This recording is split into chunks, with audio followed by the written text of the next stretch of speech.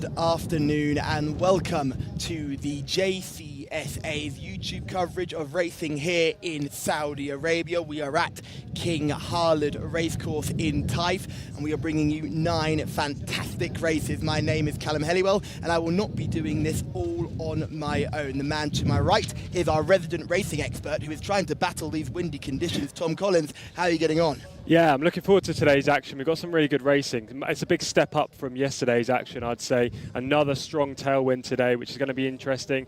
Well, whether we'll see front runners dominate yet again, or we'll see a few closers come out on top. Yeah, the wind is certainly blowing down the straight. We've got plenty of horses to look forward to, and these are just 3 that I have got my eye on.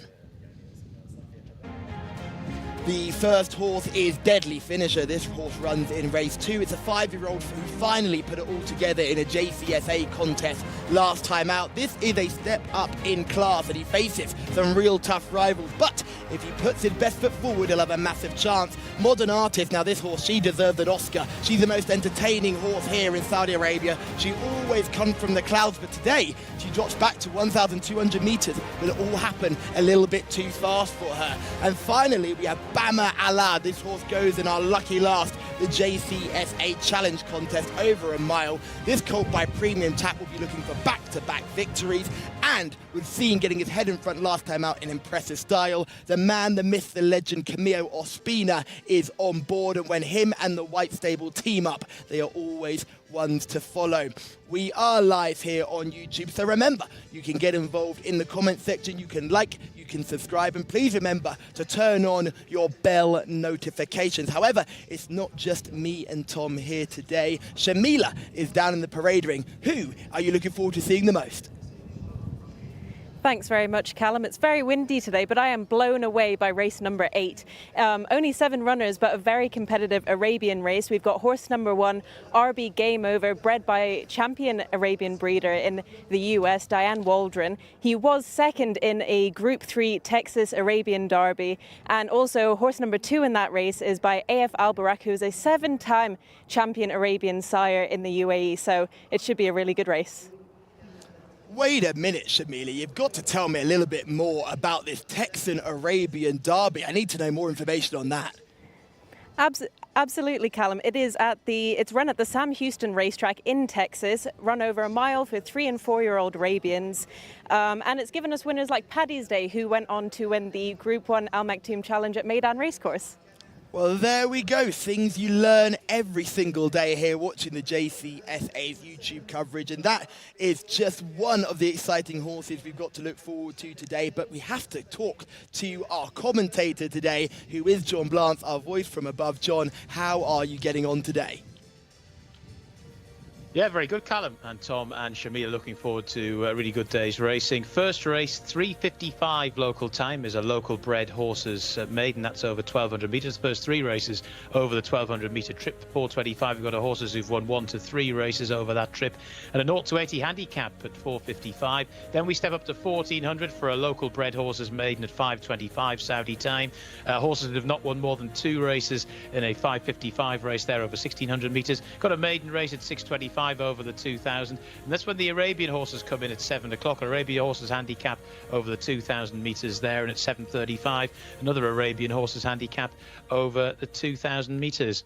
And then we have the JCSA Challenge, the feature race of the day, cup race. It's for the thoroughbreds. Quite a small field, but an interesting field nonetheless, with 1 or 2 pretty high quality performers. So looking forward to that. Straight on to race 1 now, though. We're not too far away from the opening contest of the day. Horse number 1 is Anjez in the hands of Naif Al-Anazi. Number 2 is Mosafira, ridden by Rayan Al-Tawaish. Horse number 3 is Ayez Latifa. Mohammed Al-Yami gets the leg up on that one. Horse number 4 is Aliyat Al-Lilia in the hands of Mohammed Al-Habib. Horse number 5 is Kare, Jamie Carrion aboard. Horse number 6 is Bint Al-Karim. The rider there will be Mohammed Al-Shurima. Horse number 7, Gloria Flashes, Eddie Castro. Horse number 8 is Al-Shahab Al-Mubin, Tariq Al-Mansour. Number 9 is Wajahat Al-Maidan, Mohammed Al-Hubail. Horse number 10 is Mustafid in the hands of Selman Al-Rashid. Number 11 is Unbra, Adil Al-Faradi. Horse number 12 is Mossara in the hands of Abdullah Al-Khamis. Horse number 13 is Batulati, Rodriguez Jose. Number 14, as Al Sadir Al Osma, Abdullah Al Lawfi rides. Horse number 15 is Dilara, Nawaf Al Fayruz aboard. Horse number 16 is Mezdana, Camilo Ospina. There's more. Horse number 17 is Yantahid, gate 17, but not without a chance at all. This horse, Wigberto Ramos, is aboard. And horse number 18, Reef Al Kalawi, is making up the number. Still waiting for confirmation on who rides that horse. But 18, the full 18, got a post for a local bred horses maiden to get things underway. The Three Musketeers are fired up and ready to go. Horses making their way into the parade ring, and it's back to Tom and Callum. Thank you very much, John, and I think I can give you some extra information on the Three Musketeers. You are led by Faisal Al-Shamri. He is a very cool-looking dude who tends to be in the middle or on the right. He's the team leader. Then you've got Naif Al-Shamari, the younger brother of Faisal, and you're finally left with Yusuf. So those are the names of our Three Musketeers, and they are so vital to racing here in King Khalid Racecourse. Hopefully they'll come down and be doing the same thing at Riyadh. They were used to great effect yesterday, Tom, when we had an incident during a race and they caught all the loose horses very quickly. Yeah, 3 horses unshipped their rider during one of the later races on the card. Fortunately, all 3 horses were absolutely fine, and as you say, the Musketeers did their job brilliantly, collecting them on the track, making sure the horses didn't get an injury by going through the rail or anything like that. So yeah, they're vital to keeping everything not only nice and safe, but also keeping everything on time as well. Yes, a little bit of housekeeping for you as well. Reef Al-Kalawi will now be ridden by Camillo Ospina. That's horse number 18. Reef Al-Kalawi will be ridden by Camillo Ospina. We're still waiting to find out a jockey for 16, but this is Anges, horse number 1, Tom. Yes, horse number 1, Anges. Interesting, by the way, that Camillo's not on 16, but there we go. Anges is unraced, but Naif Al-Anazi gets on board, which is definitely a positive. Number 2 is Mosafira. She's drawn nicely. This is her first time over 6 furlongs since her debut, where she finished 3rd. And Mosafira is looking quite jig-joggy around the parade ring. That's not necessarily a negative. Number 3 is A's Latifa, from Naught, making debut. Yes, making a debut. Looks nice and relaxed in the paddock. Probably come on for today's effort.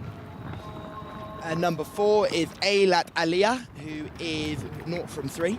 Last time ran over a mile. It's dropping back to 6 furlongs today. You'd like this horse to show a little bit more speed to contend the finish. One horse who has plenty of early speed is Kira, horse number 5. This is this colt's first start for a new trainer today and a new owner. Not got strong form in the book, but definitely improved last time up after the reappearance 13th. Bint Al-Karam is horse number 6, just coming into shot now. Really big, strapping type, tongue hanging out. Yeah, she's not from 9 in her career, but the last 3 times she's been drawn right out in the car park. Much better draw again today, but last time she was behind number 5, Correa, and it's unlikely that she's going to reverse that form. Yes, I think Correa was in a different parish to this runner this time. Gloria Flashes, this horse number 7, has to have a good chance. Yeah, her form has been bettered every single time this year. Last time she rode the rail and made good progress to finish 2nd. She's got a good chance in this race. She also has good strong form with Correa and Bint Al-Karem. Al-Sihab Al-Mabin is horse number 8, only rated 35. And only beaten 2 rivals so far in 3 career starts, finishing 17th, 17th and 16th. Just a difficult task today. Wajayat Al-Maidan is horse number 9 in your race card. This is going to be in the yellow colours. Another filly dropping down in trip. She was contested a mile event last time out, also had run over 7 furlongs prior. He's now down to the 6, so needs to show some more speed. Number 10 is Mostafid, 0 from 7. Talking about showing more speed, this horse definitely needs to, because he has no early whatsoever. He'll be right out the back and look to pick up the pieces late. Unbra is horse number 11. That's been mixing it in maidens and handicaps, and it's still yet to get the head in front. Yes, back to a maiden today after running in a 0 to 75 handicap, as you say. Adel Al-Faredi, first time on board, which has to be a good sign. Masera is horse number 12 on your race card. I love these colours. Yeah, great silks, these ones. You're never going to miss them on the track. This colt has its best form over a mile and 1 mile 2 furlongs. Big drop down in trip today, 0 from 15 in the career, so they're trying to find a spark from somewhere. Number 13, unlucky for some, is Batulati. This horse is 0 from 5 and has shown nothing in 2 starts this season. No, nothing at all. Only rated 32. Has never finished better than 15th in 5 career outings. Number 14 is Al-Sodia Al-Osma, a horse that showed promise early on but has fallen off the tracks recently. She's yet another one that's dropping down in trip in this opening race, Callum. I don't think this is a good move for her, though. She's by Bobby's Kitten. His progeny stayed very well. Horse number 15 is Delara. This is another one who's 0 from 7 with a rating of 38. Will probably struggle here. Yeah, probably struggle. Relatively nice looking type in the flesh, but the form doesn't really stack up. Number 16 is Mezdana. This horse has no speed.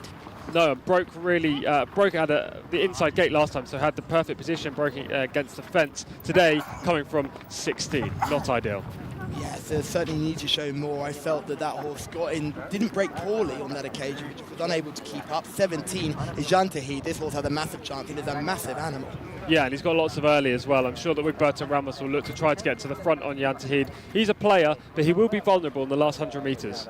And the final horse is number 18, Reef Al-Khilawi, which has Camilo Ospina on board. Just a reminder, Reef Al-Khilawi, Camilo Ospina in the saddle. He's been very consistent in his career, but he's never really got close to winning. He's a place candidate in this race, and Camilo Ospina getting the ride is obviously a big tick. Just a little bit of extra housekeeping here. Khalid Al-Mimoni now rides number 16, which is Mezdana. Also, it's hopelessly outpaced last time. I think Camilo Ospina has made a wise decision getting off that and getting aboard number 18. That's Khalid Al-Mimoni on board horse number 16, Mezdana. Tom, we've been through them. Who do you like just on paper, and now you've seen them in the parade? Yeah, there's some interesting horses in here. It's not by any means a one-horse race. You know, you can make a case for plenty. Yantahid under Wigberto Ramos is definitely a big player, as we can see the steely look from Wigberto there. He needs to break from 17 and get across, so that's the one negative. Gloria Flashes has the best piece of last time out form under Eddie Castro. And my selection in this race, Callum, is going to be Umbra for Adele Alfaredi. I like the fact that Adele's getting on this horse for the first time, dropping back into maiden company after running in a 0-75 handicap last time out. Shamila is in the paddock, and she will be giving us an eye catcher. Well, Callum, it wasn't easy. I really like the look of Gloria Flashes. However, my paddock pick, it has to be horse number 2, Mosafira. She looked really well in the parade ring, a little bit on her toes, like you said, but that's not necessarily a bad thing. And we know Gaith Al-Gaith can train winners. Thank you very much, Shamila, and I think you've made a very good decision there, and you are in flying form at the moment. Certainly ones to watch, and Shamila does this really good work where she goes straight into the paddock and just looks at them as if she's never seen the race card before. Let's have a look at some of these runners. The first one we're going to have a look at is Yantahid, the horse you can just see in vision now. We're going to see Yantahid finishing second in mid-July. Comes back with a break here, but in the white cap. Yeah, showed great speed this day to get up in the vanguard. He was around 4th turning in. As you can see, he's making up ground around this bend. He was no match for the winner at the end, but that doesn't mean he ran badly by any means. You know, he stuck on powerfully up the inside, which arguably isn't the place to be in the home straight. This was a creditable effort, and it was against a better field. So a repeat of this, albeit now he's coming off quite a long layoff, should be good enough to be in the first 3. Whether it's good enough to win, we'll see. Gloria Flashes is the other horse we'll have a look at. This is Gloria Flashes finishing second in mid-August. This is horse number 7 on your race card. This was a very good performance second, but I think we need to do just a little bit of wrap-up after this race. But talk me through this contest. Yeah, she's 3 back on the rail at this point, just trying to make her move in between horses. As you can see, she's quicking up nicely, then needs to find a gap right now, and she eventually plugs on for second place. You know, it was a good effort, but she saved a lot of ground around the bend while many of her rivals were going wide. I don't think she's good enough to win this race, but on this evidence and the fact that she's stepped forward on every single start so far this season, she's definitely got to be a place candidate. I think Gloria Flashes is an interesting runner, and she's got an interesting bit of form as well. She was seen running last week when she ended up in a race where the race was voided. There was a stalls issue, horse got underneath the stalls, then the stalls didn't break on time, and the race was voided. That was only last week, and she ran a full race on that occasion. I believe she had to give the leading horses about 10 lengths to start with when the stalls eventually did open. She did have to run a full race there, and those who were watching on YouTube would have seen that.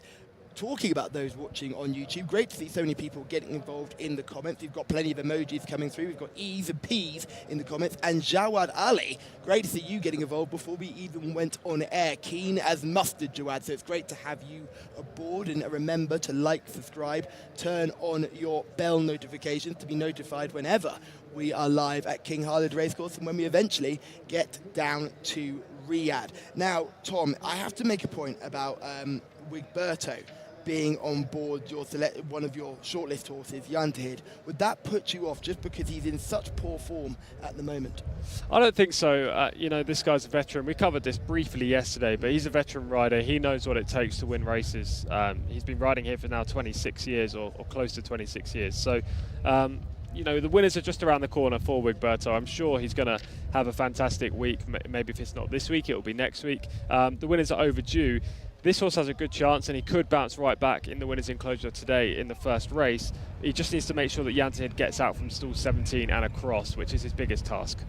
So just go through your selection again. Are you sticking with Umbra?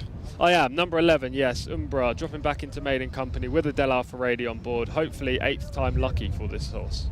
So Tom is going to go for Umbra, Shamila is going for Mosafia, and I am going to go for number 7, Gloria Flashes. I'm hoping that run in the voided race hasn't taken everything out of her and she can put in another good performance today. So just to go through those again, that's Tom Umbra, horse number 11, Shamila Musafira, horse number 2, and myself, Gloria Flashes, horse number 7.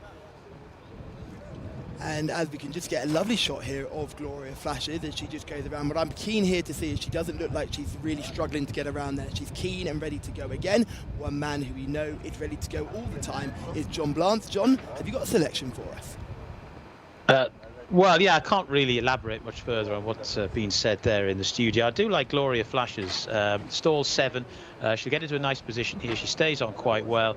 Yantahid has obviously got the form, but I'm a bit concerned about stall 17. Coped with a fairly wide gate last time, but it's not always easy to do that on a regular basis. So for me, Gloria Flashes would be the way to play this, but we'll see.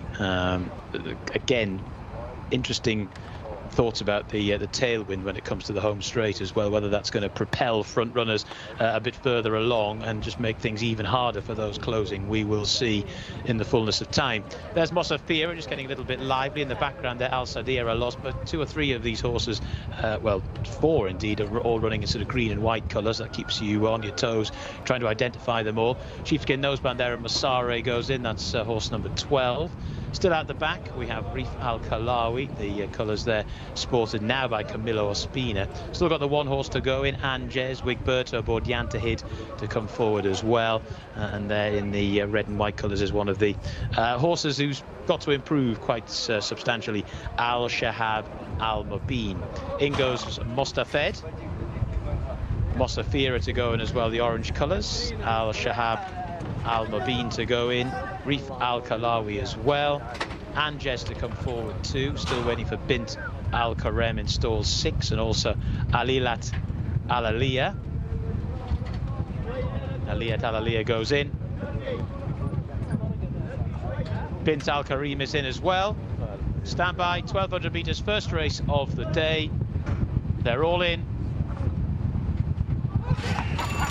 Gates back and away they go. Yantahid was very, very awkward, as in fact unseated Wigberto Ramos at the start, bobbled really badly, so one of the leading fancies for this race is out, and they've barely gone a couple of strides, making their way through the early stages. Early pace from Dilara. Also up there is Mosare in the maroon and white colours. Right up the near side is Mostafid, and then right up the inner as well, skimming the rail, is Anges from stall 1. They're then followed towards that one's outer by Mezdana in the dark blue and orange colours. Then right up the inside, Kare in the stripes is now followed then by the 7, Gloria Flashes, who's just getting nicely into this towards the back of the field. Reef Al-Kalawi has got plenty to pass. Ace Latifa is towards the rear of the field as well. Butulati towards the back. Right at the rear of the field is Al-Shahab Al-Mubin. Starting to make the turn for home now, and poking up the inner is Mostafid, that goes on with 400 metres left to go. To Masare, who's racing in second. Then right round the outside now in third is Dilara, beginning to fade. Trying to stay on from the back is Mosafira. Bit of a gap then to Anges. One that's staying on quite well from the back is Aliat Al-Aliyah. Inside the closing stages, it's Mosare that leads them inside the final 200 to Mosafira in second. These two now just pairing off. Mosare, the white cap, the far side. Mosafira, the black cap, the near. And Mosafira is now going on as they race up towards the line. Mosafira gets on top to win. Two in second position, Mosare. Then in third, Aliat Al-Aliyah. And we'll wait for fourth. That's off to Shamila.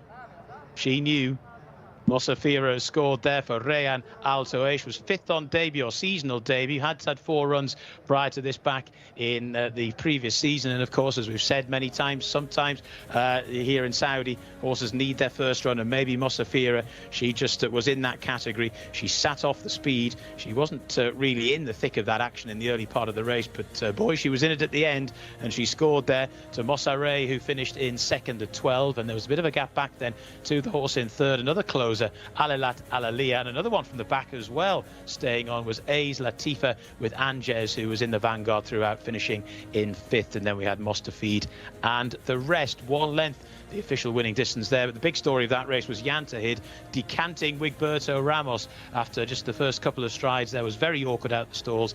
Poor old Wiggy never had a chance. So not a good start for Wigberto Ramos. Let's hope his day gets a little bit better. They got a little bit close in the closing stages there as well. Mosafira and Mosaray. Interesting to see if the stewards have a look at that. I don't think it's had any bearing on the outcome, because the momentum that Mosafira had in the closing stages was pretty strong, certainly compared to Mosaray. But it was a nice performance. Start 2 for the season for the 2-horse. Good start for Shamila as well. That's the first of 9 here at Taif today. Back to the studio.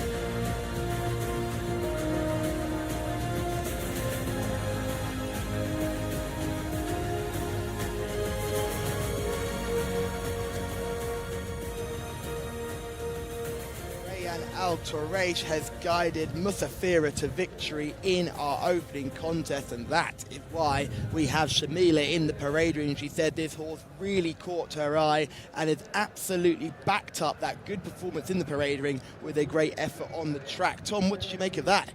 Yeah, it's an interesting race, wasn't it? All the horses that had been previously running over a mile were the ones that dominated the finish. Obviously, the extra stamina was a big advantage in this race, especially proven by the fact that the majority of the horses that were right up there at the end came from off the speed as well. So, yeah, it was an interesting race. Great start from Shamila. Obviously, this horse looked a picture in the paddock and proved it on the racetrack. Yeah, so it was a really good run from horse number 12, Basara. Who was finished 2nd eventually. That horse is 0 from 15, just seemed to have a habit of not really wanting to win. What was quite interesting about that effort is that it never looked like that horse was going to win, despite being quite a way clear in the straight. It never looked like he was going any further clear. So Mosare was probably in a nice little position there, but not able to take advantage. Meanwhile, Mosafira was able to just come from a little bit off the speed, cut through the field like a hot knife through butter on that rail, and ended up coming home and winning quite comfortably. Looked like the winner a long way out. In 3rd was Alat Alaya, who was a nice performance there in 3rd as well, but they were a mile clear. They were a mile behind the first 2. And the story of the race has to be Yantahid, who is giving Wigberto yet another bit of a nightmare sit. And I'm a fan of Wigberto's mount in the next race. I'm a little bit concerned about that horse's chance, because jockey just having no luck at the moment. No, he really isn't. Hopefully we see in the full race replay what exactly happened at the start. John said he stumbled quite badly in the first stride, so it'd be interesting to see how bad it was. Just seeing Wigberto walk back in, he's perfectly fine, but he didn't look the happiest person, let's say that. Yes, and there's no wonder he's not particularly happy. One man who is very happy at the moment is Rayan Al Toaish, who I think we're going to give a lot of props to with this ride that he's given this eventual winner. Because from this point, you look at it and you think, well, he's been up there all the way throughout, but this horse has been just nursed nice and slowly into the contest, and has taken advantage of what I would consider a very good ride, running about a little bit in the finish. And again, they get quite close at the run, and Blance actually mentioned that at the end of his commentary, which I thought was very key to mention. So we'll see it here, just coming alongside the eventual second now. He's got the eye shields on, they've still not helped, and they have got a little bit close. He just led into the stick, which is something you don't often see. Yeah, he's tired. Normally the horses just hang to the right-hand side away from the stick, but as you say, he leant into it instead. There was a brief bit of contact, but definitely nowhere near enough to change the result. This horse was drawn better today. Maybe that was the angle. And also first time over 6 furlongs since the debut effort, which was the career best display when finishing third. Gaith had a plan, and it's worked brilliantly to this afternoon. Yes, he's certainly one of the trainers you do have to follow here in Saudi Arabia. As we see the full race, just look wide, and there's the unseat. We'll see a much better view of that with the many cameras we have down at the start. But as we jump away, we've lost Rigberto, but there's still plenty of action from out wide and plenty of pace out wide too, as some of those horses start making their way across the field. It looks like Delara is one of those horses making early inroads to get to the lead. Yeah, exactly. Lots of speed out wide. There was scrimmaging towards the inside as well. The winner was actually unharmed by that, and the third place finisher, who was drawn in 4. But horses 5 to 9 all came together after a few strides. Lots of early speed in this race. The winner is around halfway down the field at this current point in time. The pace collapses. The winner gets the perfect run through against the inside and makes it pay in the straight. Yes, if you were a supporter of Gloria Flashes, you knew your chance had gone there. And it's certainly nothing wrong if you got slightly confused and thought the winner was your horse. They've got very similar colours, so you could have been cheering home the wrong horse in that situation. Tom, what about your selection? Yeah, travelled okay on Bra in mid-division, but Adele Alfredi knew that the game was up, turning for home. Horse had nothing left, which was slightly disappointing, especially given the drop in class. There were a few disappointing horses in that affair, based on form anyway. It didn't really go to the form book. It went to horses that were dropping down in trip and just managed to exploit their stamina late in the day. Yes, certainly some of the higher rated horses in this field will be disappointed with the performance. This horse, is winner, is rated 61. Has had 5 career starts now, still quite unexposed. I can imagine there's plenty of improvement left in this one. Yeah, definitely over 6 furlongs. This is the ideal trip. I wouldn't be going up in distance again today. Obviously, a draw is crucial as well, and being inside in 2 was ideal because Rayan Altuaish got to ride the rail throughout and save a lot of ground. So 6 furlongs and hope they get an inside draw will definitely be the plan next time, where I imagine the second will also stick to this distance after running over 1 mile 2 furlongs last time up, which is strange because this horse has been collared late, showing the fact that potentially he's running out of stamina, which is an interesting factor enough. But a real good tussle to start the card at Taif. Yes, it was a very classy affair indeed. I thought we do have to give a mention to Mostafid, horse number 10, looked absolutely gorgeous in the parade ring. Was unfortunately unable to show that in a reflection in the race. The horse was bang up there for most of the contest, right on the rail. You'll see in these white cap right on the far right of the picture, just really running a very good race, certainly outrunning what many people thought he would do, but end up fading very quickly and get swamped by some of those late finishes. So Mostafid, certainly a horse I'd like to look on to next time. Still, this is now 0 from 8, and you begin to get a little bit concerned now. This is the 5th run of the season. It's hard to see an easier opportunity to get the win than this, so it'd be interesting to see where this horse goes. Now rated 54, might drop down to maybe 52 after this. Absolutely, yeah. You'd hope to see this horse in 0 to 55 handicap, really. But prior to today, he showed no early speed. So it was interesting that they got to the front this afternoon. Unfortunately, it didn't last out the last furlong. So maybe they'll just amend those tactics, and he could be a stalker next time. Yes, paddock picks certainly coming to the fore, and that is why we have Shamila down there. She spots these things that look like they're ready to go, and this horse, Musafira, was actually jig-jogging around here, but you can just see, this is a brilliant angle of it, because you can see where the jockey faced Rayan Altuaish. She's just sat in behind the speed. He's been on the rail but off the speed for a long way, and then takes advantage and uses a slingshot off the bend. You can see the jockey aboard horse 50, Musafira, is actually having a little bit of trouble getting that horse to get balance and straighten up, but once they do, they're just no match for our eventual winner, who's just coming into shot now and beginning to really pour it on, and I think wins this a shade cosily despite the drifting and lugging all over the place towards the end. Yeah, absolutely. Second start this year as well, so fitness is coming towards the peak and almost 100% now, I'm sure, and Gaith just adds yet another winner to his tally. He actually dropped off the top 5 in the standings for the trainers at the moment, but he'll be back in that top 5 very shortly, I'm sure. He has plenty of runners, does Gaith. They tend to all be ones to watch, and now he's back in the winning enclosure. He'll be very, very happy with that indeed. And again, it's just some disappointing performances in behind. I think Gloria Flashes paid for that race last time that wasn't in your race card, that voided contest. I saw Eddie Castro, who was on Gloria Flashes, talk to either the owner or the trainer down by the jockey's room after the race, and he was just kind of picturing how he was asking for more and there was nothing there. Yeah, so that's he a must prime have been. Example. That's Yeah. a prime example of a horse. It's just got nothing left to give. Just a too bit flat. much too soon, and a bit of a flat performance. However, there'd certainly be better days to come for Gloria Flasher. I think you could put a line through that performance. Hopefully we'll see an effort like we saw in meeting 32 later on this season, as we see the starter drop down the flag and they jump away, and right on the outside, you just may not be able to see it as Roberto takes the tumble. It's just a bit too far on the other side for those camera shots. But again, what beautiful shots we get to see as they pour away from the start. Good to see Cara got the good start and showed plenty of early speed, but nothing late on. That's a horse that probably ran quite a disappointing race, but good to see that horse repeated the early speed we thought we'd see from the form before.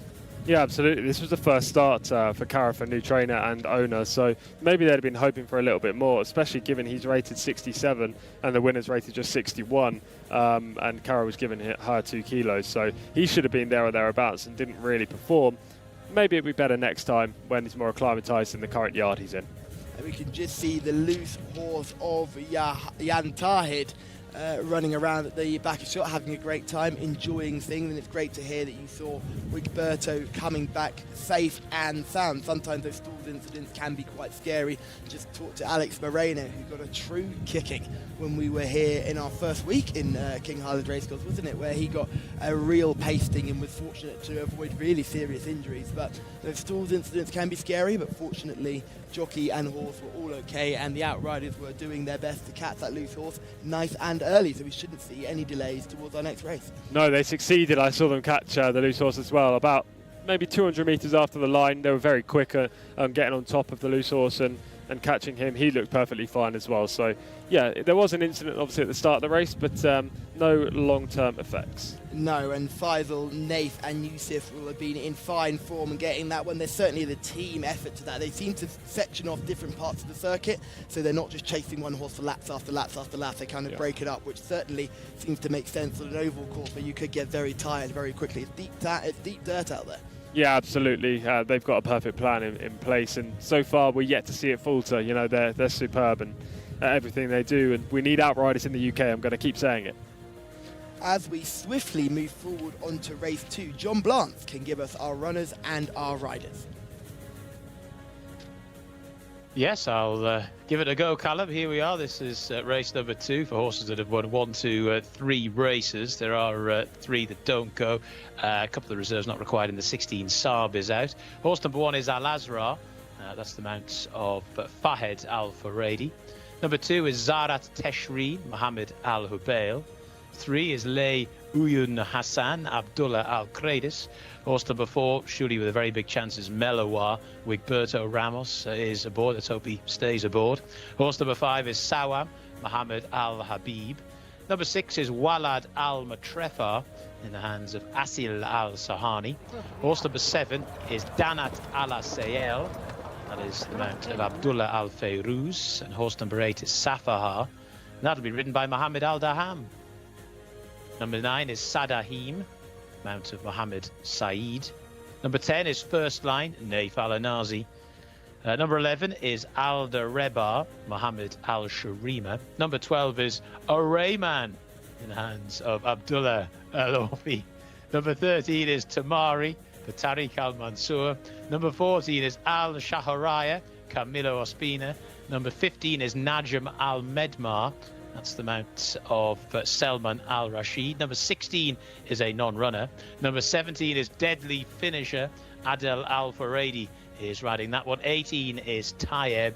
That's the man of Abdullah Al Khamis. Number 19 doesn't go. Number 20 gets the late call-up. It is and that'll be ridden by Sultan Al Mimoni. So those are your runners and riders for race number 2. They're in the parade ring. It's back to the boys, and perhaps more importantly, very soon it'll be back to Shamila. You're very right there, John. We need to hear what Shamila's picking in this next contest. If you have got a race card, which are all freely available on the Jockey Club of Saudi Arabia's website, you can translate from either Arabic to English. Those options are perfectly available to you. You will see Itazam, horse number 20. Now that horse looks to have no wins next to his name. On the race card it says 0 wins from 7 runs. That horse does have a win, which is why it's able to qualify, and that win came in Jeddah. And again, we have to thank Shamila for getting that extra information. Yeah, fantastic info. We were at a loss this morning when we were looking through this race, but yeah, one win, just not on the card. Obviously, with the 0 wins currently listed on the card, this colt wouldn't be able to run in the race. So there had to be a reason, and thanks to Shamila, we have it.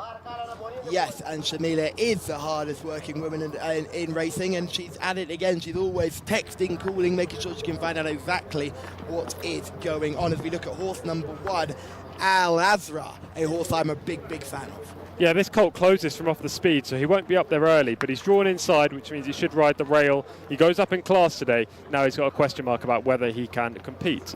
Certainly won't be lacking any fitness, has been very busy. This is Zarat Teshreen, a horse that we saw earlier on and struggled in meeting 32. Yeah, he's run 3 times lately, twice when I was here, once when Rory was here. Being super consistent, he just lacks a gear change. Lay Oyun Hassan is horse number 3. That's 2 wins in 35 starts and 2 17th place finishes afterwards this season. Yeah, this gelding's not shown enough this year. He's only warrants a mark of 62, whereas Al Azra, number 1, has a mark of 87. So it looks a stiff task. He hasn't won since February 2021. Now, we need Wigberto Ramos to be at his best if Melawar is going to win here, but that run last time out. Oh, as we don't see Melawar, we go straight to Sawam, so we'll give you some information to see if Melawar is available, and I can see him in the naughty corner. So Melawar is being put in the naughty corner for a little bit of attack adjustment. This is Sawam. He's 2 wins from 26, but has shown relative promise in the last few starts. Yeah, Sawam has run creditably the last few times. He was drawn 18 last time up when 6th, so there may be an excuse as to why he wasn't closer. He could take a step forward today, and just to talk about Malawa, as we've gone through number 4 already, he got the perfect trip last time up in a 0-80 handicap when he won. Goes up in class today, gets Wigberto, but on ratings, she's a leading player in this event. Welad Al Tefra is horse number 6, rated 82, 2 wins from 61, but those wins were a long time ago. Yeah, she has been improving this year though, finishing 9th, then 8th, then 5th. She seems to be trending in the right direction. The only issue is, as you've touched on, she's not the most prolific. Danat Alasail is horse number 7, rated 73, 2 wins from 24 starts, had a second in meeting 14, then had a break and struggled. This is the 3rd start for Gaith Al Gaith, who was the winning trainer of the first race. Her last win came in a 0-65 handicap. This is a harder task today. If she repeats her 2nd place performance back at meeting 14, she's got a chance. She came off a long layoff last time, maybe why she ran below par. Safar is horse number 8, 2 wins to the name, struggled this season. Another one trained by Gaith Al Gaith, arguably the 2nd string in this race. As you say, struggled this season. Been off since meeting 28 when ran 14th. I think she needs to improve. Sadahim, horse number 9 in your race cars, was the winner last time out. Big step up in class today, which is notable, and she's going to find this a lot tougher. However, she does have winning form, as you said, and that counts for a lot around here. First Lime was running in a Jcsa award contest last time out, finished 4th there, will surely have a chance here. Looks the speed in this race under Naif Al-Anazi. I'm sure he's going to have his eye on getting straight to the front and to the rail. 4th in a cup race, as you said. That form stacks up quite nicely. Naif didn't have any rides yesterday, but is back here today, and hopefully he can have some success. Al Habra is horse number 11 in your race cars, 2 wins from 14 starts. She struggled on both attempts this year. Her reappearance was actually okay when she finished 6th, but last time up she took a big backward step to finish 16th. You need to see her trending back in the right direction to fancy her to win. Rayman is horse number 12 on your race card. He's solely campaigned at Taif, but needs to dominate. Yeah, 3 from 10 in his career. He's got a mark of 85, so he is a player. Abdullah Al-Alfi's a good rider as well, and he's trending in the right direction. Yeah, I think with the horse he made the most of the low-grade racing here at King Khalid Racecourse last season. Certainly not the same anymore. Tamari, this is rated 66 and could struggle in this contest. Hasn't run since 11th of March, so comes off a long layoff, and we've seen that's not been the best strategy to be winning at Taif. It tends to be horses who are race fit. One horse who is certainly race fit is horse number 14, Al Hassaraya. That horse has danced every dance. Yeah, she seems to be running every time we're here. She's run very often recently. Disappointing last time up when she finished 15th. But Camille Ospina takes the ride today, and he has a good record on board. Najim Al Medmar is horse number 15, 2 wins from 32 starts. Doesn't look like a 3rd win's going to come today. No, I can't have this colt on form, unfortunately. He finished 5th last time, which was his best effort of the season so far. But he's drawn out wide, he doesn't have an ideal rating, and he needs to progress a great deal. not an awful lot wrong with the way he looked at the parade ring. I'll be interested to see whether Shamila is also a fan of this horse as we move on to horse number 17, Deadly Finisher. This is the horse who was a Jcsa winner last time, and that was a race where everything fell into place. Yeah, this colt had a fantastic finish to that race. He really hit the line powerfully, and that's what you want to see here at Taif, that extra stamina. It's already proven in the first race where the horses with proven form over longer distances came to the fore. He's a regular cup performer. He gets Adel Al-Faradi. The only negative is the draw. Yes, he is drawn in 17, which is not ideal, especially over these sort of trips. And with this sort of class of field, they're going to get going very fast, very early, but could fall into his lap, because that's what he likes to do. He likes to finish hard. Tayyab, is horse number 18 on the race class. 2 wins from 11 starts. Positive beginning to this season, hasn't found that form since then. Yeah, seems to have regressed so far this term, and actually, just in general, when you look at his form, he looks very much outclassed in this race. And Itazam is horse number 20. This horse is 0 from 7, fourth last time, but does have that win at Jeddah, which you can't ignore. Exactly that. The reserve gets in. We've seen winning reserves before, but I don't think it's going to be the case here, Callum.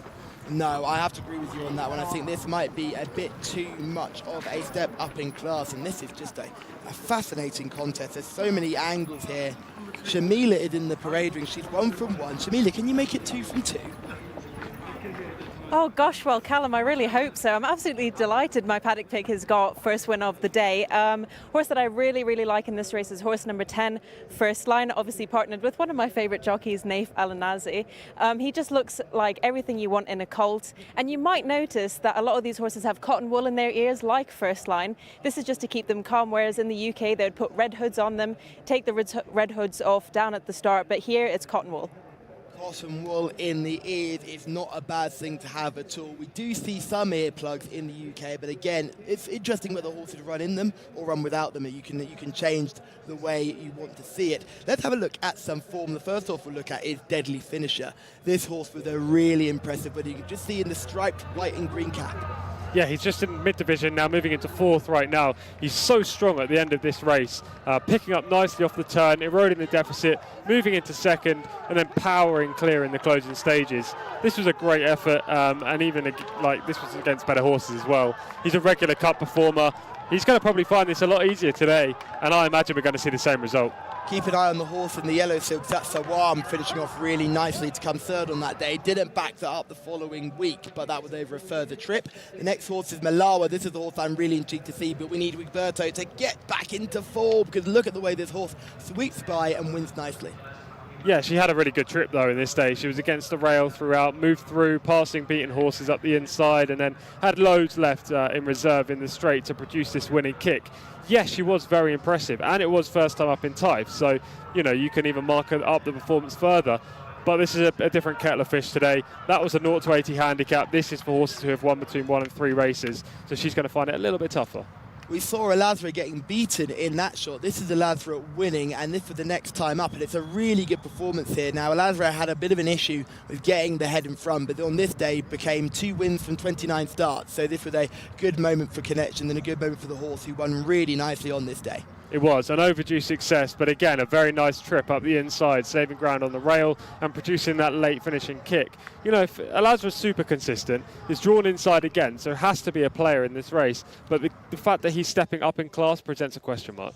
Yes, and has been very busily campaigned as well. You'd be worried that this might be one run too many, but plenty of horses with chances. I was really intrigued by Sawam. I thought you could put a line to the last contest, the only issue being that was meeting 38, and this is quite a quick turnaround. It's hard to go against a horse like Deadly Finisher, but I know you've selected that one, so I'm going to have to take you on with something, but give me a little bit more time to see who I'm going to like. I think Arayman's a fascinating runner, horse number 12. Now, this horse is solely campaigned in Taif, doesn't go to Riyadh, and last season, with a bit of a Taif legend, was doing it from the front, very impressive. Taif Al-Nazi used to ride, doesn't ride today. Clearly, this is a bit too much for class jump, but just interesting to see how some of these horses are campaigned. Yeah, exactly. And course specialists here are always given a tick in the box because, you know, not every horse will handle Taif, like not every horse will handle Riyadh as well. Rayman's definitely got a chance. I certainly wouldn't put you off him. Obviously, I'm going to stick with Deadly Finisher just because he's the class angle. Adel Al-Faradi rode 3 winners yesterday. He's just the best horse in the race. I don't think there's any doubt about that. The only negative is the draw, as I say. If Adel can get across, then he's the most likely winner. But as well as your selection, we should talk about Shamila's first line. He's got a fantastic chance under Naif Al-Anazi. We could see a first winner this week for Naif after he didn't ride yesterday. I expect that colt to show a lot of early speed. If he can get to the front, then he'll take a lot of pegging back. Yes, and I think it's interesting to see that First Line is taking on Deadly Finisher again, and both of them come into this race fresh. Is it possible that First Line could turn that form around? I think Sawam in this race actually beat First Line in that contest last time out, and I thought Sawam ran a very good race. But do you think First Line can turn around the form with Deadly Finisher?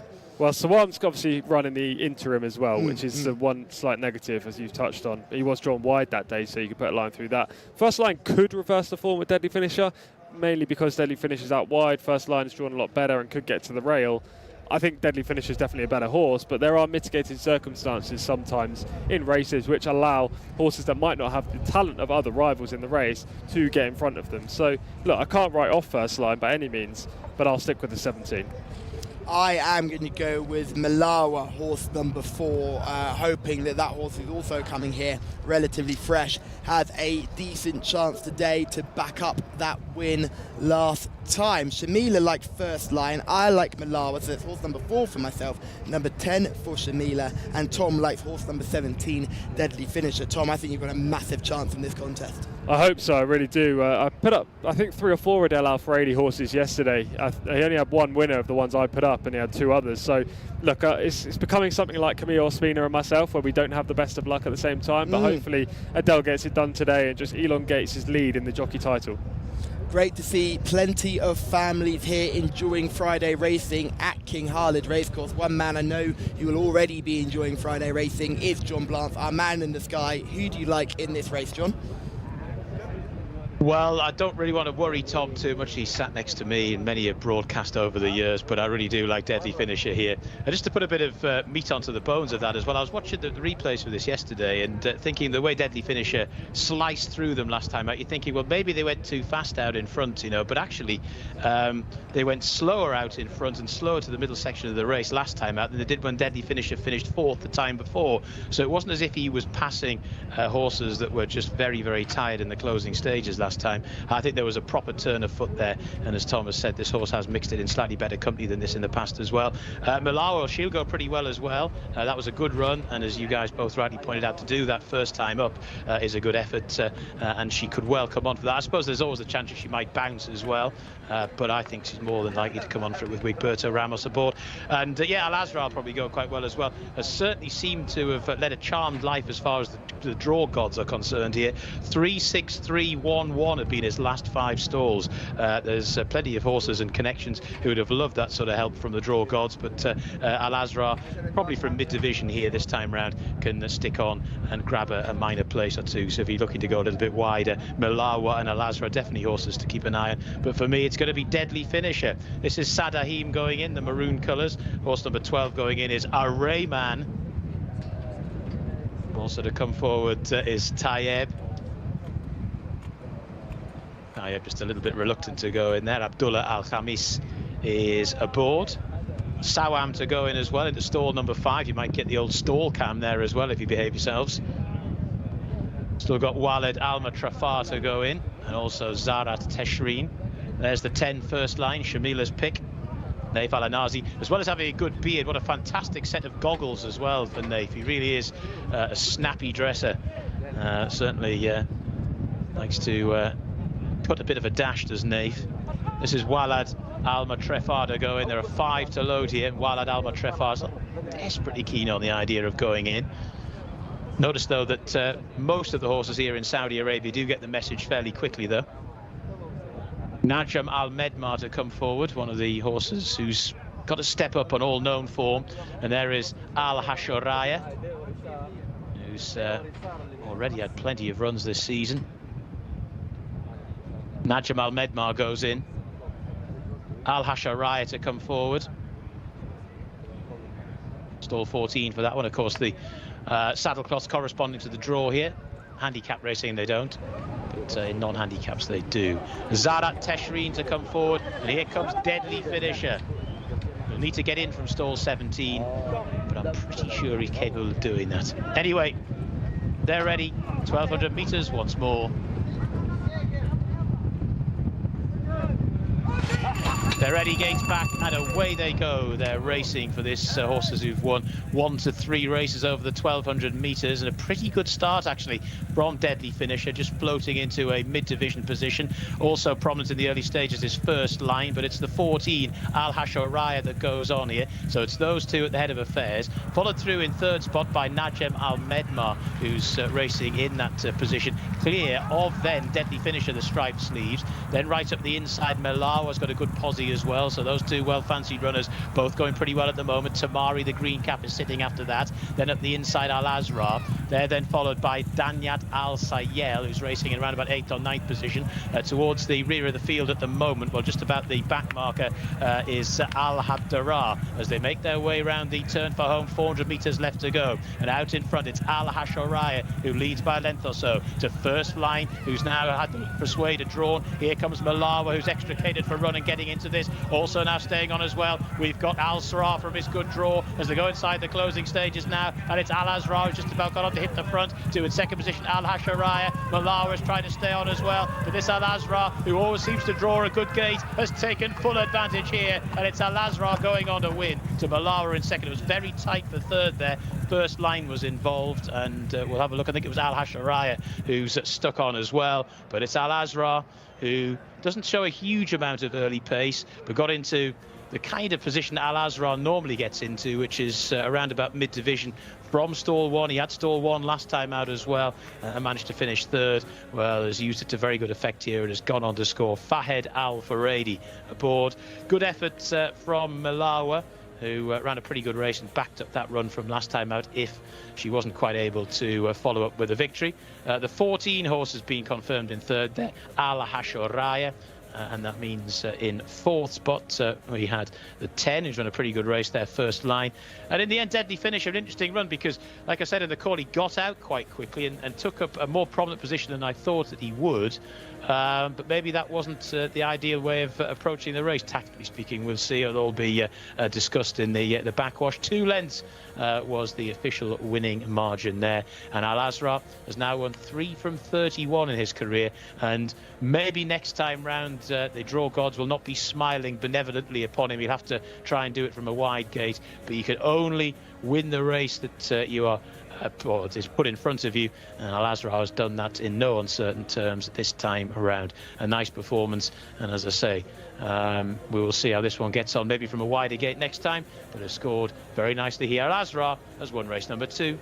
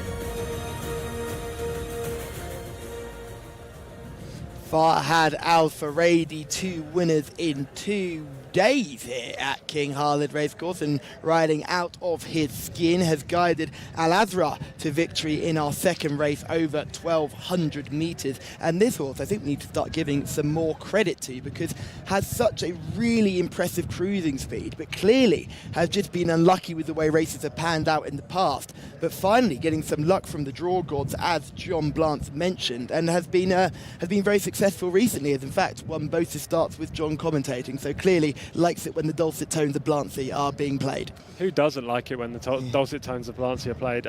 Yeah, this colt has been super consistent recently. His CV doesn't look overly impressive, given he's just won 2 from 30. Now it's obviously 3 from 31. He was given a great ride, and the key to Al Azra is to stick against the rail, allow this horse to move into the race without asking him for any extra effort. And once he does that, there's always enough left in the tank.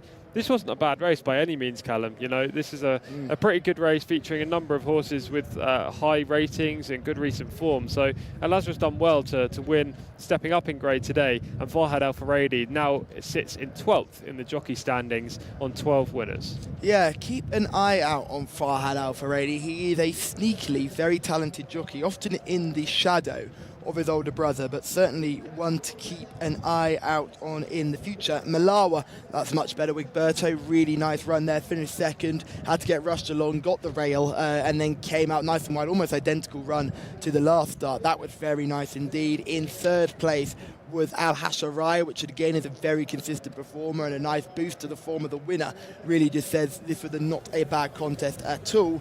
And in fourth with First Line, one of Shamila's selection, and in fifth, Deadly Finisher, who looked to be getting out, and as you can see here, gets the clear run, but again, doesn't find anything in the finish. What did you make of that performance? He was a bit lacklustre today, because he was strong at the finish last time, strong at the finish the time before that as well when he was fourth, and today he kind of lacked that late finishing kick. But as you've just touched on, you've gone through the first 5 horses there. They're all the form horses in this race. So the best horses have come to the fore, which gives even more credit to Al Azra, who's got the job done. Yeah, the tongue is still hanging out a little bit as well there with Al Azra. That is Al Azra's calling card, getting the tongue out, waving to the cameras, enjoying himself. Good to see that 5-year-old getting his head in front, and the confidence is clearly something. I know we often talk about confidence with horses, and people who aren't quite equestrian minded will often say, what does confidence actually mean? But winning breeds confidence, and they can sense the occasion when the race is won, and they often want to feel that occasion again.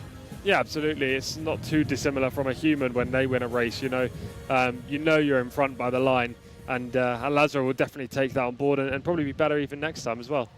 As we just see the start here, I think it was Al Hasharai got an absolute flyer. Are we surprised? Look who the jockey is. Oh, it's Camillo on board again, isn't it? Camillo on board again, gets the fly, but doesn't quite get to the rail. That is someone else's now to bag that rail, but Al Hasharai from a wide draw, it absolutely sprung the gates. Our eventual winner, it came from stall 1, but certainly wasn't positive. It's about sitting in about 6th place right now, hugging that rail, and just the jockey Farhad is just allowing him to get into the race in his own time, which I think is even more creditable over this minimum trip. Exactly, but that's where Al Azra needs to be. He needs to be against the fence, covering the least amount of ground without being asked to do anything, because that's when he does his best running.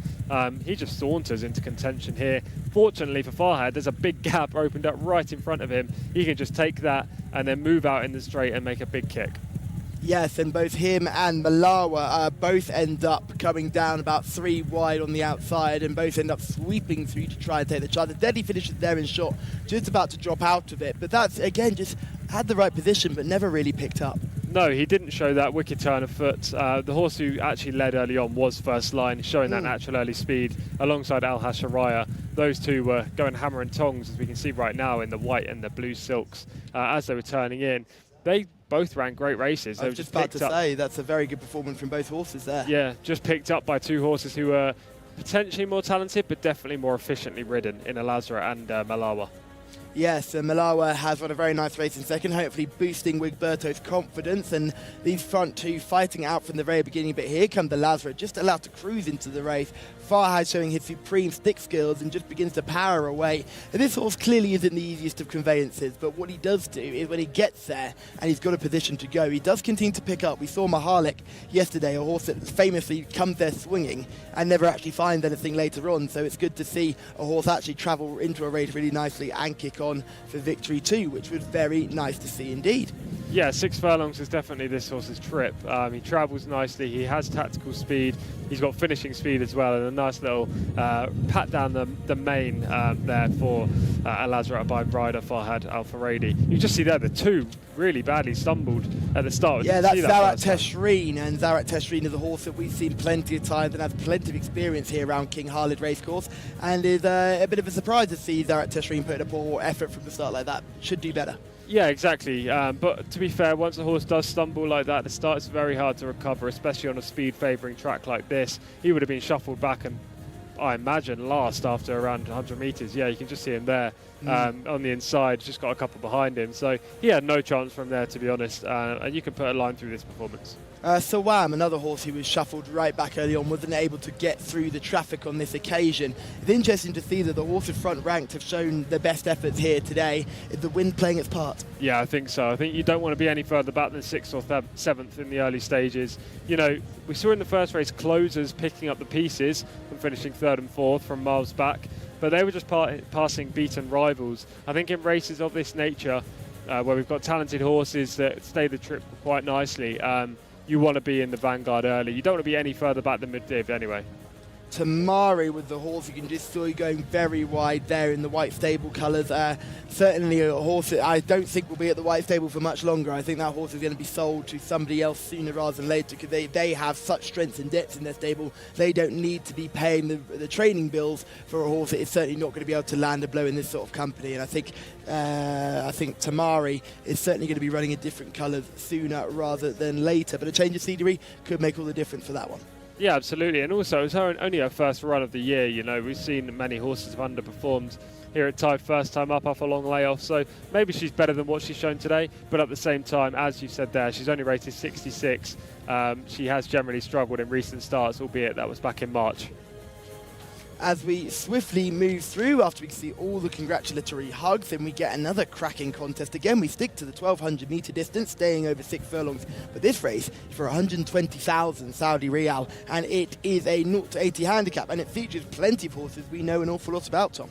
Yeah, lots of ex-Brits and ex-Europeans in this next race on the card, race 3. One of the highlights of the day, I think, but they've obviously scheduled it very early in the card so far. Hopefully we can pinpoint the main horses at the finish again, and one of the horses in this race is one of our favourites in Modern Artist. Yes, a filly that truly deserves an Oscar for her performances at the start. She is a true entertainer. Is it all going to be a bit too much too soon for her here? And this wind is not going to help her closer. Then you can see we're battling conditions here at King Khalid Racecourse. But John Blanc can take us through the runners and riders for race 3 here at Taif.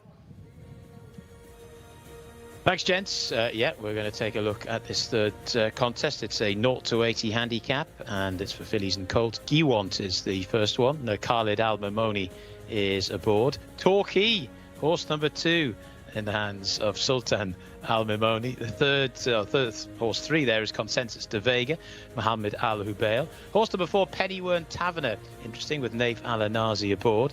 Number 5 is Taking Names, Azil Al Sahani. Number 6 is Nordic Lights, Rayan Al Toaish. Horse number 7 is In Bahir, in the hands of Wigberto Ramos. Horse number 8 is Jcsa, Yusuf Al Hussein.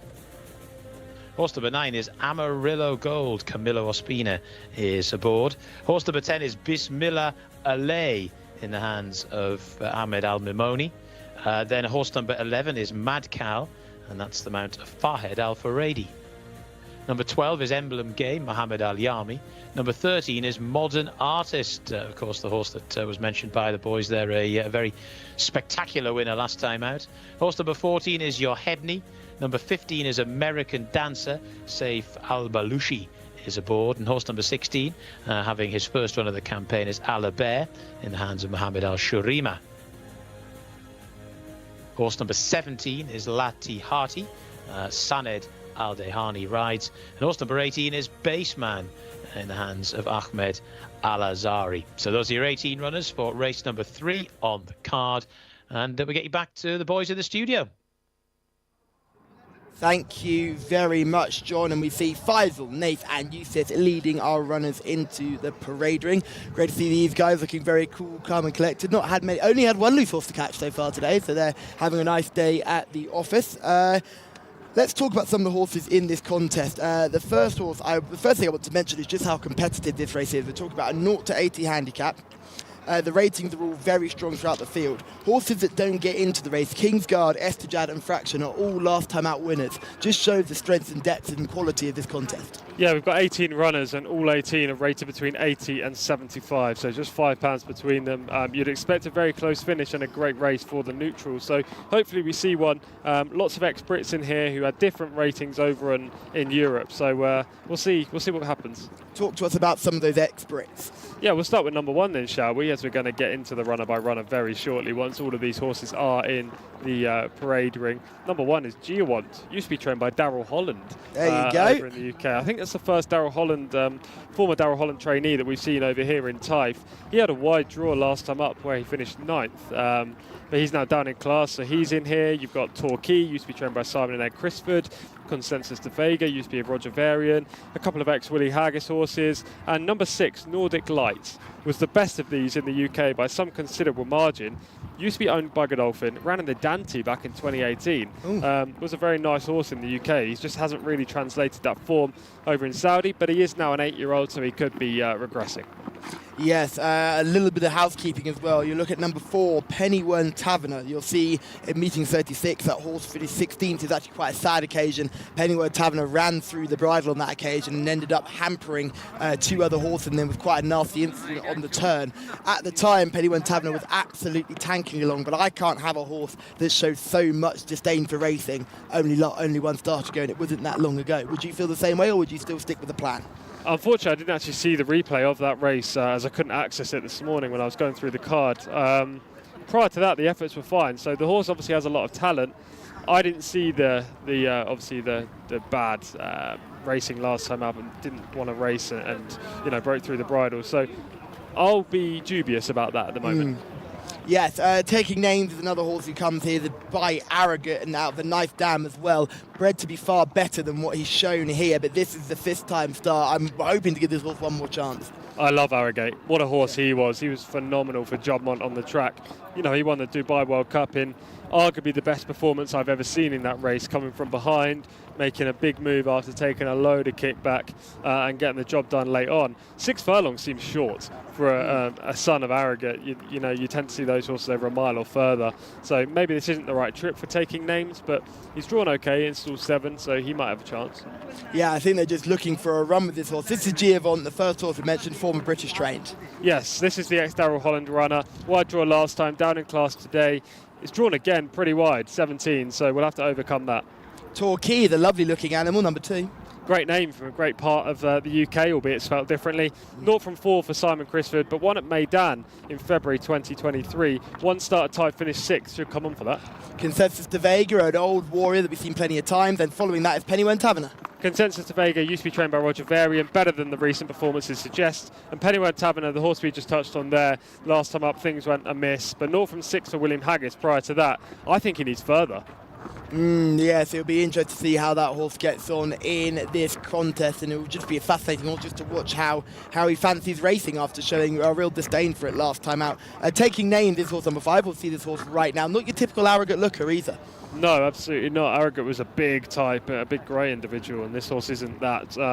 He finished 5th in a 0 to 90 handicap 2 starts ago before finishing 17th in a cup race. This is a drop down in class, but he needs to prove that he's got the talent.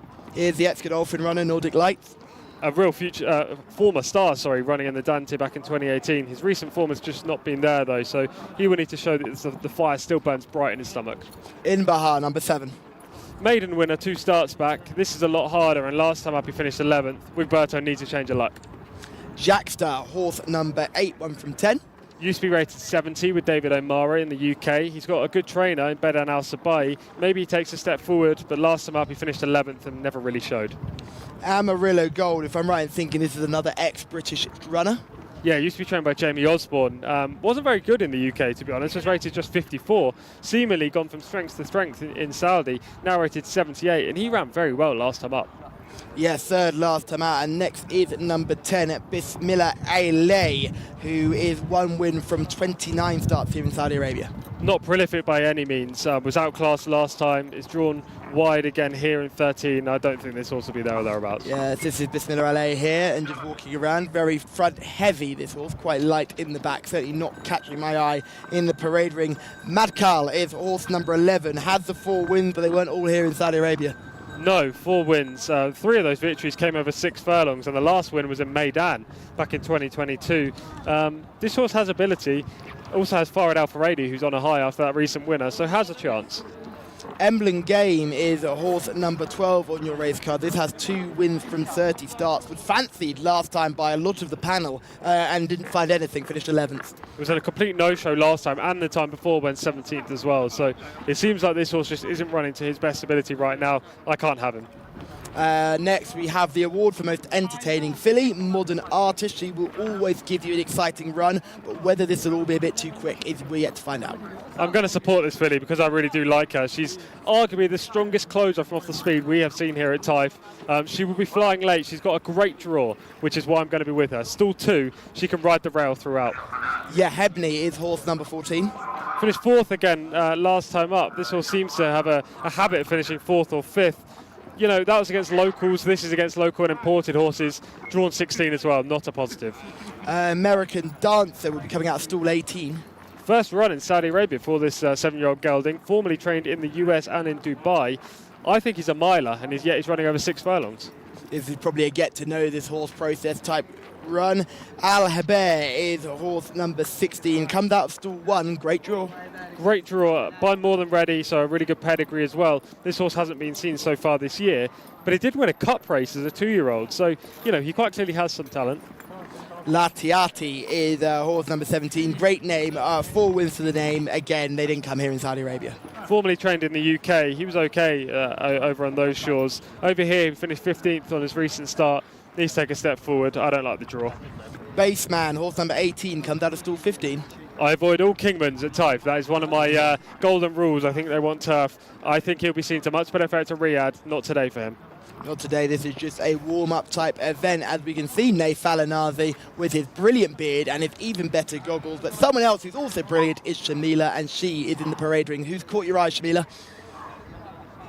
Well, Callum, in the parade ring, I was all about horse number 9, the ex-Jamie Osborne Amarillo Gold, until I saw the stunning 4-year-old filly by Fast Company, number 13, Modern Artist. She has to be my paddock pick. Not only does she look brilliant in the parade ring, but Abdulaziz Khalid's grooms have gone all out and given her quarter marks as well, which you don't usually see here. That's exciting to know. We love a bit of a quarter marks look there, and certainly those grooms have been hard at work. Tom, you are going to be joining forces with Shamila then?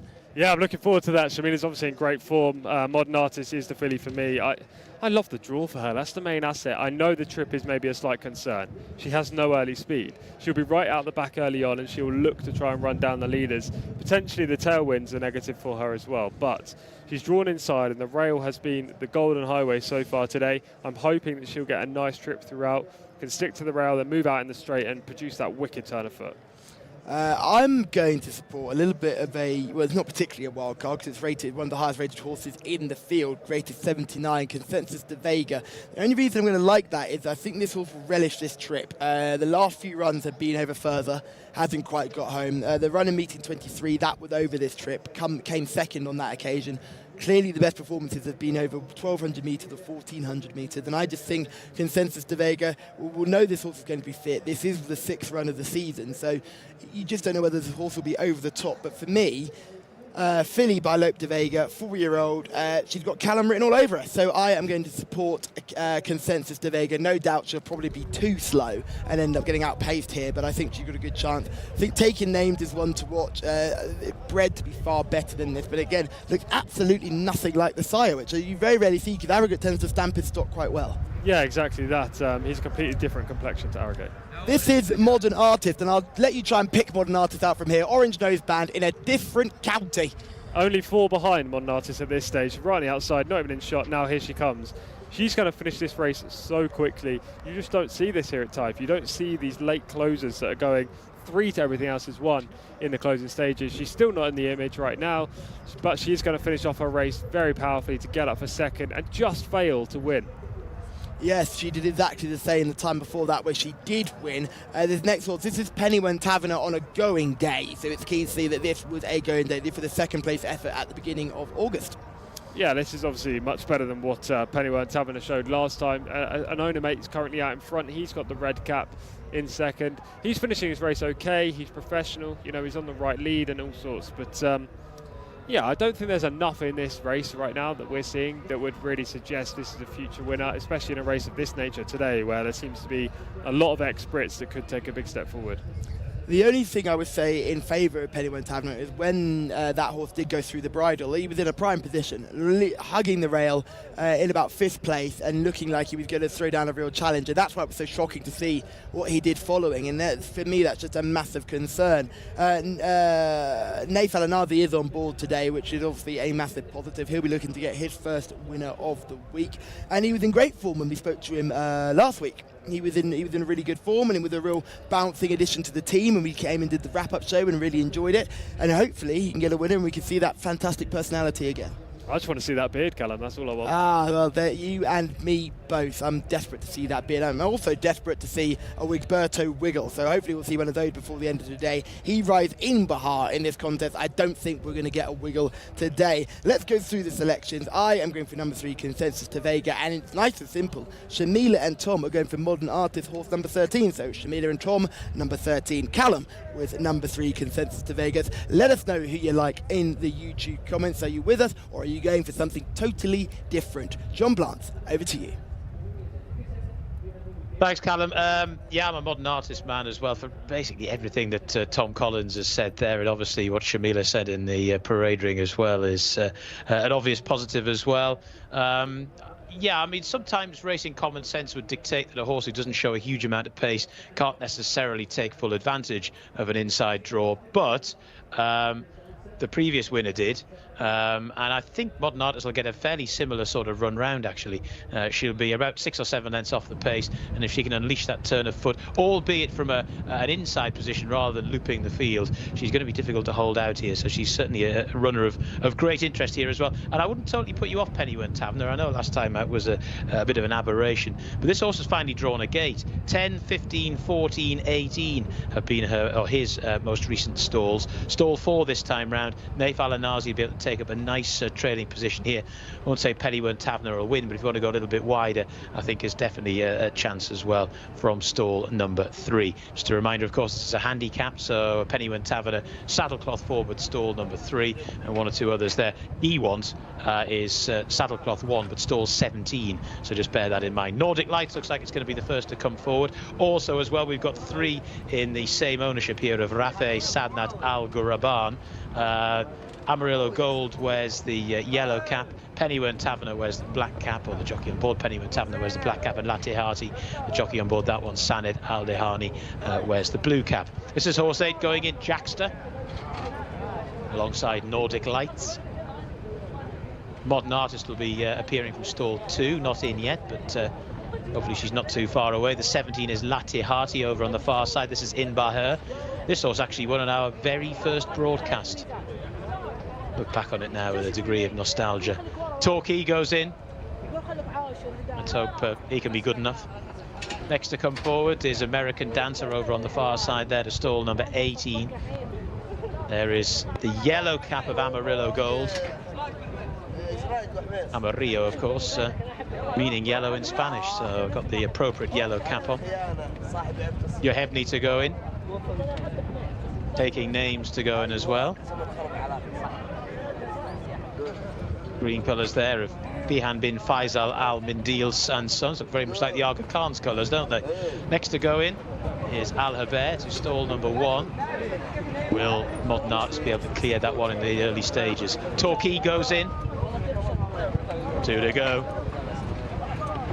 Pennywern Taverner is in. And the last it'll be Baseman, stall 15. 1,200 metres again. They're all in, they're ready.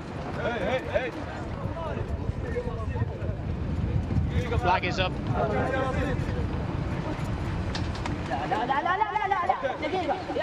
Consensus de Vega just getting a little bit restless, but they are now off and racing. Consensus de Vega wasn't particularly quickly away. Good early speed being shown by Amarillo Gold, the yellow cap there. Also prominent in the early stages is Emblem Gamer. That one's just being taken back now a little bit.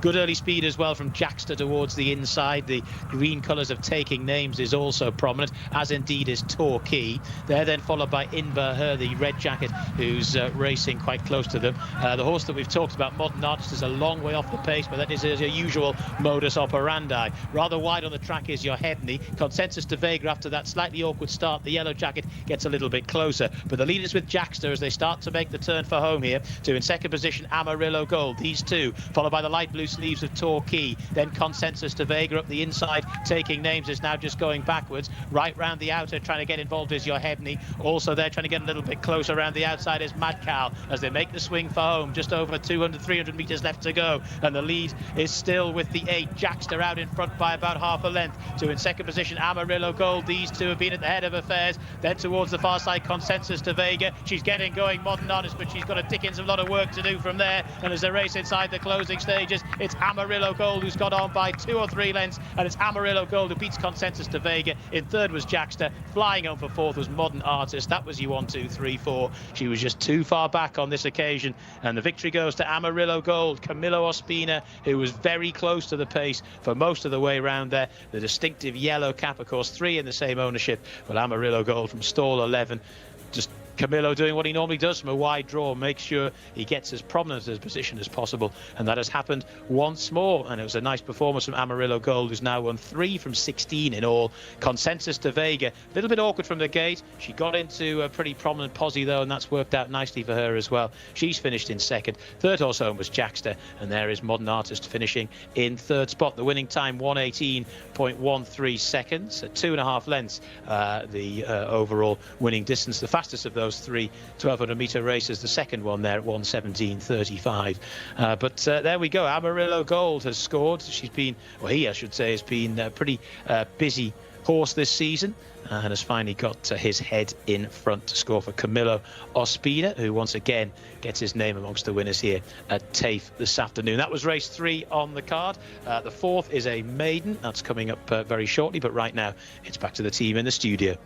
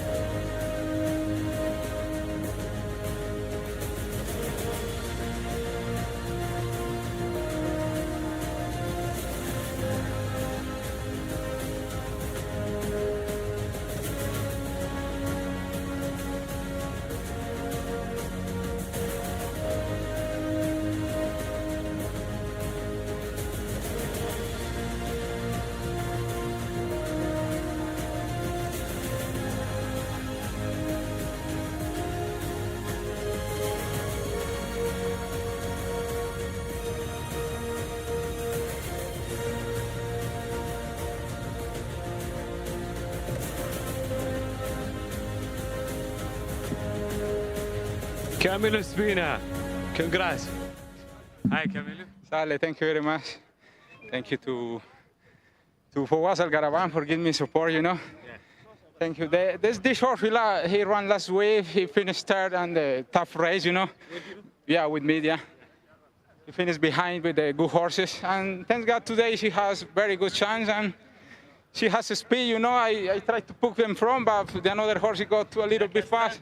Yes, and I hold a little bit until 300 meters. When I asked him, he responded very good. Yeah, thank you very much, Al. Camilo Ospina just giving us a quick breakdown of that ride. Hopefully he'll be able to catch up with Shamila later on. But I think that was the key point he made, that he went to the lead with challenge and then took a pull. And I think that probably was one in the race there. Yeah, you need to have a plan B. Obviously, Camillo's plan A in most races is to go straight to the front. Speed is the best asset around here. So you want to be on the front end if you can. Obviously, they were going a little bit too hard. So Camillo just took a little pull, and that quite clearly saved enough energy in the tank for Amarillo Gold to get his head in front. This horse wasn't that good in the UK, as we touched on. Rated 54. He was running around in very lowly handicaps in cellars for Jamie Osborne, but he's really come into himself since he's moved over to Saudi Arabia. Yes, he seems to have really thrived with the sun on his back, and there's no surprise there either. Plenty of horses do.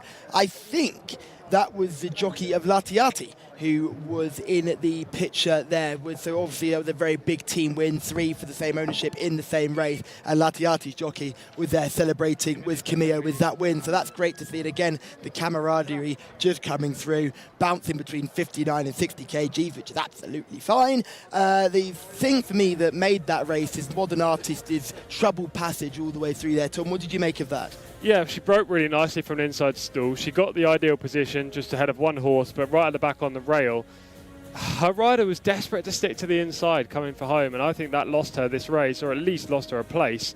She would have definitely been in the first 3 if he just took a massive gap on the outside. So, yeah, I think she ran well, just not given the best ride. Shamila is in the winner's enclosure, and I hope she's got a winning jockey. I am with Camilo Espina, and I'm going to take that as a paddock pick win as well, because I did mention Amarillo Gold before the race. Congratulations, Camilo. How was that race for you? Oh, thank you very much, Shamil. You know, thank you to Fawaz Al-Garaban for giving me support. And he's a good horse, you know. He ran last week and he finished third behind the good horses. And thanks God today she ran in handicap. It's different race, and the 7 furlong is better than 7 furlong. And thanks God he broke very good, and I put in good position. And when I asked him in the last 300 meters, he responded very good. He was previously trained in the UK by a trainer called Jamie Osborne, and he wasn't very good in the UK. Do you think that he's grown since being here in Saudi Arabia? I know you've ridden him a few times already. I don't know how the races there, but I ride many times this horse here. I won 3 times with him in Riyadh and also here in Taif. And he's a good horse, you know. He's special for that distance, 6 furlong and 7 furlong. He's a very good horse. And I just wanted to quickly mention your 1 win behind Adel Al-Faredi in the Jockey Championship. Is this something you keep an eye on, or do you not think about it until the end of the season? No, you know, this is good for me and for my stable, you know, because when the jockey is winner and is going in front, it's very good. But I say all the time, you know, Adil is very good jockey, and he rides the best horses in the weekend, you know. But I try to follow him, and then we'll see. Thank you so much, Camilo. Thank you to you. Thank you. I love hearing that. Camilo Ospina saying Adel Al-Faredi rides the best horses. Well, Camilo, you are riding for one of the most powerful stables here in Saudi Arabia, so you may not get the best freelance opportunities, but your base camp is certainly firing on all cylinders as we watch it go away. And Camilo Ospina, where do you think he is? Right at the front. Yeah, right at the front. It just takes a pull around about now because the horse up is inside. Jcsa, who eventually, I believe, finishes 3rd, wanted the front. So Camillo thought, you know what, we'll just take a pull, we'll sit in 2nd. This is the ideal position for my horse, and then I can pounce in the straight. Just at the back of the shot right now, you can see Modern Artist fully 10 to 12 lengths off the leader. She's going to get an ideal trip up the inside until the turn for home, where the option was there to move out. We'll just see this coming up now. The option's there to move out into the 3 path or the 2 path, to get around this horse directly in front of her. Her jockey is adamant to stick to the rail at this point. Right now, sticking to the rail, sticking to the rail. If you just go for that gap, then she wouldn't have been stopped at any point. She obviously goes through that gap nicely and finishes 4th, a fast finishing 4th. She just wasn't to be today. I thought she ran great again though. So Jcsa ran a very nice race. Consensus de Vega gave me a little bit of excitement, came 2nd, ran nicely. I think this is definitely Consensus de Vega's trip. She loved it over this distance. I think she was just beaten by a better horse on the day. Modern Artist, we had a little bit of a chat off camera just as they were going down to the start, and I said to you, Tom, are you a little bit concerned about being drawn on the inside? Because I've noticed all her runs recently, she's come wide and late. And you said, no, not too much of a concern, because she'll break well and she'll sit on the rail, and she'll cover a very shorter path and she'll just come through the field. But I have to admit that I think the trip's got her today. I struggle to understand why you go over 1,200 metres with a horse that's such a closer. This isn't a cup race where they're going to burn each other up in front. These horses just aren't quick enough to do that. So I just find it strange to see her in this sort of company. I'd like to see her in a cup race where they're going hell for leather out in front, and then she can take advantage and come past them as they're tiring. And I don't think they were coming back to her in this contest, and I think that didn't help. No, absolutely. I mean, the two horses that were first and second in the early stages ended up finishing third and first respectively. So the pace certainly didn't collapse. And as you say, she was miles too far back and the trip has probably caught her out. I think the draw was ideal. Bit of indecision around the bend wasn't. The jockey will probably look back on that thinking that we should have got third. As you can see there, Consensus to Vega right in the middle. Actually hopped at the start. So. Yeah, she was a bit of a witch in the stalls as well. She was really not giving everyone the easiest of time of things, but then she showed enough early dash to not lose the position there. No, she actually ran, well, very well. I mean, she finished second. As we touched on in the prelims, she'd run a lot better than her recent performances suggest, finishing 8th and 9th. You liked her in this race, which was a good shout because she ran very well. And you could potentially even mark up her effort a little bit more given what happened at the start.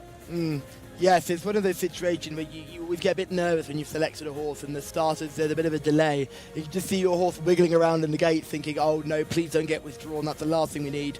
But fortunately that wasn't the case, and she was able to run a very admirable race. She travelled up nicely, she got right in the slipstream of Jcsa, and you can just see in this shot here, she just got to cruise by Jcsa off the bend.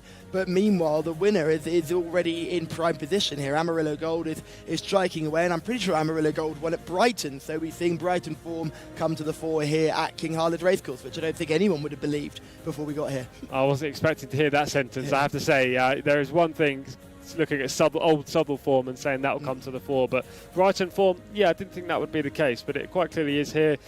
Maybe this horse just wasn't running towards his best level when he was in the UK. Maybe there was mitigating circumstances as to why he was underperforming and therefore only rated 54, because he really has developed, and Camillo quite clearly likes it.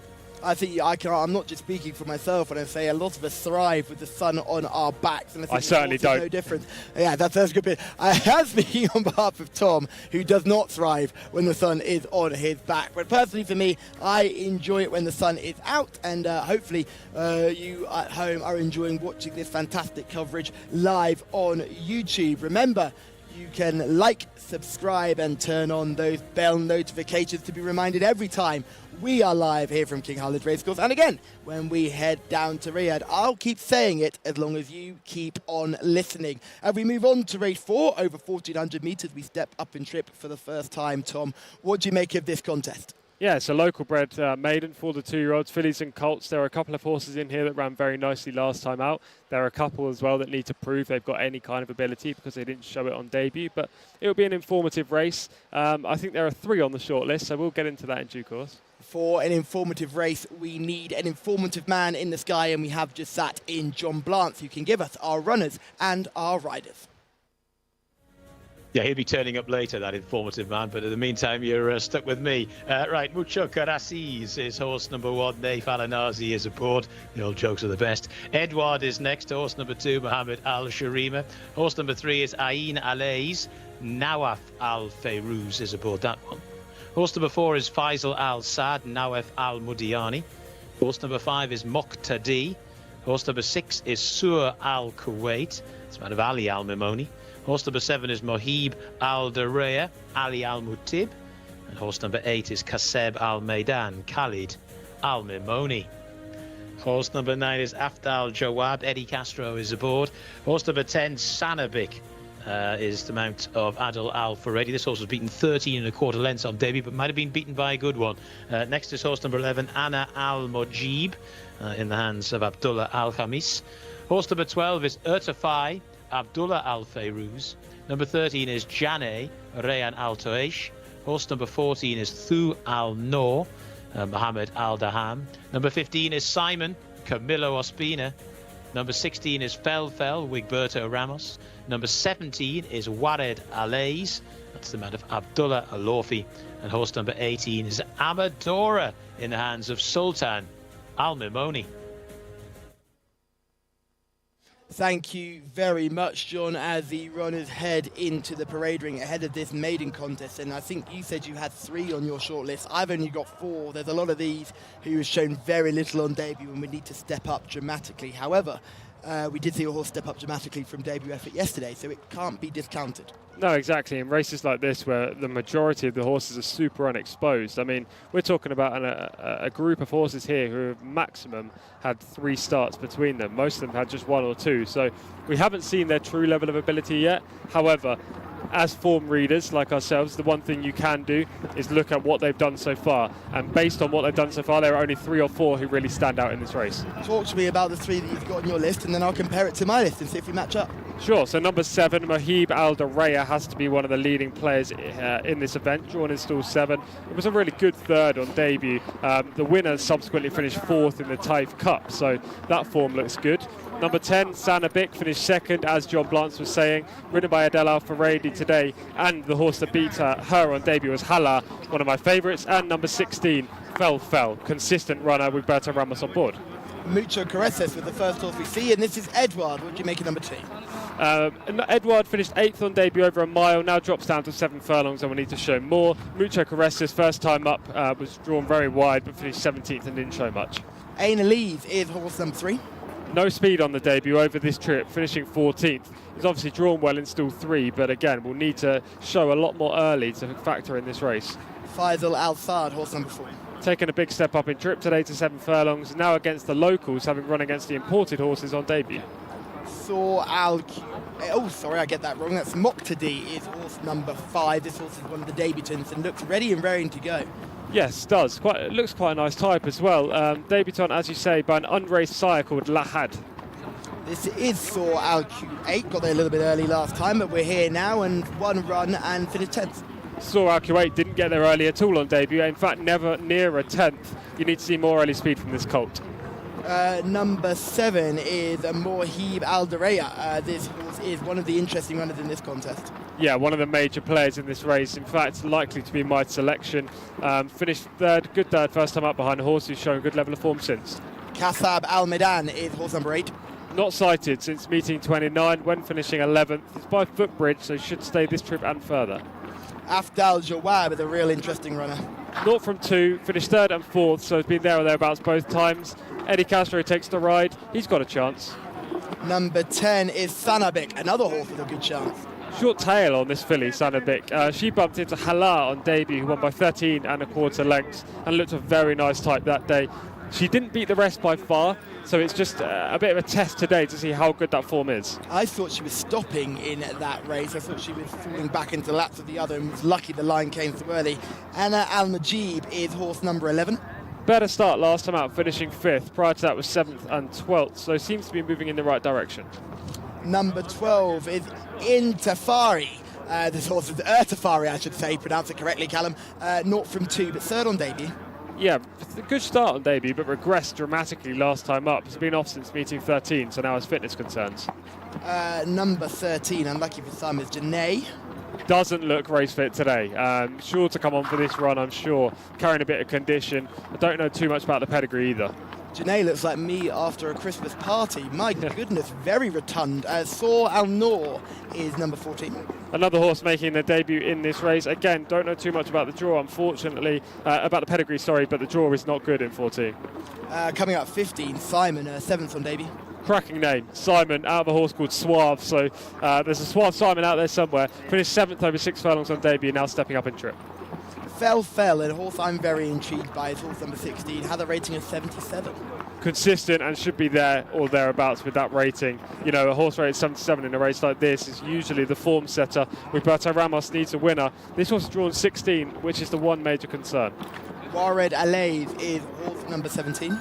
First time up in this race. Can't really see from this angle whether the horse is fit or not, but good jockey booking with Abdullah Al-Orfion. I was about to say the same thing. This is Amdora in the colours of same Nayef, a horse that I really do like. Widest stall of all here, breaking from 18. It's by Chief Lone Eagle, should stay a mile in time. Finished 16th on debut. Will trouble to beat 16th today. Absolute spitting image of all Chief Lone Eagles. They are not the prettiest horses in the world, but that doesn't stop them running fast, that is for sure. We've just had a look at them all in the parade. We've managed to get a very close-up view of a lot of them. Thank you very much to our camera team on course. Tom, who out of these do you like now you've seen them? Any others making their way onto your short list? Not really. I think we'll stick with the 3 horses that on the form book look the ones to take. There weren't any that really caught my eye just there in the prelims. I will side with Mohib Al Daraya, a bit of an early selection as they're just going out onto the track right now. I think that 3rd place performance is good enough. Shamila is in the parade ring. Your 2 wins today already. We're only on race 4. Let's make it 3. Well, I hope you're right, Callum. And the horse I'm going for in this race is horse number 16, Felfel. I keep wanting to call him Falafel. I had to stop myself. He looks really, really well in the parade ring. And as you can see, he's wearing a flare strip, which looks like a little white plaster on his nose. And that just makes the horses, it's easier for them to breathe. So they apply the plaster-like strip onto their nose. It widens their nose for them to be able to breathe better. Sometimes their noses can close in the middle of the races, so it's just for safety as well.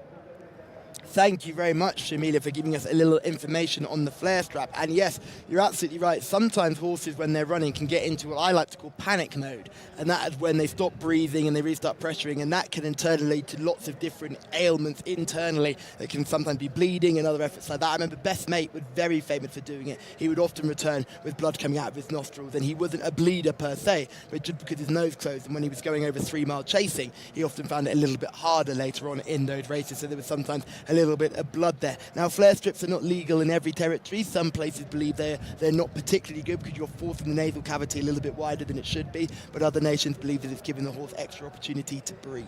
Yeah, absolutely. I don't know as much as you or Shamila about flare strips, I have to say. It just seems very much like a strip that an athlete would use on their nose. Just thinking of Paula Radcliffe. She used to run with one all the time to open the nasal cavities to be able to take in some more oxygen and breathe well. So to me, if it allows a horse to race more comfortably, then it seems to be a pro. Yes, absolutely. This is horse number 9, Afdal Jawab, and I'm intrigued to see this horse because I was really impressed on debut. I wasn't so impressed on this occasion. This was last time out, and this was a 3rd placed effort. Oh no, this was the debut. This was a 3rd place effort. I'm absolutely wrong here. This is the 3rd place effort on debut. I thought it was a really nice display. I think this horse relished the trip on this occasion. Yeah, moved really wide in the straight. Had to cover a lot of ground to get into this position. Plugged on at the 1 pace at this point and isn't eroding the deficit to the leaders, but does fend off that rival to his inside to make sure he gets 3rd. Took a little bit of a step back last time. Eddie Castro's on board. Question for you, because obviously I missed 2 weeks with Rory being here. Did Eddie Castro ride a winner in those 2 weeks? He did. Eddie Castro did ride a winner. He was flying along. I think he had 3 actually over the week. He was flying along. He did very well. This is Halar absolutely bolting up, and Sunabek finishing in 2nd. Now, Tom, you made out that this horse finished in 2nd, and I always thought the trip was a concern here. I think a dropping trip is what this horse needs because falling into the lap of the gods in the final 100 metres. Yeah, exactly. When we pan out and we see Halar cross the line 13 and quarter, it's clear. When we see the 2nd, 3rd, 4th and 5th, they're all in a bit of a group, as you can see here. Not much separating them.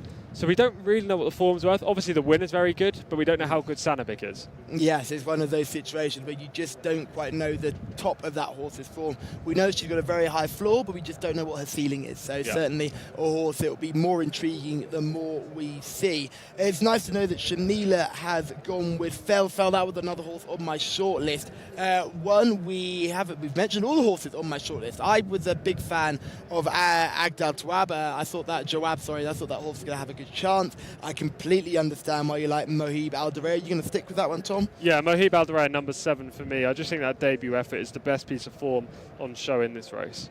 I will go for Sanabik then. I think I'm going to fill out that. I thought Afdal Jawab was a bit sort of legless and one trippy. Noticed the next start with a step up and trip and didn't help either. So I'm not sure whether that horse has bags of speed, and you need a fair bit of speed to win these type of races. Sanabik clearly has plenty of speed, so hopefully that horse will come out on top. So it's Sanabik for myself. You're going for Mohab Al Daraya, and Shamila is going for Fell, horse number 16. Thank you so much for everyone getting involved in the YouTube comments. We've got plenty of waves coming from people and plenty of messages in Arabic as well, which is great to see. geography. Unfortunately, Tom and I have not been attending our Arabic lessons so much so far, so our ability to read them isn't quite at our strength, but we will hopefully get more and more responses to you as time goes on. And thank you so much for getting involved in the coverage, and thank you for watching us and not watching the Arabic feed. You can watch both, but I think we're a little bit better. Yeah, absolutely. Hopefully we can provide a fair few winners as they do on a daily basis. You know, some of these races are very hard to decipher. We've basically touched on the 3 horses that are major form players in this race. One of us will hopefully be correct, but as we've already said, these kind of events could go to any of them. Some of these colts and fillies, they're just 2-year-olds. They're still young, they're still learning the game, and they're only going to progress with time. So any of these could win. Hopefully we've got a good one in this race, but if not, hopefully the form horses come on top. Any thoughts on Simon, horse number 15, 7th on debut, Camillo on board? He's full of confidence. Camillo on board's always a positive. We kind of know what tactics Camillo's going to employ here. He's not coming from off the pace, is he? No, he's absolutely not. He's going to try to go forward if he can muster that early speed. He ran over 6 furlongs on debut, now up to 7, so he should have lots of toe in the early stages, and Camillo will try to get across to the rail. Jcsa, horse number 12, was 3rd on debut. That was in a much smaller field race, and I think that horse found its own class when finishing 16th last time out. I wouldn't be too excited about what that horse's prospects were. Anna Al-Majibi, the horse that's improved on every start, that's surely one that I wouldn't be surprised to see bang up there, got plenty of experience. No, could contend for a place, that's for sure. I just don't think he's good enough to win this race. Maybe he needs to find a weaker maiden or even go into handicaps. You know, he's rated 69. He could run in the local horses 0 to 70 and compete. But he's only a 2-year-old. He's still young. They're obviously just trying to take it step by step right now. Moqtadi, one of the debutants. Any of the other debutants catching your eye in this contest? We don't know too much about any of the debutants, I have to say. I mean, even Moqtadi, the pedigree isn't really there. I mean, Lahad is bred in the US, so I tried to have a look at the form of that horse, but he was unraced. He's by Distorted Humour. Most of his horses need a mile plus, so 7 furlongs could just be a prep run to get the rust off this horse. The likes of 13 Janae, 14 Thoal Noor, both debutants. Again, don't know too much about them in terms of pedigree, and the draws just isn't ideal. Janae has Rayan Al-Taraish on board, and he'd clearly be looking for a race double today. He's had a winner earlier on in the card, so hopefully he can do well there. As they circle around at the start, well, loading process will be getting going sooner rather than later. Saw Al-Kuwait, powerful owners, poor form on debut. Yeah, poor form, never nearer. Just finished 10th first time up, and that was only last week as well, so it's coming back off a short layoff. For a horse that's so inexperienced and young, I'd like to see a little bit of a break between the first 2 runs. But you never know, this horse could easily take a big step forward. One of the horses who was a bit of a negative down there, I know I'm not as much of the paddock expert as Shamila, who's been flying along today. Amadora is getting very warm at the start. The filly by Chief Lone Eagle, she's getting very warm. She's not going to win any beauty contest, and she's also getting very worked up at the start. So just to go through the selection of the game, it's Mohib Al-Dareya for Tom, horse number 7. It's Sanabik, horse number 10 for myself, and Shamila is going for horse number 16, Felfel. So 16, 10 and 7 are our selections. John Blance, it's over to you.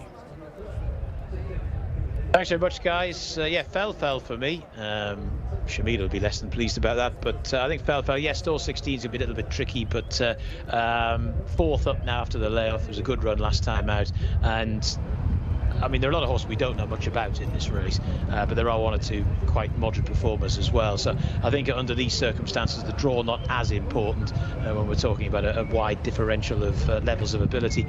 So for me, I think can go very well. Just seen Sanabik go in. He's obviously, or she, I should say, is very interesting, given what she did last time out and given how that winner on that occasion absolutely skated up. I mean, you won't see a race won as easily at Taif all season than that. So they're beginning to put them in. There in shot is Amadora. Horse number 6 is Sur Al-Kuwait. There in the blue and white colours is Ertify. He ran quite well on debut. He wasn't quite able to follow that up on a slightly better contest. Felfel is in. Horse number 15 is Simon. Number 13 is Janai. Here's horse number 3 going in, Ain Alays. Now Afal Fayrouz aboard.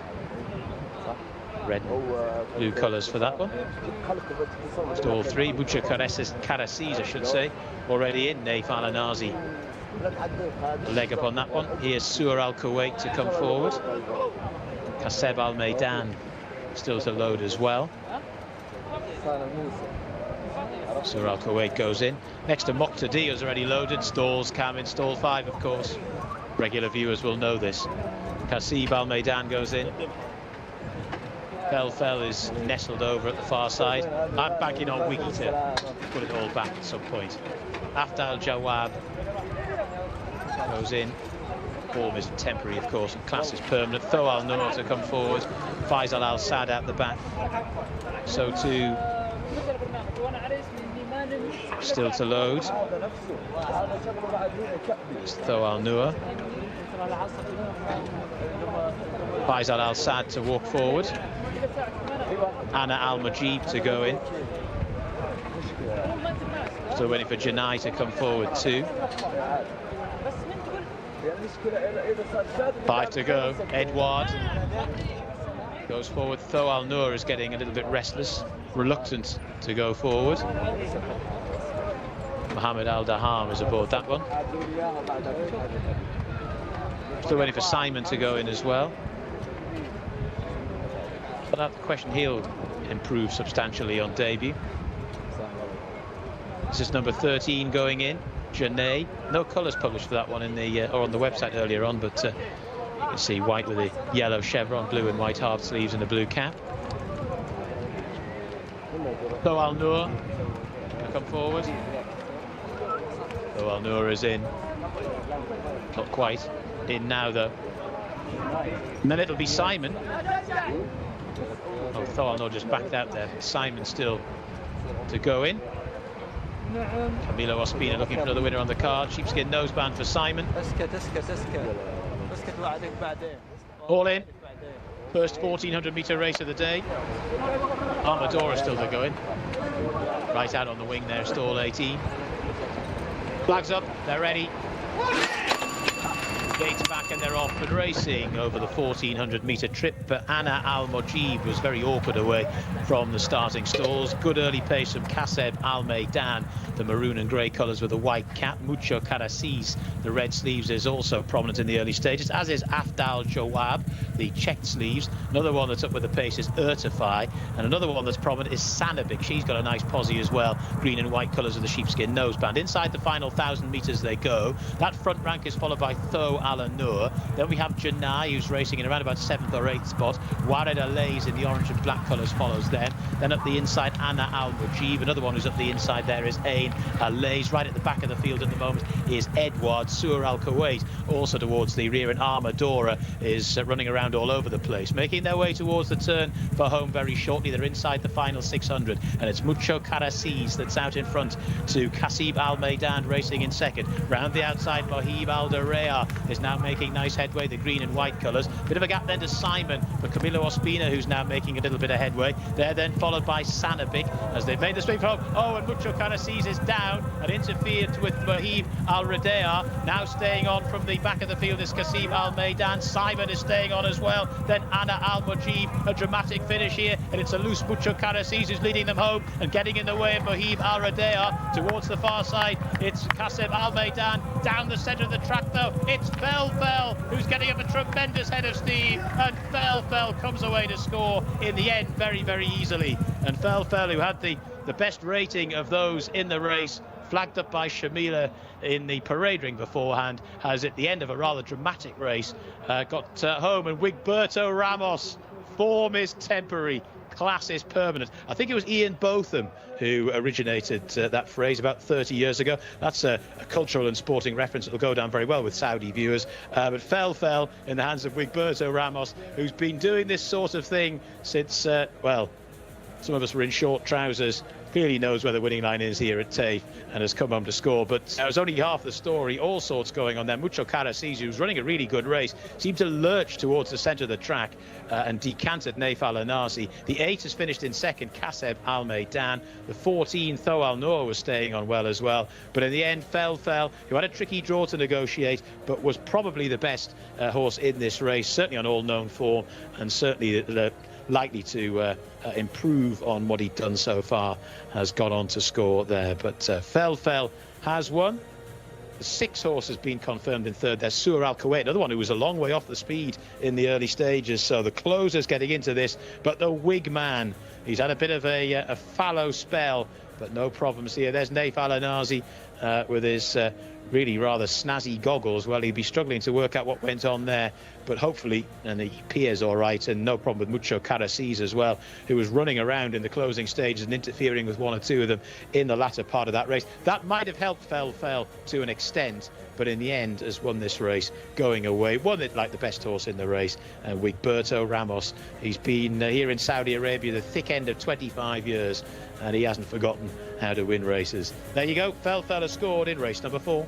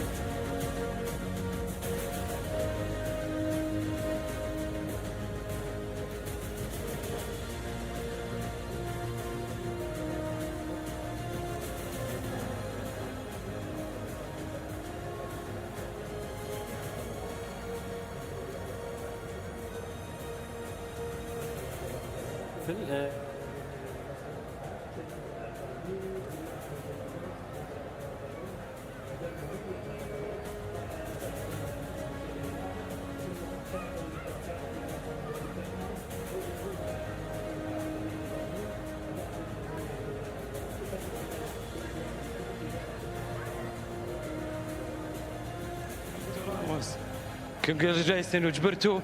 How is the first time with him? Well, I'm very glad that this time I can dance again. This is the kind of code he's playing. Yeah. He's playing around. You cannot give it up on him. And the stress, he just keep the same pace. So this horse is going to be good for long distance. Yeah. Alhamdulillah.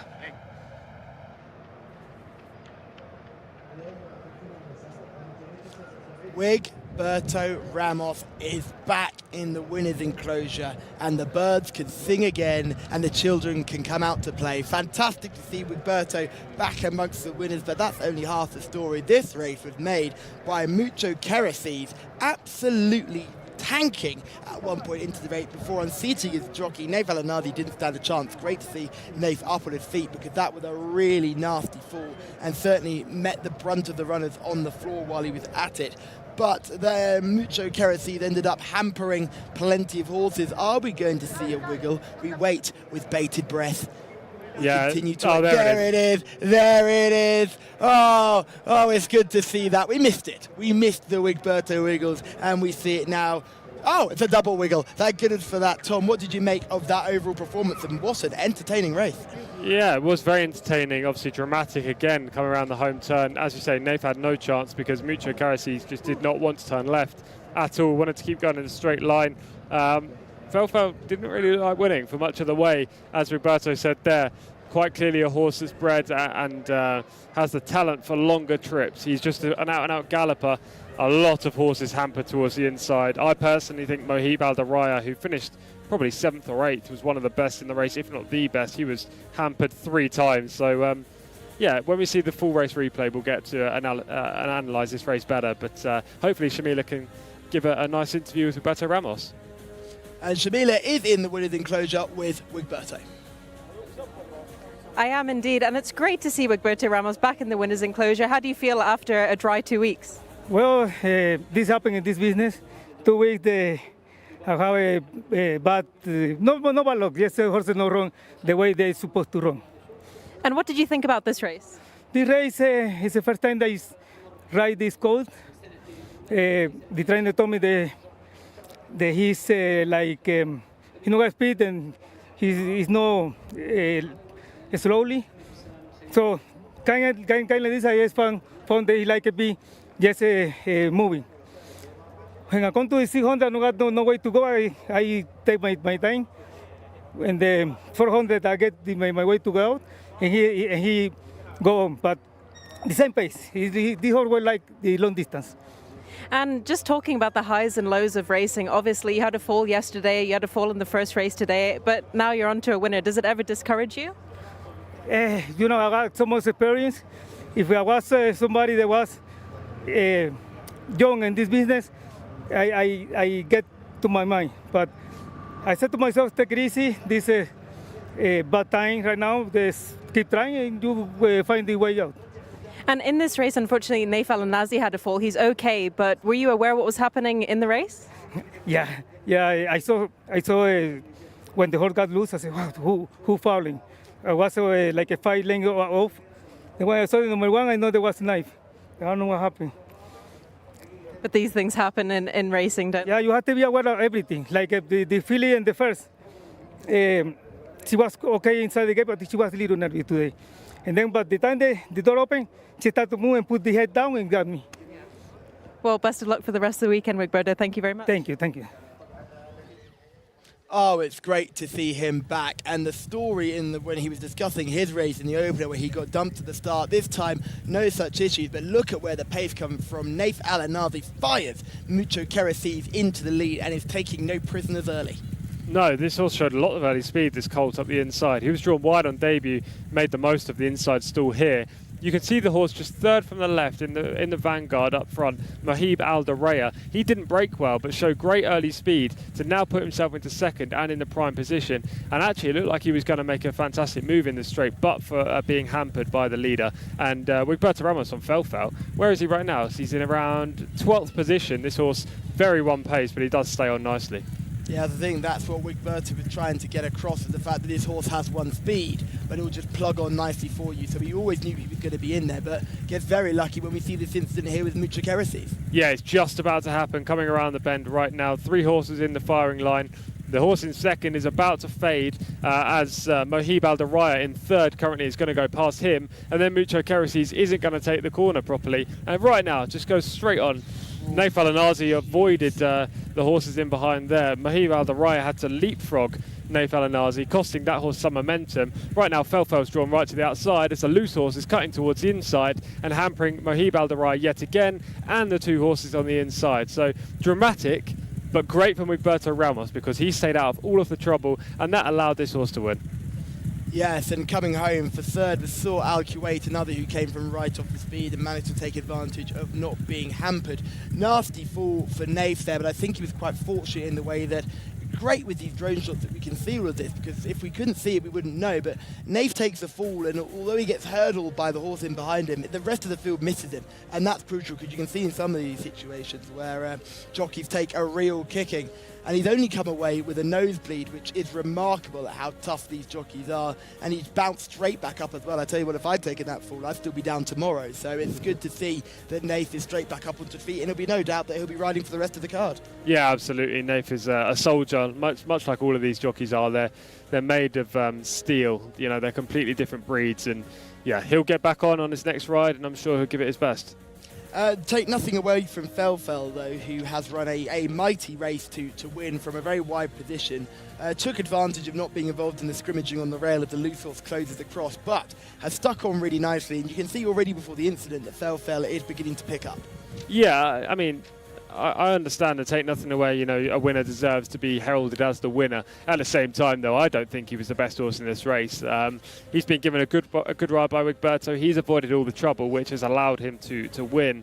And sometimes fortune can favour the brave. It certainly didn't in this race. It favoured the wise, and Wigberto came wide and just ignored that loose horse and profited from it. I don't think he'll be seen over this 7 furlong trip again, despite the fact he's won, because he seems very one pace. And there were quicker horses in the race. They just didn't have things pan out their way.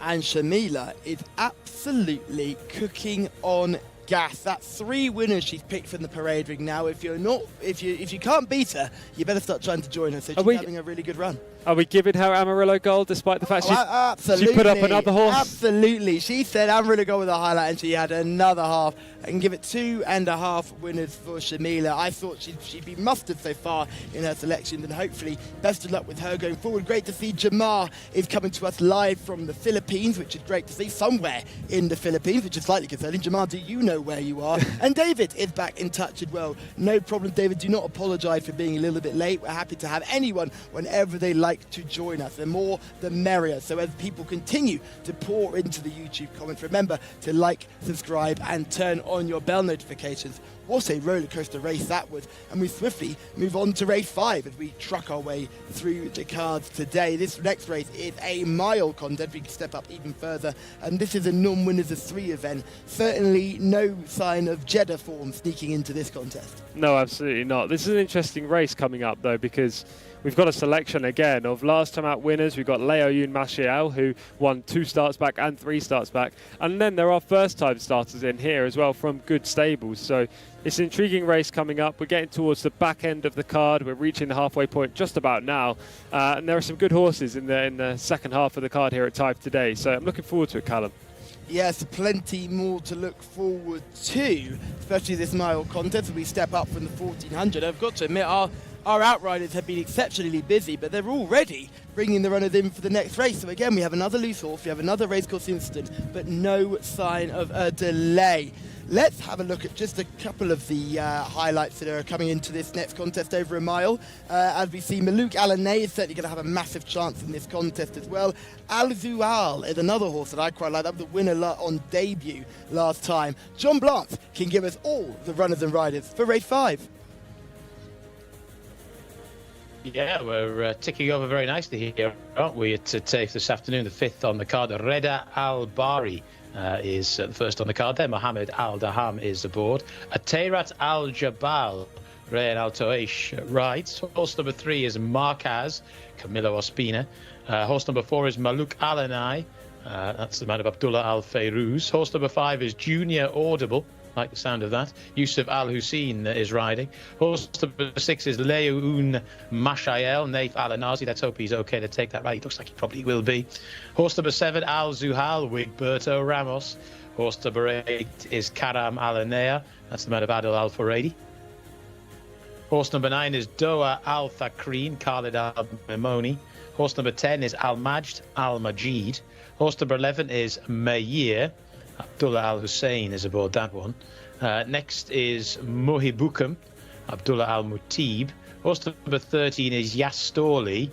Horse number 14 is Fars Al Wagar, Eddie Castro. And horse number 15 is Sam Tuwake, Ali Al Mimoni.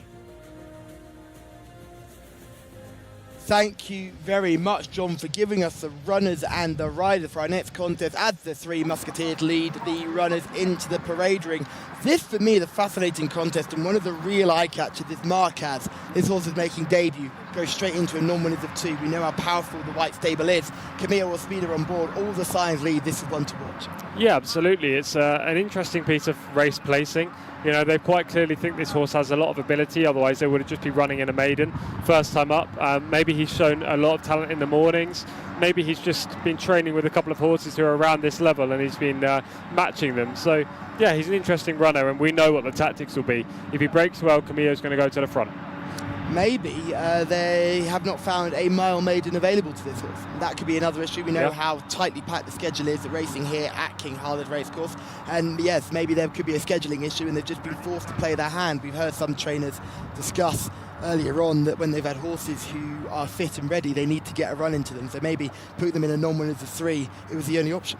Yeah, absolutely. I mean, there aren't that many first-time starters in here, but there are more than one. There's not just Marquez, Junior Audible, Karam Al Anaya as well. They're all first-time starters, so maybe it is just a lack of maiden races over a mile available.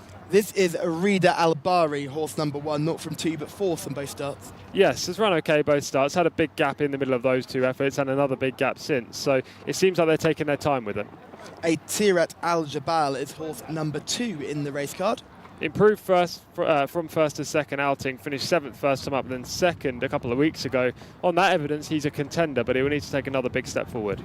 Hopefully we can get a good look at that horse as well. We'll go on to, there he is. Oh, there we go, horse number 2, Ateirat Al-Jabal. 2nd, yeah, he's got string foot there, so that's nothing to be too concerned about. He's just walking with string foot. I once had a horse who did that when he walked backwards. He was an absolute nightmare, but he was the love of my life, old Rocky. Hope he's well, living in a little farm up in the sky and enjoying his best life. Horse number 3 is Marquez, making debut today, intriguing runner. Yeah, this is the first time starter. All of these horses from King Abdullah bin Abdulaziz and Sons ownership look phenomenal. He looks great first time up, and I'm sure he's going to show lots of early speed. Horse number 4 is Malouk Alanay. This horse ran 3rd on debut, certainly one for the shortlist. Yeah, it wasn't a bad start by any means, and it's drawn inside here, which is a big tick. The sire is Tapicha, who's very good as a sire in the US, so this horse should handle the conditions and handle a mile. Another debutant is here, Junior Audible, a big, strong type.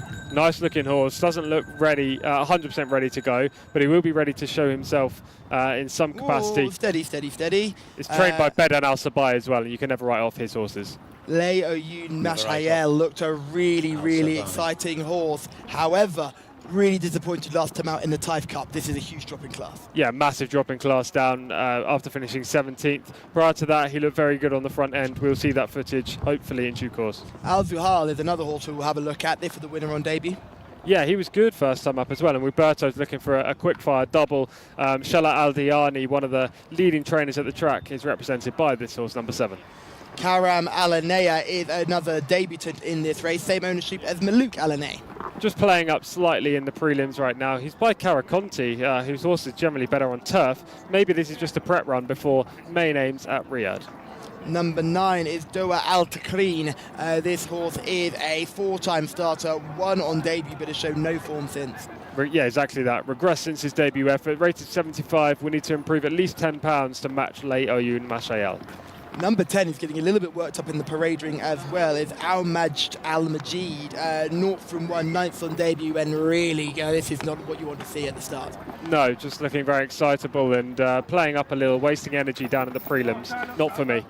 Meyer is horse number 11, 0 from 2. Another filly in this race who's got a very stiff task after finishing 18th last time up. Mohibukum is horse number 12, 2 runs and not really setting the world alight. No, nice looking type though, and is sure to come into his own in time. Yasto Ali is horse number 13, 0 from 4, and has shown absolutely nothing. Only rated 43. He's not the typical stamp of a thoroughbred either. Yeah, certainly going to be one for handicaps in the future. Faz Al Wajah is horse number 14, 7th on debut. Quite a long layoff since the debut effort. Eddie Castro takes the ride. And the final horse number 15, is Sam Tawake, who I quite liked a couple of starts ago, but didn't quite build on the previous form we've seen. Needs to be running in a 0 to 55 handicap if he can get in, but he's only rated 43 right now. He's not good enough to win this. Yes, I think there's going to be a little bit of trouble there for that horse. It's going to be a tough contest. Out of those runners that we've seen, we've had a look at them on the monitor in front of us, but Shamila has been down and dirty in the parade ring. She's flying along at the moment. 2.5 winners, nearly 3 winners. However, can she make it 4? You know, I'm a little bit concerned as to why I've only got half a point for Amarillo Gold. Tom, jealousy isn't a good look on you. However, in this race, I'm going for horse number 3, Marquez, a debutant. And I know you're going to say, Shamila, you always go for debutants and they never do well, but this is different. This is from the White Stables, Camilo Ospina on board. We've seen it yesterday. They bring out debutante horses and they race here like they've raced 100 times and won 100 times before. So number 3 is my paddock selection.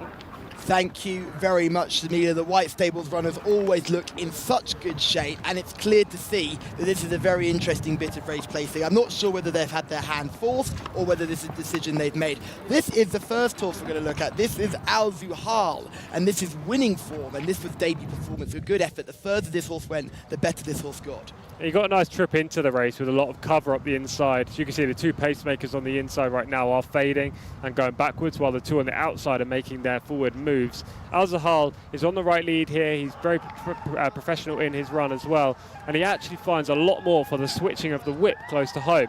Now, he does hang slightly to his right, but we see that often here at Taif, and if he's this far clear, it doesn't matter.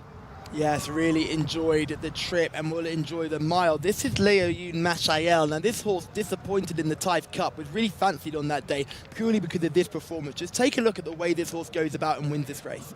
He's very impressive on the front end. I don't think this was much of a race, I have to admit, but at the same time, you can only beat what's put in front of you. He flushes his tail a little bit when he's issued a persuader on the inside, but she continues to run all the way to the line. And as you say, last time up, she ran in a cup race, quite clearly just over her head in that event, and the drop back will definitely help. Naif is on board, which is great to see. The Iron Man, not only does he support the best beard, the best goggles, he's also tough as nails, so great to see him on board. A bit of talk about Leo Mashiel. That horse ran in the Taif Cup. That race was won by a horse called Tabar Fail, who absolutely ran them into the ground. Now, I think it would probably be safe to say that Leo Mashiel wasn't given a tough time of things once that horse had sprouted wings. So I wouldn't be too concerned about the quick turnaround. This is a massive, massive drop in class. And if Leo Mashiel is 0.75% fit, I think she wins this race. Yeah, I don't see why she wouldn't be fit, to be fair, after that recent effort as well. She's only had 4 starts this year, but she should be primed and ready to go. I'm just a bit concerned that a mark of 85 may be inflating her ability. You know, she won twice in a row, so the handicapper has to take a dim view of her and put her up to a mark that makes her task slightly tougher. Obviously, she ran the Cup last time, so the connections are very ambitious. Now they're dropping down. They could have run an 85 handicap, and she'd have been near top weight and should have a great chance. But they're going for this event instead. She's obviously a leading player. Naif Alanazi needs a timely tonic after what happened in the last race. I'm just a bit dubious as to whether she's as good as Al Zuhal. Are you going to be with her or against her? I'm with Al Zuhal, I have to say, number 7. There we go, with Al Zuhal. Tom goes for number 7, Al Zuhal. I will take you on with Leo Mashiel, and we know Shamila likes Marquez, which is a very intriguing runner on debut. How do you think? Again, we've heard from Camilo Ospina before. We spoke to him last week. He was very keen to stress that he's out there in the mornings. Do you think that you could possibly, and this is a crazy thought, but you could probably have a horse that's so good in the mornings that they think, let's not waste our time in maiden company. Let's just run in these non-winners of 3. We're going to come against more exposed runners. We know who we're up against. We've got no risk in potentially bumping into another rocket ship, and we can just, this horse is just too good. Let's not risk it in maidens. Let's go for horses who are more exposed. Absolutely. There are 2 ways of looking at this. You know, either 1, there's not a right maiden for this horse over a mile, or 2, he's quite clearly good enough to be running in this race already. Why waste time? We've seen in the UK in many races, especially at Royal Ascot with the 2-year-old affairs, where horses come in first time up and they run good races. Holloway Boy was one a couple of years ago. Yes, I'm just thinking of that. Who was the horse that won it's the Chesham, isn't it? Chesham, Chesham that he won, yes. Never went on and did anything else after that either, which was quite disappointing. I remember him running an absolute stinker in the Racing Post Trophy. Oh, he ran okay. He hung across the track and finished 3rd in that race, but he was a good horse, you know. As a 2-year-old, you can go for these loftier targets because these horses aren't that experienced anyway, so you're not battling the battle-hardened and real tough handicappers, for example, first time up. You're battling horses who have only had 1 or 2 starts and probably have the same ability. I like the placing for Marquez. I just don't know enough about him to select him, but I'm sure he's going to run well. Talking about that Racing Post Trophy, August Rodin. That was the horse that won that race. Obviously had a massive reputation coming into the 3-year-old year. Didn't do anything in the 2,000 guineas, although there was excuses regarding travel and contact early on in the race. However, was really impressive in the Derby. One of the most impressive English Derby winners I've seen in a very long time. I thought very good. Beat King of Steel, who turns out to be a very nice horse in his own right. Hasn't been seen since. Have you heard of any plans? Is retirement on the horizon? What have you heard about that horse's future? No, he's running tomorrow. He's running tomorrow. There we go. Running tomorrow at Leopardstown, taking on King of Steel again, and the older horses as well in the Irish Champion Stakes. It's going to be a really good race. Whether he bounces back from the King George display, that's to be seen. I don't like him, I have to say, on the base on that effort, but on the Derby run, he's every bit as good as King of Steel. Just a fascinating prospect, and exciting to know that Irish Champions Day is coming up this weekend, so plenty of racing all over the world to look forward to. I personally like Leo Mashiel. I know Tom likes Azuhal, and I know Shamila likes Marquez. So that's Shamila on number 3, myself on number 6, and Tom on number 7. John Blance, who do you like? Well, I'm very interested in what Shamila had to say about Marquez, but I've stuck with Leo Mashiel just on the class drop angle back to what she seemed to be very comfortable in 2 starts ago, and obviously she's got early speed. She should be able to take advantage of a pretty good draw in stall 6 against a set of horses here, some of whom might be quite good and quite promising, but 1 or 2 have been exposed already as not being particularly brilliant. So that'd be the way I'd play this race, but certainly it's an interesting way of debuting Marquez. You've covered that very well between the 3 of you there, to have this horse in this race first up. We will see if they've made the right decision. But Camilo Ospina, he's been amongst the winners today, as indeed is Wigberto Ramos aboard Al Zuhal. Tom likes that one. You won't miss that horse in the red with the yellow cross and the yellow cap, as the loading process down at the 1600 metre start is about to begin. 1600 metres, of course, means right at the back of the far side here at Taif. So we've got the full expanse of the back straight to run. Oh, tell you what, that was a slightly unsavoury incident there regarding the 14 Fars Al Waga. Eddie Castro's just been decanted. Obviously, the horse has been caught, so would probably have to be vetted prior to being allowed to reunite with Eddie. As the sun sets here at Taif. Two lovely pictures for you as well. Of course, nearly at the end of the Taif season, we'll be decamping to Riyadh for the autumn and winter, and of course, Saudi Cup time come February. Really looking forward to that, and we've enjoyed the expanded Saudi coverage this particular season with our English channel. Red Al-Bari's into stall number 1. This is horse number 8, Karam Al-Anaya, going in.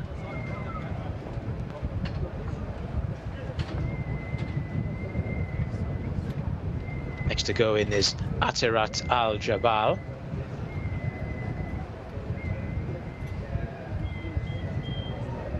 Horse number 10 is Al-Majd Al-Majid.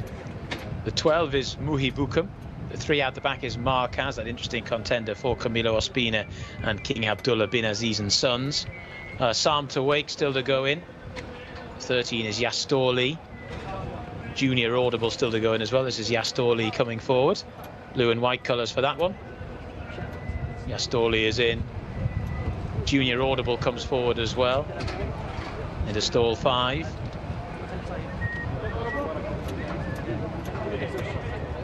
Next to go in is the 15, Psalm to Wake. Marquez goes in, or is about to. Waiting for Leyoun Mashael. How will she get on? Back in non-winners of 2 lifetime. Or non-winners of 3 lifetime. This is Fars Al Waga to go in.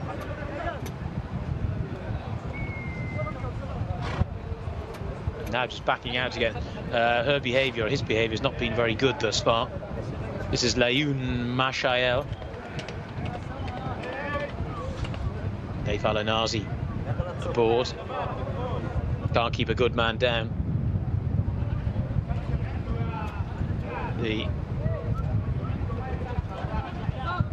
And Nate's just waiting for Leyoun Mashael to start to behave herself. Got a problem with Junior Audible in the starting stalls as well here.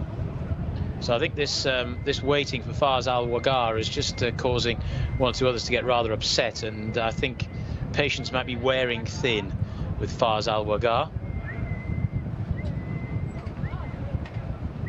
Leyoun Mashael coming forward once more. Nate seems rather interested in the progress of Fars Al Wagar. Anyway, Leyoun Mashael is in. Now, are they going to go without the 14? Are they going to give it one more try? In. Fars Al Wagar is in. 1,600 metres, 15 runners stand by.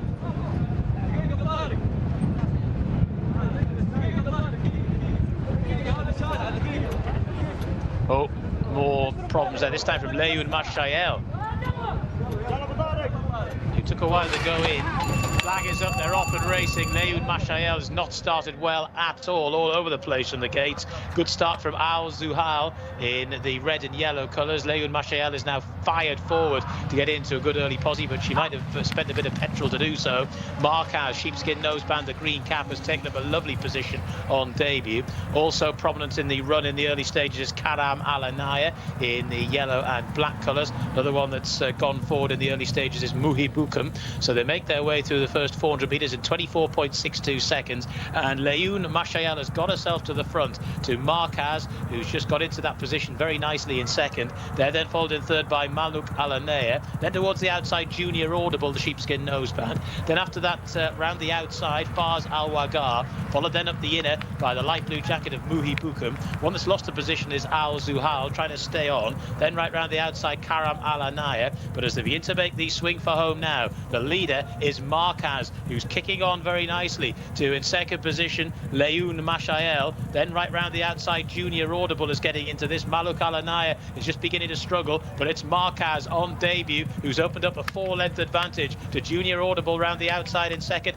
Now staying on is Reda Albari from a position towards the rear of the field. Some of the rest of these are out on their feet. Marquez has gone very strongly thus far, but is now just beginning to look a little bit vulnerable as Reda Albari is now making up good headway. The light blue and brown colours the near side, they're well clear of the rest. Staying on is Karam Alanea, but as they go inside the closing stages now, it's Reda Albari who's gone on from Marquez, who's hoisted the white flag. A little bit green out in front, this Reda Albari, but racing up towards the line is going to win, and win very nicely indeed. Reda Albari scored. In second was Karam Alanea. In third was Marquez. Fourth horse home, Junior Audible. Reda Albari, stall 1, strikes again. And again, not necessarily the type of stall 1 run you'd expect here at Taif. This horse has come from a little bit off the speed, a speed that was set by Marquez, who's clearly got a real engine there. I think we'll be seeing that one back in trip for start number 2 for Marquez, because he didn't really see out the mile very well, but I wouldn't mind him over 1200 or 1400. But this Reda Albari on start number 3, 4th on each of his 2 starts prior to today, has gone 3 places better and scored in the hands of Mohammed Al Daham. That was a very nice display, just perfectly ridden given the pace dynamics of the race. Marquez is definitely a one for the Saudi Arabian tracker. He's finished in third. Karam Alanea has finished in second, though.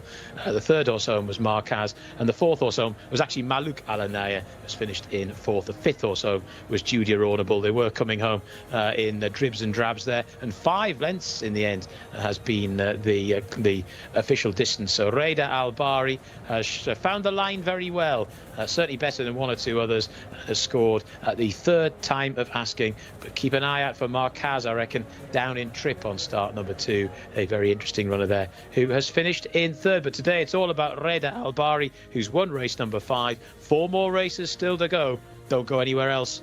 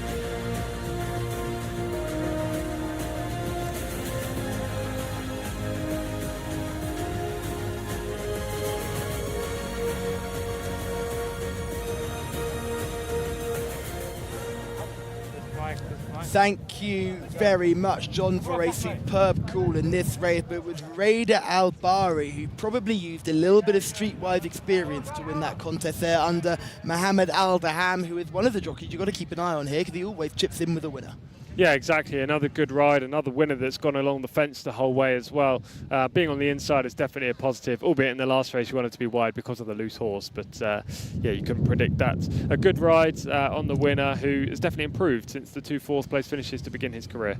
Yes, and I think if we talk about the story of the race, Leoyun Mashael is probably the key story horse. Myself and John's selection you can see that Nate Alanazi was keen to make sure that number 14, who was Fars Al-Wagar, would go in quite quickly, and they would be the last one because this filly did not want to be in the stalls for long.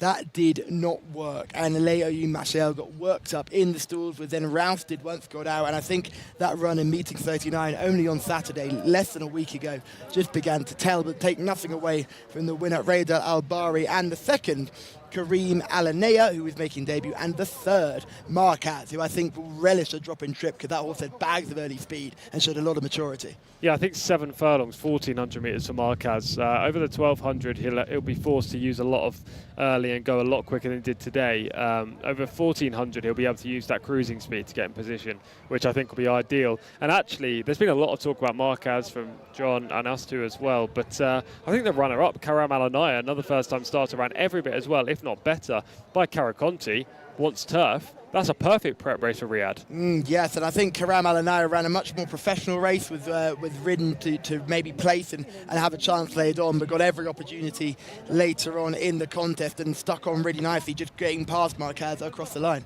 Yeah, exactly, and obviously Adel Alfredi wouldn't have been on for no reason today, first time up. They obviously think this horse has shown a lot in the mornings, and the pedigree suggests turf, so keep that horse in mind, Karam Alanaya, for next time up.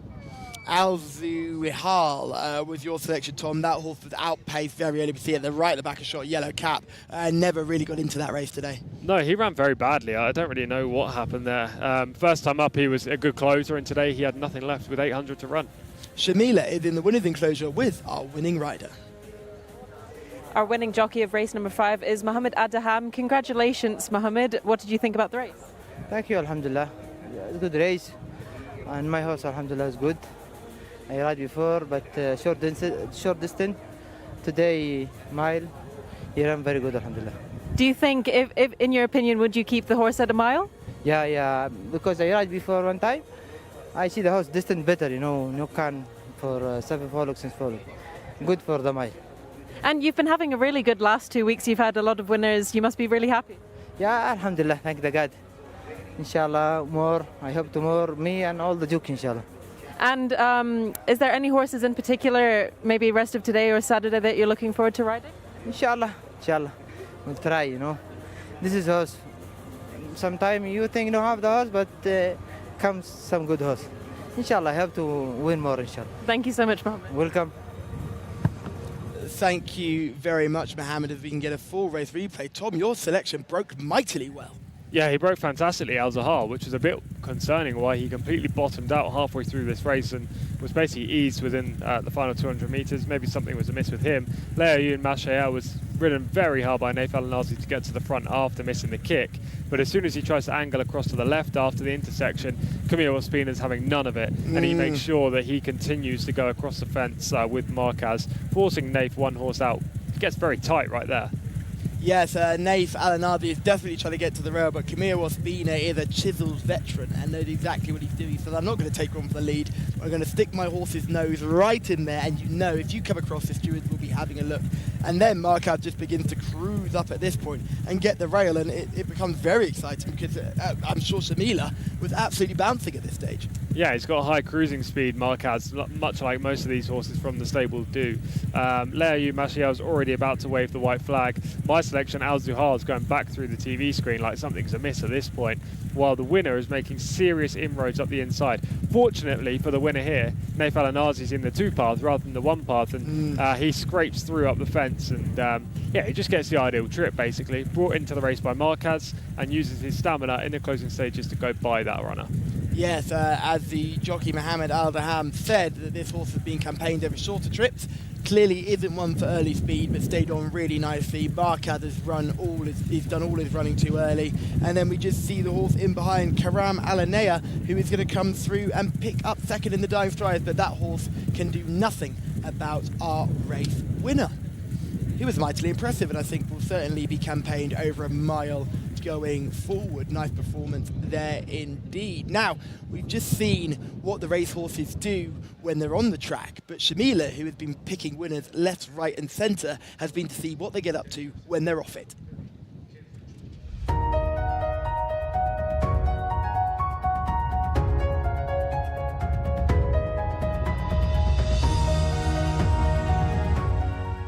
Horse welfare is paramount here in the Kingdom of Saudi Arabia. Today, we are lucky enough to visit the equine hospital situated at Taif Racecourse, speaking to the staff and vets who dedicate their lives to these extraordinary athletes.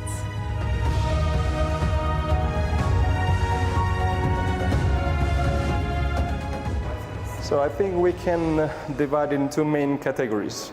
when we're dealing with the young horse, so let's say with the 2 years old, and when we deal with adult horses, like the 4 years old and above. We have good equipment. Our main weapons for the diagnostic imaging are the X-ray machine. We have a direct digital X-ray machine and ultrasound. And we don't have the advanced diagnostic machine tools, but it will come in the future. The Jockey Club is working for that. But these X-ray and ultrasound are enough to make sure we are minimizing the risk. Our goal is to minimize the risk, to keep these beautiful horses sound, and just to avoid any catastrophic injury in the track.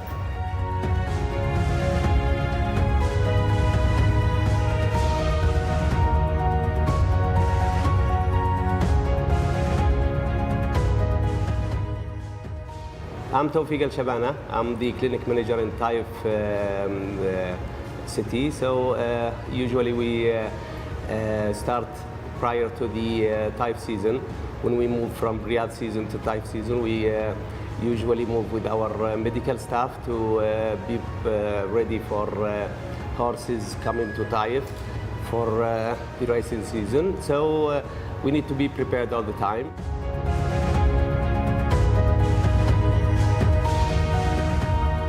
Our main services in here is the sport medicine. So, and also we need to be prepared for any emergency cases. This year we expanded our services. Even the last year was only one medical team. This year we have the manpower is increased, so we have two medical teams. Each medical team has his own appointments. We schedule appointments, we see horses, we serve them. The vets are examining the horses, they provide the treatment, and we are ready 24/7 for emergencies, to receive any type of medical services can be done.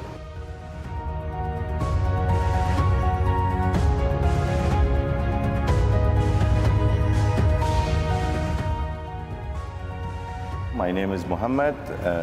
I've been here in Equine Hospital 2 years with the internship program. Now I'm a vet here, general vet. So we are receiving some emergencies all over the hour, 24 hour, all the week. Actually, it was a busy time since the beginning. As you know, the horses arrived here a lot from over all the kingdom.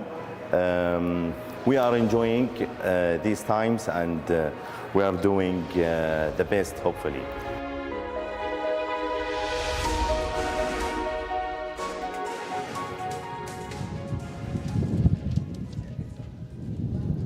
Well, what wonderful shots they are, and what wonderful access we were granted. Thank you so much for the Saudi Jockey Club for allowing us access to the medical facilities and seeing just what these horses get up to when they need any issues off the track. As we get ready for our 6th contest today, and John Blanche will take us through the runners and the riders.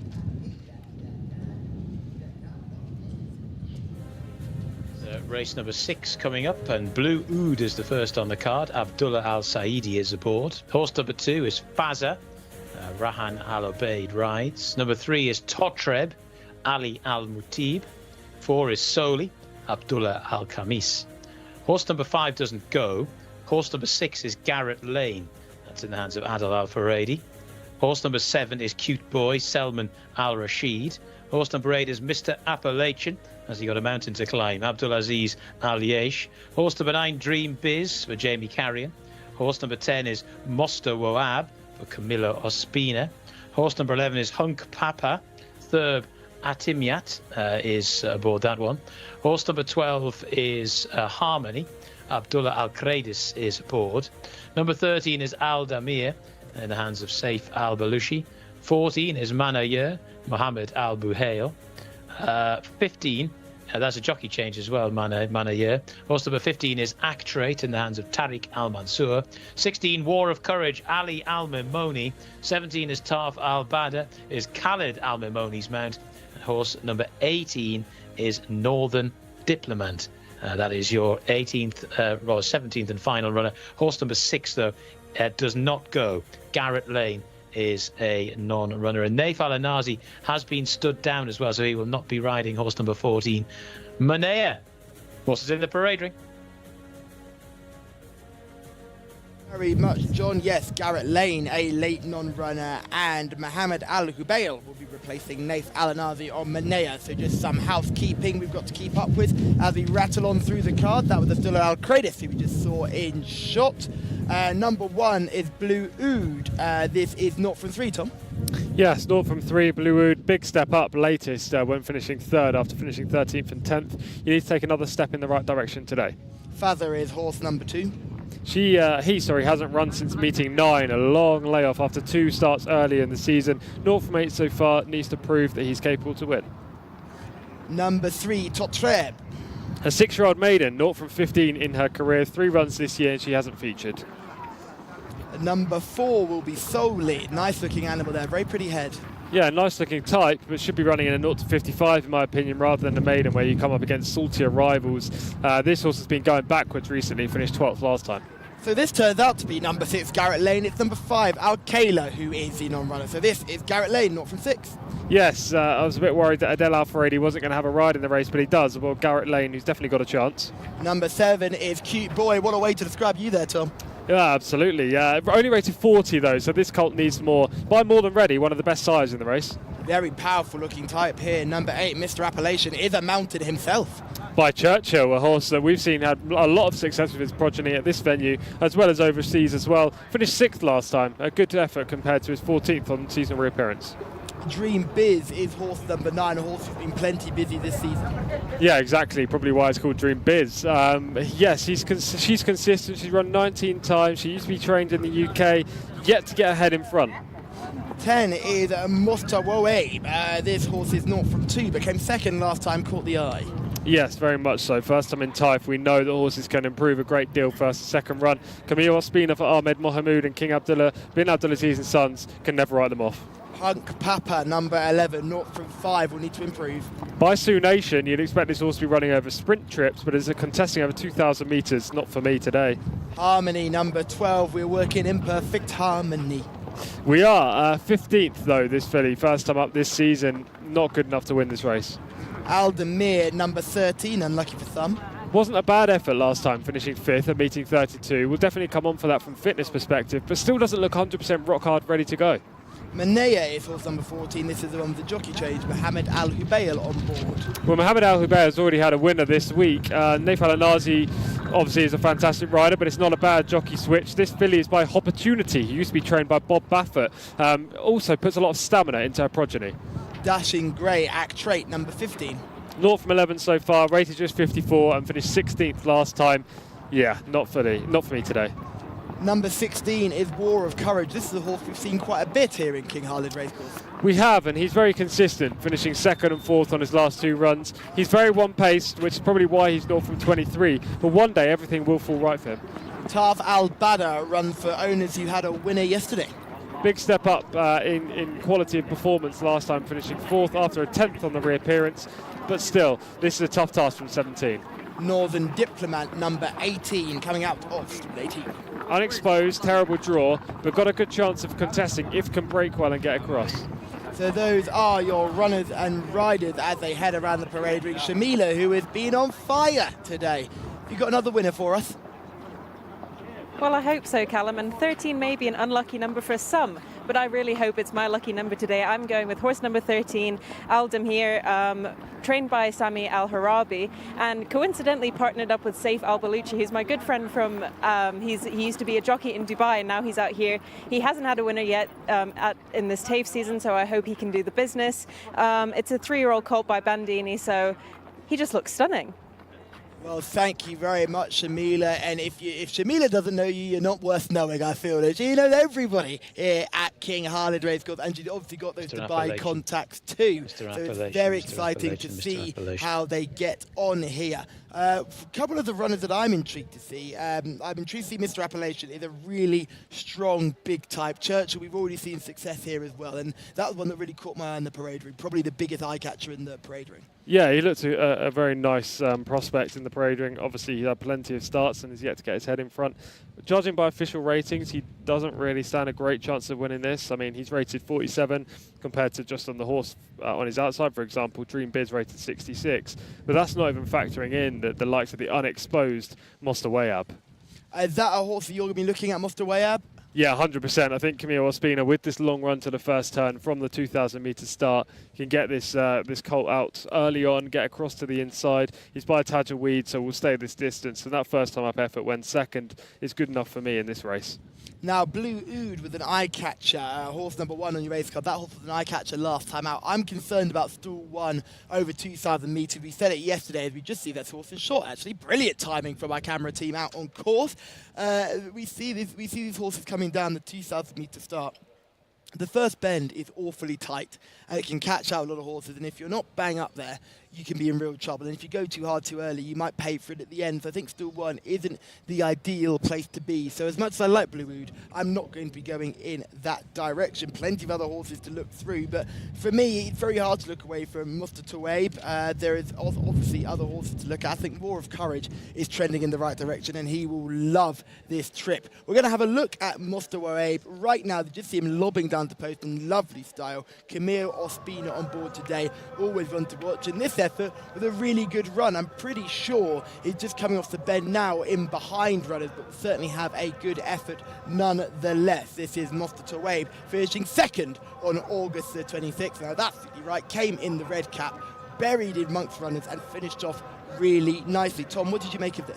Not a typical performance from a horse from this stable. They usually show early speed, but that was left to the stable companion in the green cap, who ends up winning the race. Mosta Wayab stuck on gamely for second, just getting the better of the third place horse in the photo. I thought that was a good introduction to racing, and we see these horses improve time and time again from their first start of the season. I also just watched him go down to the start over my shoulder, and I thought he looked lovely. Him and number 14, Manea, were the two that caught my eye going down to post. Yes, he looked absolutely gorgeous, cantering down behind us, really just lobbing along. And it's a great opportunity not only for us to see them come down, but also for the locals who come to view the track and anybody else that comes to view the track. You can be a local, you can be a tourist, anyone you like. You can come racing at King Harled Racecourse. And there's such an opportunity to get right down to the gates and see these horses jump out from the start. And then you hold your ground. You can see them coming round that final bend. I know on Saturday last week, there was a huge crowd gathered to see the horses jump out there. So it was great to see. So hopefully we'll see plenty of people making their way down to the 2,000 metre start. Tom, are you on Mosta Wayab? I am, Mosta Wayab. I think Camille Ospina, get to the front, keep it simple, fend off some of these more exposed types that have been looking for a win for weeks and weeks, whereas Mosta Wayab is just 0 from 2. I am going to go for Mr. Appellation. Take that horse on, number 8. We've just seen a lot of people bringing in lots of selections here. 7, Cute Boy for David Trepp. He likes Cute Boy. And Ngon Ngo likes 13 to come from well off the pace. So that's Aldemir. So going with Shamila's selection there, 13. Some of the YouTube comments. And we've also got some selection for Cute Boy as well. I am going to stick with Mr. Appellation. Tom, you are going to stick with Mosta Wayab. And we know Shamila likes number 13. So those are just all of our selections. I'm a big fan of these Churchills. And I just think you could just see him in shot. He's absolutely drop-dead gorgeous. I've been really taken aback by horse number 8, Mr. Appellation. But we must talk about Cute Boy, number 7 for David. That's David's selection. What do we make of that runner? But I'm more than ready. A really good stallion who I tend to assume horses generally want turf, so that would be one little negative for me. I think he'll probably be better in Riyadh when he's given grass underfoot. He is 0 from 5. He's had 3 starts this year, but a long layoff since the most recent one. The pro for him is that he's drawn well and he's trained by Ben and Al Sabai, whose horses generally run well at this meeting. Yes, and the other horse getting quite a lot of attention, Aldemir. Shamila's paddock pick. What makes this horse a selection on paper? Well, lightly raced, only had 2 starts, finished 5th last time up, which was a good effort first time at Taif. A very similar profile to Mosta Wayab, actually. I just slightly preferred that one's effort compared to Aldemir, but you can't write off number 13 for sure. Is this going to be too much too soon for some of these horses who are less experienced? This is going to be a real cavalry charge down to the first bend and a lot of jostling. I'm thinking a horse like Dream Biz will thrive in this environment. Yeah, maybe. It's all about early position, isn't it? If you can gather, an inside position, go around the first bend, maybe even one off the rail, no matter how far back you are, then that's fine. You don't waste too much energy. But if a horse does miss the kick, then gets rushed up and is forced wide around the bend, you can run your race early. We're at race 6, so the floodlights have come on, our set lights have been turned off. We're naturally lit by this beautiful race course, and you can see these gorgeous shots by just some of our drone cams out and about. So just to go through the final selections again, it's number 8, Mr. Appellation for me, heart ruling my head. Mustatar number 10 for Tom Collins, and Aldemir for Shamila and some of the YouTube comments, as well as Cute Boy for some of the YouTube comments as well. So best of luck to everyone and their selections. We'll hand you over to John Blance. Have you got a selection for us, John? Well, ironically enough, Clive, the horse that I said was a non-runner, erroneously, Garrett Lane, I think will go very well, actually, back to 2,000 metres, decent draw as well, a couple of 2,000-metre efforts from wider gates. They've been pretty decent then, I think, from stall 6. Adil Al-Furedi, it's been a while since I've sat here and done a Saudi shift, and Adil Al-Furedi hasn't ridden a winner, hasn't managed one yet today, but this could be the time. Horse number 12 going in, this is Harmony, in the black and orange silks. The 8 horse to come forward is Mr. Appellation. That's Callum's selection. Still at the back, Cute Boy, the grey horse. There's Mosto Oeb, who's Tom Collins' selection for this contest. The 14, Manea, to come forward as well.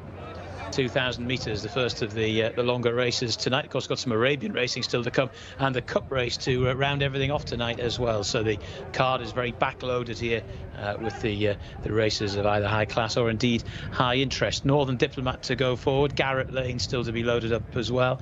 There's Mosto Woeb, and still to go in we have Cute Boy. Green and red colours there of Faza. Northern Diplomat still out as well. Starting point for this race is right at sort of the top of the home straight, and then they will take that pretty sharp turn at the bottom of the track and embark on a further circuit. Quickly back to Callum. Thank you very much, John. Some late support coming in for Northern Diplomat. Best of luck, everyone. Over to you, John. Just gone in, Northern Diplomat as well to stall 18. Yeah, keep your comments coming. 3 to load. Cute Boy to go in.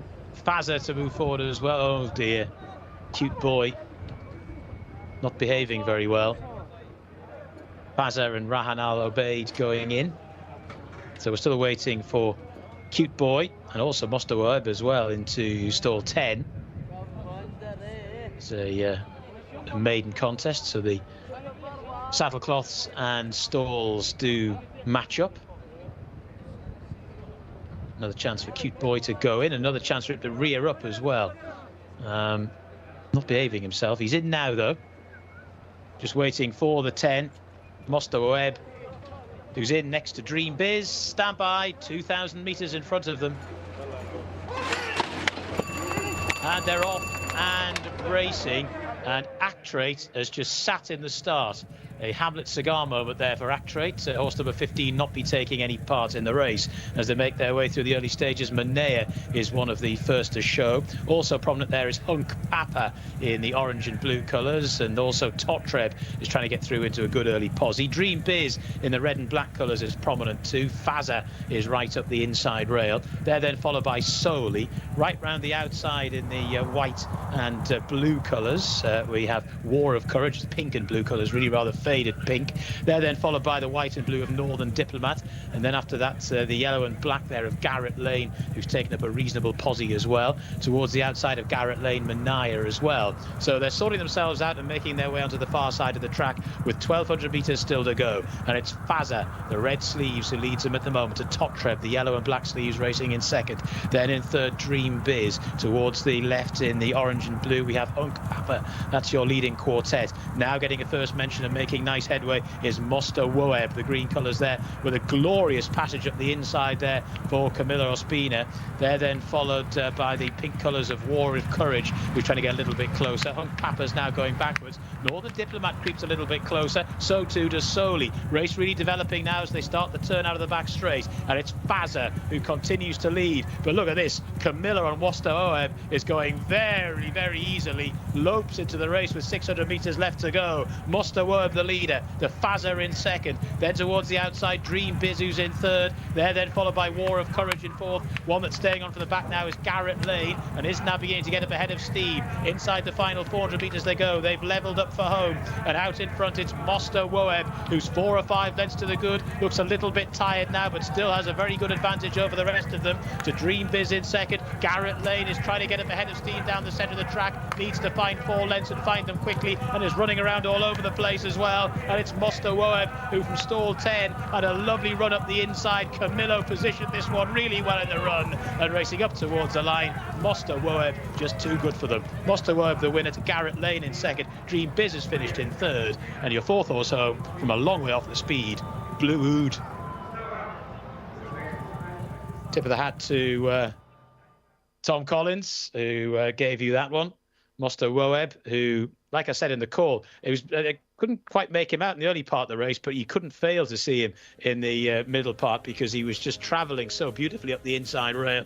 Turned for home. Camillo appeared to have a double handful. I think if you were on Tom's selection in this race, with about a furlong and a half to go, he's beginning to look a little bit tired, and Garrett Lane was building a bit of a head of steam, but in the end it was far too much for Garrett Lane to overcome, and he was beginning to look a bit tired in the latter part of the race. And Mosta Woeb has indeed gone on again to win by 8 lengths. So a very nice performance. Only start number 3 for Mosta Woeb. Garrett Lane's finished in second. Dream Biz was third. Winning time of 2 minutes 17.28 seconds. Fourth horse home was Blue Oud, and the fifth was War of Courage. So that was the 1, 2, 3, 4, 5. Cute Boy, who played up a bit in the starting stalls, didn't really get into the race in any meaningful manner, has finished after that. Camillo Ospina now level with Adel Alfaredi at the top of the Jockeys Championship as well. He's had a good day, Camillo Ospina. He's had a double on the day. He's absolutely flying. And Mosta Woeb looks a pretty useful recruit on the basis of what we know about him thus far. He's certainly been too good for this lot today.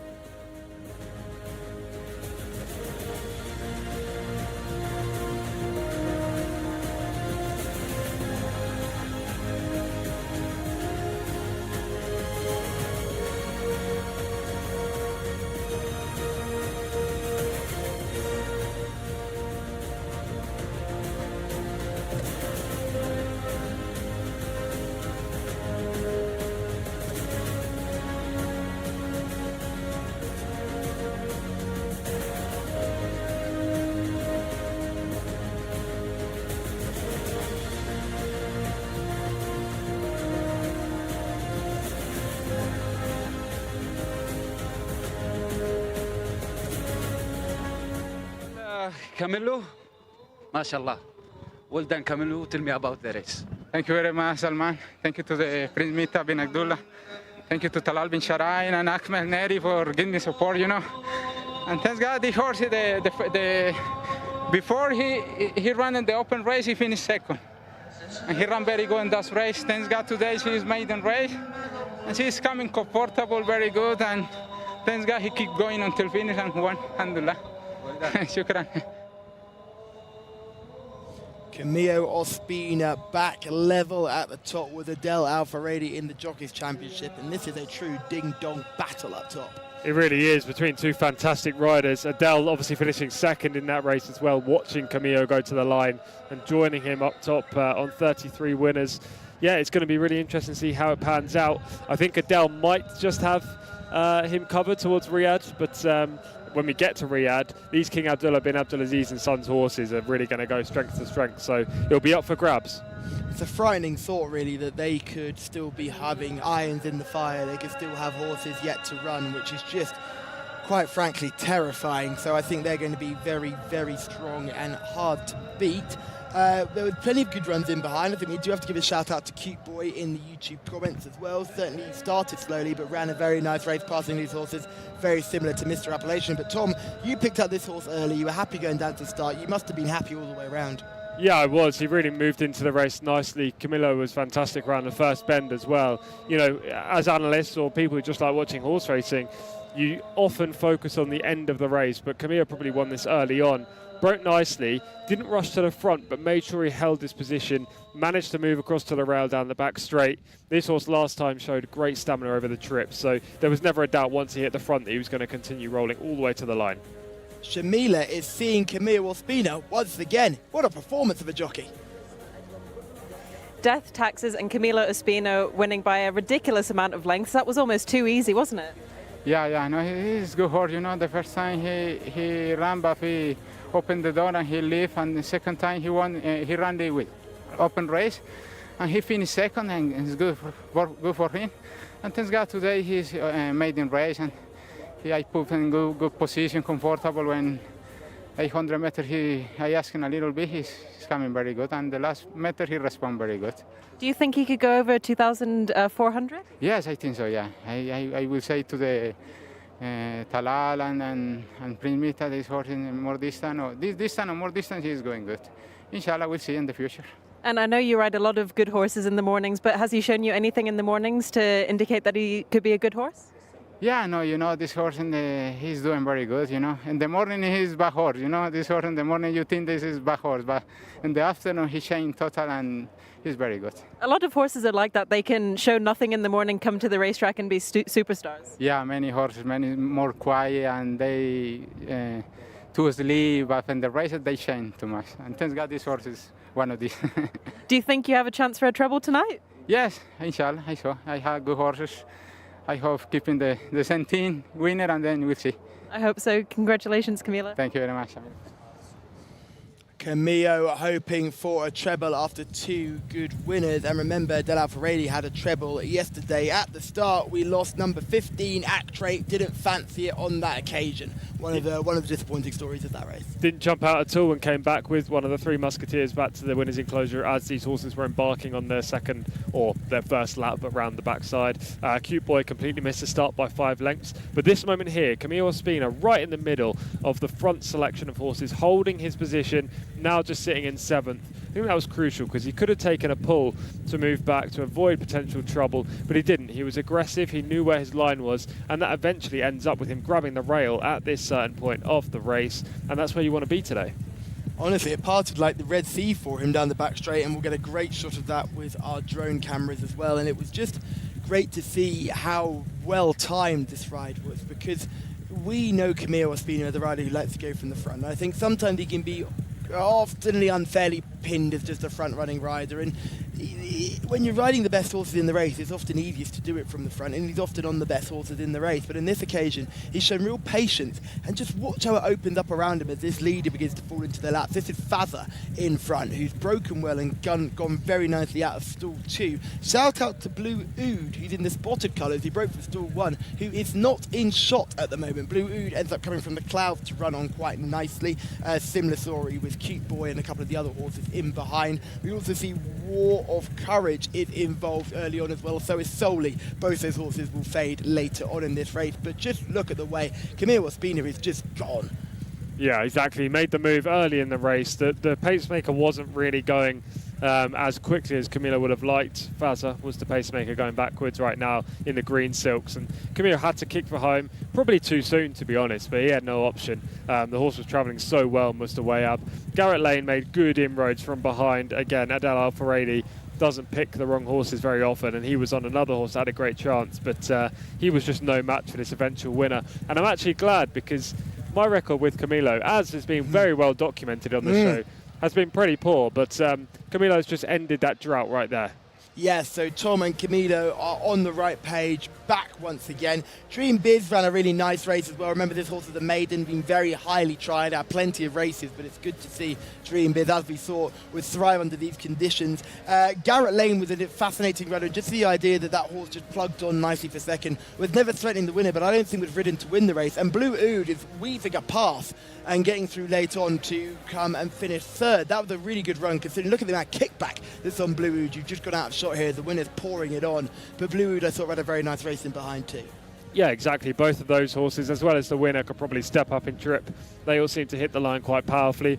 when you go back through the field, you're looking at a load of horses who want to be dropping down in trip, down to a mile or maybe even 7 furlongs because they didn't stay. The likes of Fazza being the number 1 on my list for that category. Northern Diplomat, a few people in the comments were keen on Northern Diplomat. That horse came across the line. That we will not see Northern Diplomat for a while. That horse came across very stiff, travelled into the race nicely and then stopped very, very quickly. So that was a concern if you supported Northern Diplomat on that race course run there. That horse will be dropped back in trip and will certainly be given easier tasks in the future. But one thing that was good is that horse travelled into the race really powerfully. Yeah, and Abdullah Alaufi, who was on board, looked after him once he realised there was an issue or that he wasn't going to run forward. So he crossed the line but virtually walked across it. It was a very patient ride on board. And, you know, when a horse doesn't go right underneath you or the race is gone, you should allow them to finish their race in their own time and not really bottom them out. Just saw Cute Boy really plant himself out the stalls, was lucky to actually get going, because I think if we've drawn anywhere near Actrate, probably they both would have stood there and not bothered taking part, because see Cute Boy not only took part but also ran on very nicely in the closing stages.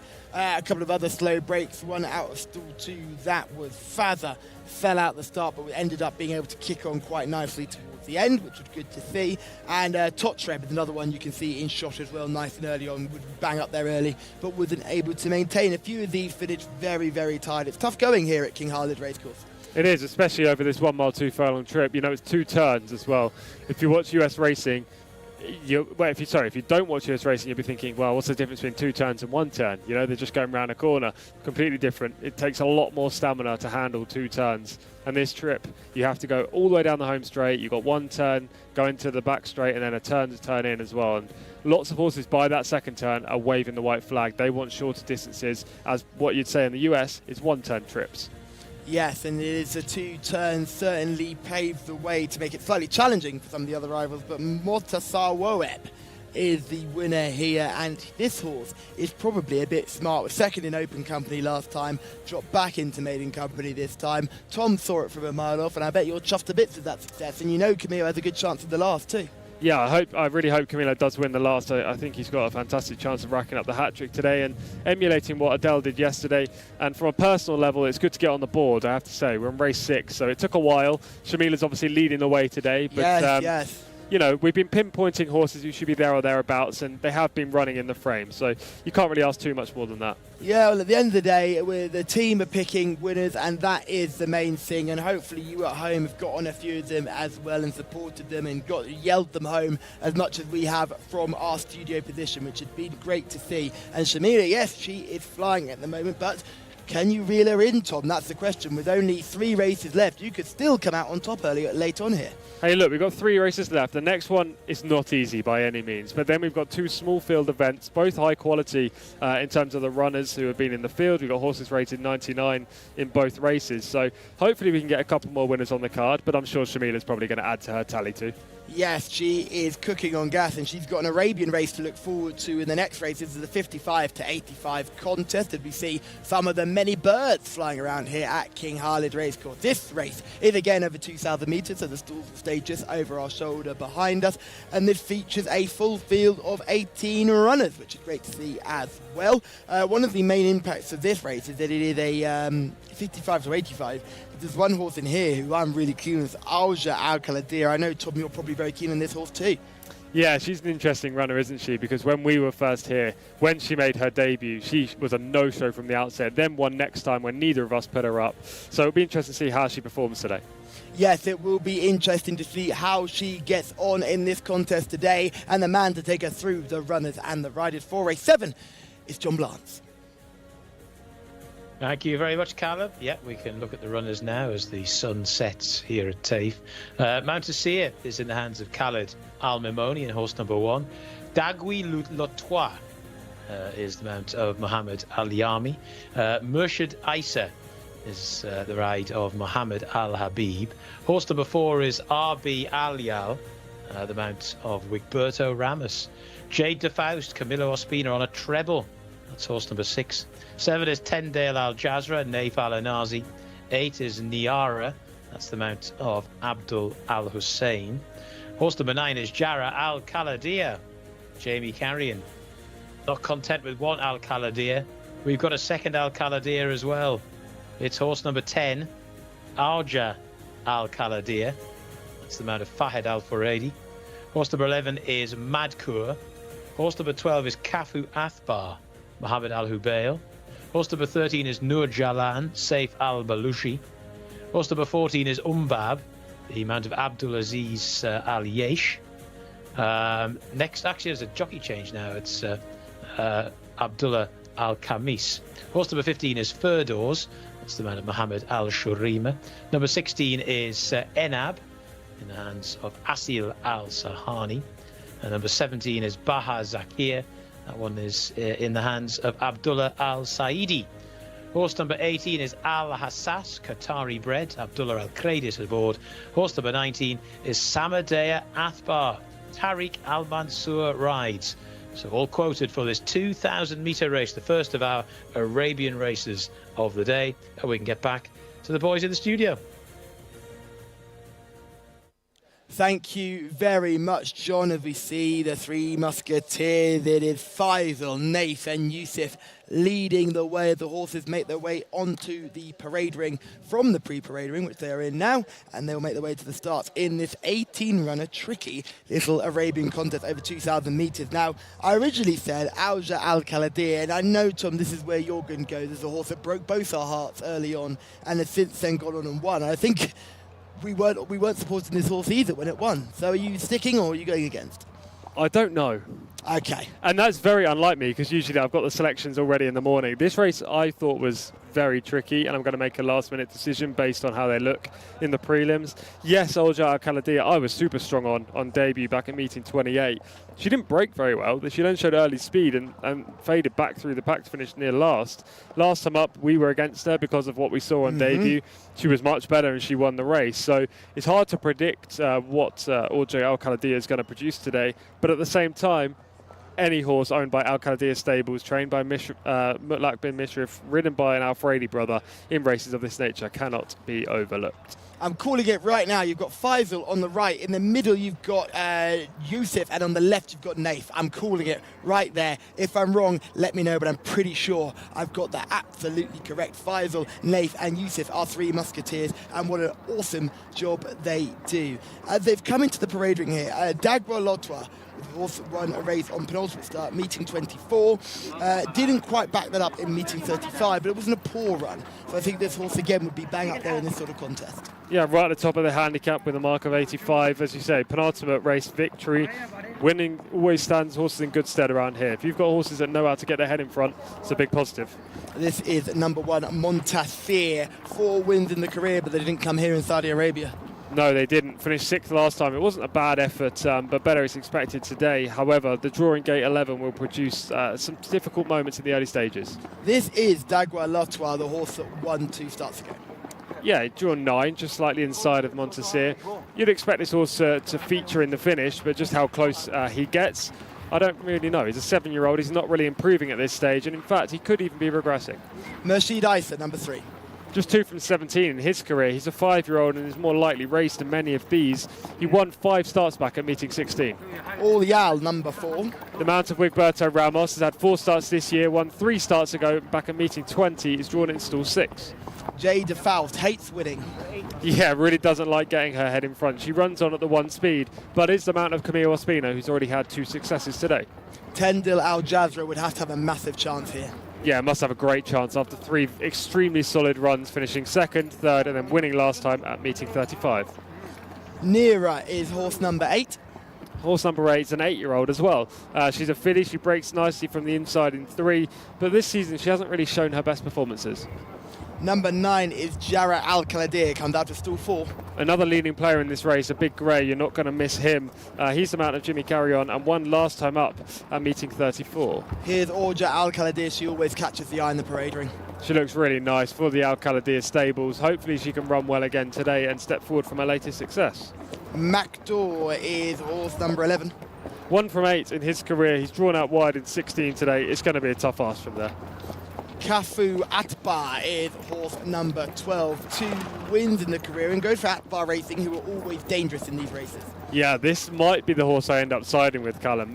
This horse has had 2 wins, as you say, one back at meeting 2. Comes off a long layoff since a disappointing effort at meeting 17, but could easily step forward as remains unexposed. Another bright grey is Noorjalan. Yeah, I made a case about saying you wouldn't miss one of the greys earlier. Well, you might do because there's so many of them. This filly ran a nice reappearance when second, but it's drawn out in 15 today, so we need to break well. Number 14 is Mbab, another grey. Yeah, exactly. It seems like all the field are grey. This is a French-bred colt. He's a 7-year-old, 2-time winner over in France. 2 efforts in Saudi this year have been disappointing. Third doors is horse number 15, only had 1 run this season. Finishing 12th that time, back at meeting 35. Relatively quick turnaround, needs to show more. Anab is 16. A 10-year-old. He's still firing on all cylinders, though. He's run second both starts this year. Minor layoff since the last time out effort, breaking from stall 18. Another grey, Bahar Zakir. Interestingly, breaks from stall 1, so completely different to the previous horse we talked about. 1-2 starts back, but last time up was disappointing. Number 18 is one of the Qatari bred runners, and yet another grey, Al Hassas. Don't know too much about this horse, I have to admit. I couldn't find the Qatari form, but he's a 1-time winner, and his only run in Saudi this season was a bit of a disappointing 11th. Samida Atbar is horse number 19. That will get a run because we do have a non-runner earlier in the field. Yeah, gets into this race. He's rated just 69, so the lowest rated horse, but he gets weight from all of his other rivals. He has a chance, but a slim one. So, Tom, after we've seen all of these in the parade ring, you have surprised me with your selection of Kafu Atbar. What was the reason for your selection there, and why are you not going for... The comments are all about Orja Al-Kaladir. Why are you not going for Orja Al-Kaladir? Why are you not going for Jarrah Al-Kaladir? And why are we not talking about Tendil Al-Jazra? Yeah, it's interesting. There are 3 good horses in this race. You know, Tendil Al-Jazra is the obvious one, in my opinion. Looks like Naif's definitely taking the ride, so he just missed that last ride. That horse has a good chance. Orja Al-Kaladir, I just don't trust fully. You know, she could easily win this race, and it would be good if she does, but based on that first time up effort this year, I don't trust her. Kafu Athbar is going to be the play. Lucas Gaten had a winner yesterday. He's got a really nice string heading towards Riyadh. He's drawn well in stall 2. Mohammed Al-Hubayel's in form, so he's going to be my pick in this race. Egberto Ramos with a steely, determined look on the face, and certainly he'll be looking for a second winner of the day just after breaking that dry spell and having a good winner early, so that was good to see. I am going to look at Tendil Al-Jazra or Orja Al-Kaladir. I can't tell between either of them. So I'm stuck between the 2, and I will make a selection because I have to pick one, but Orja Al-Kaladir just is such a paddock eye catcher, and I think put a line through that debut performance. I think we hyped her up so much that unless she'd won by half the track, she wouldn't have met our expectations, and she didn't win by half the track, she was well beaten, but she turned that form around in quite good style against a very highly rated runner on that occasion while we were here as well, and I just feel that Orja Al-Kaladir deserves to have a chance, but it'll be just fascinating to see how she gets on. As we can see, the horse is still making their way around the parade ring, so we've gone from one extreme to the other. They were flying out of the parade ring in the previous contest, and now we're having a nice, good old chat, catch up with everybody, make sure everyone's happy, find out what the plans are for this evening, and they keep plugging away with these horses around the parade ring. Yeah, exactly. We've got 10 minutes to the start of this race, so I'm sure the bell will ring in approximately 1 minute from now, or maybe even shorter. They'll head down to the post. Obviously, with the 2,000 metre start, it's not too far to get down there, so it's about 300 metres from where they're currently standing in the prelims, so it only takes a minute or 2, and then they'll circle at the start, get ready to roll.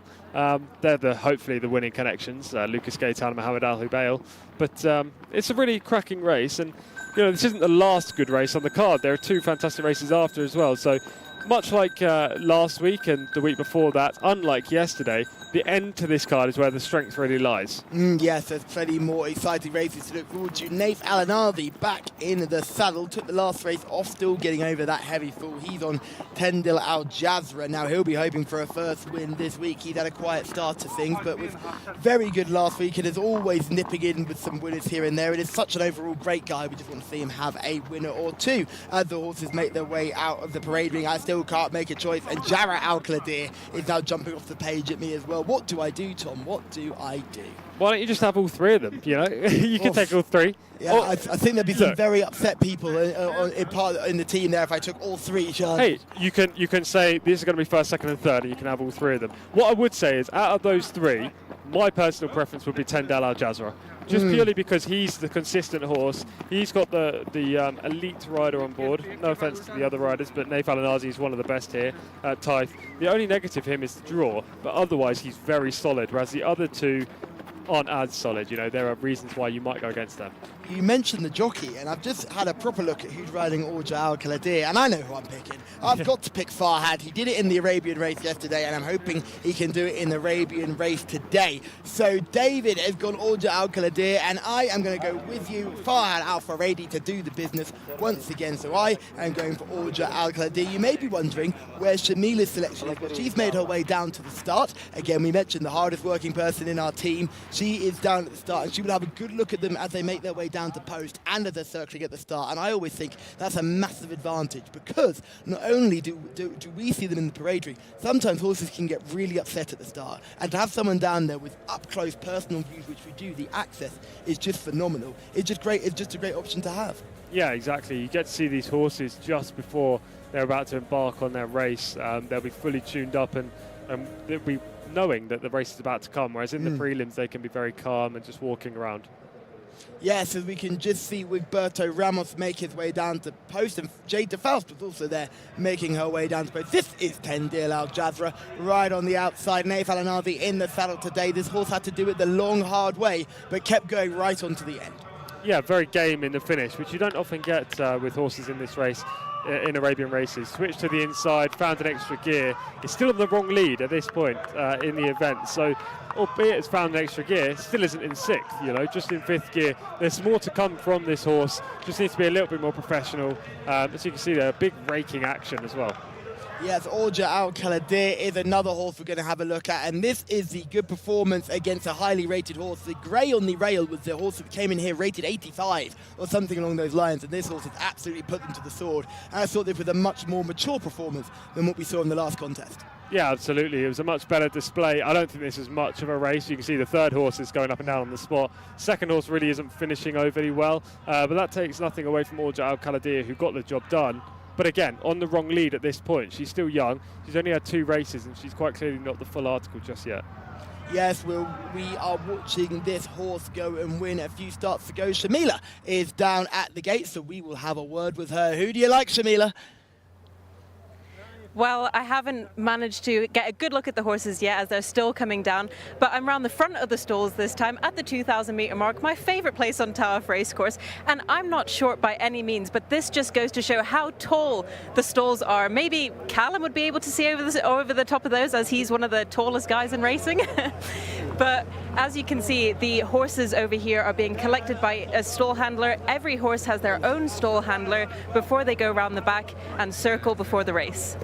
Thank you very much, Shamila. And yes, I think I'm probably one of the few people on this team who have got height on their side. We are a very small team on total all the way around. Tom's a little bit taller. Tom's a little bit taller. He's probably breaking what are you breaking? 5'10"? 6 foot, mate. 6 foot. 6 foot he is indeed. Now, as we see the horses circle at the start, Shamila, the horse Jade DeFaust, that's the light grey. This horse has been plenty busy. Are we seeing the effects of that when you look at this horse turning around, number 6?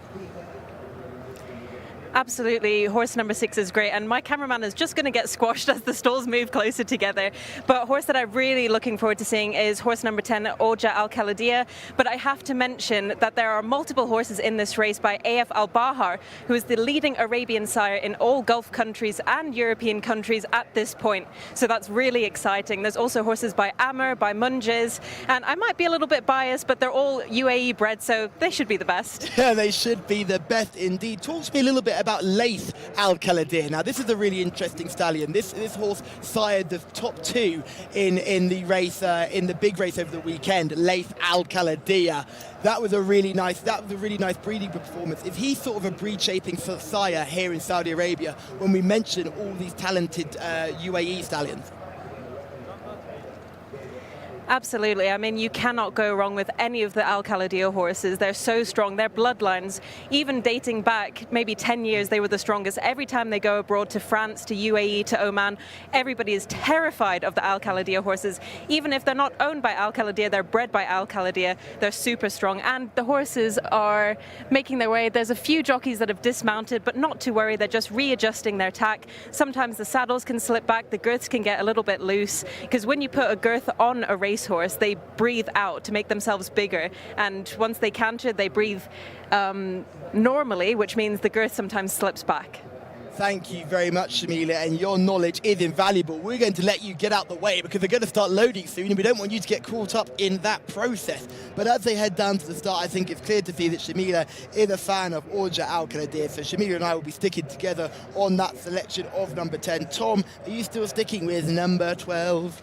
Or is it, yeah, so number 12, it is number 12. What a guess that when I pulled over the race card. So you're still going with number 12, Tom? Yes, Cafu Athbar. Hopefully he breaks nicely from an inside stall and takes that stalking trip along the rail.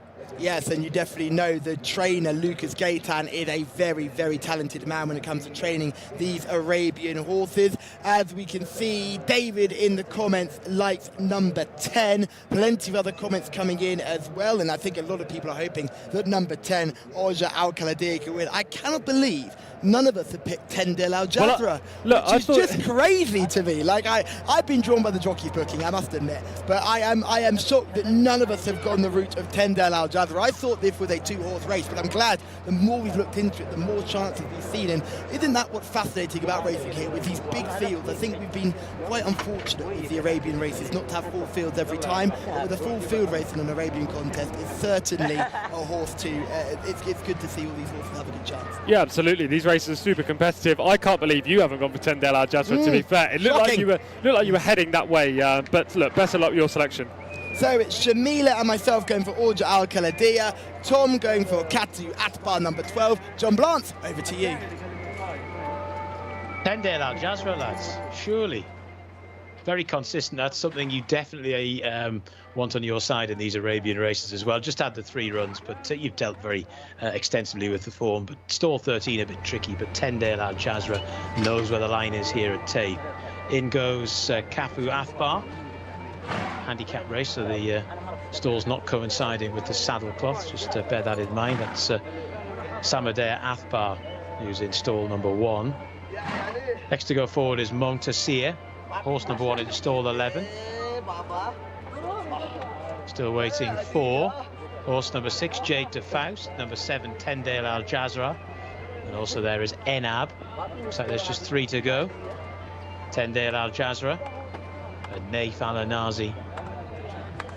10 Del Al Jazra to go in.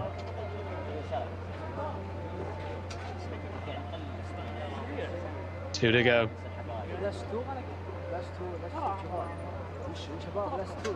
Enab to come forward still into stall 18, and the last one to go in will be Jade de Faust.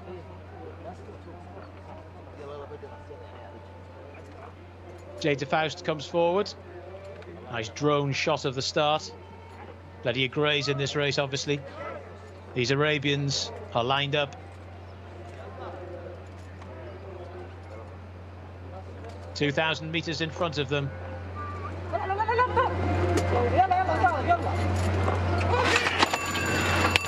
And racing for the 7th on the card, and our first Arabian race of the day. Nice start from Dagui Lotois in the orange and white colours, came out with his running shoes on.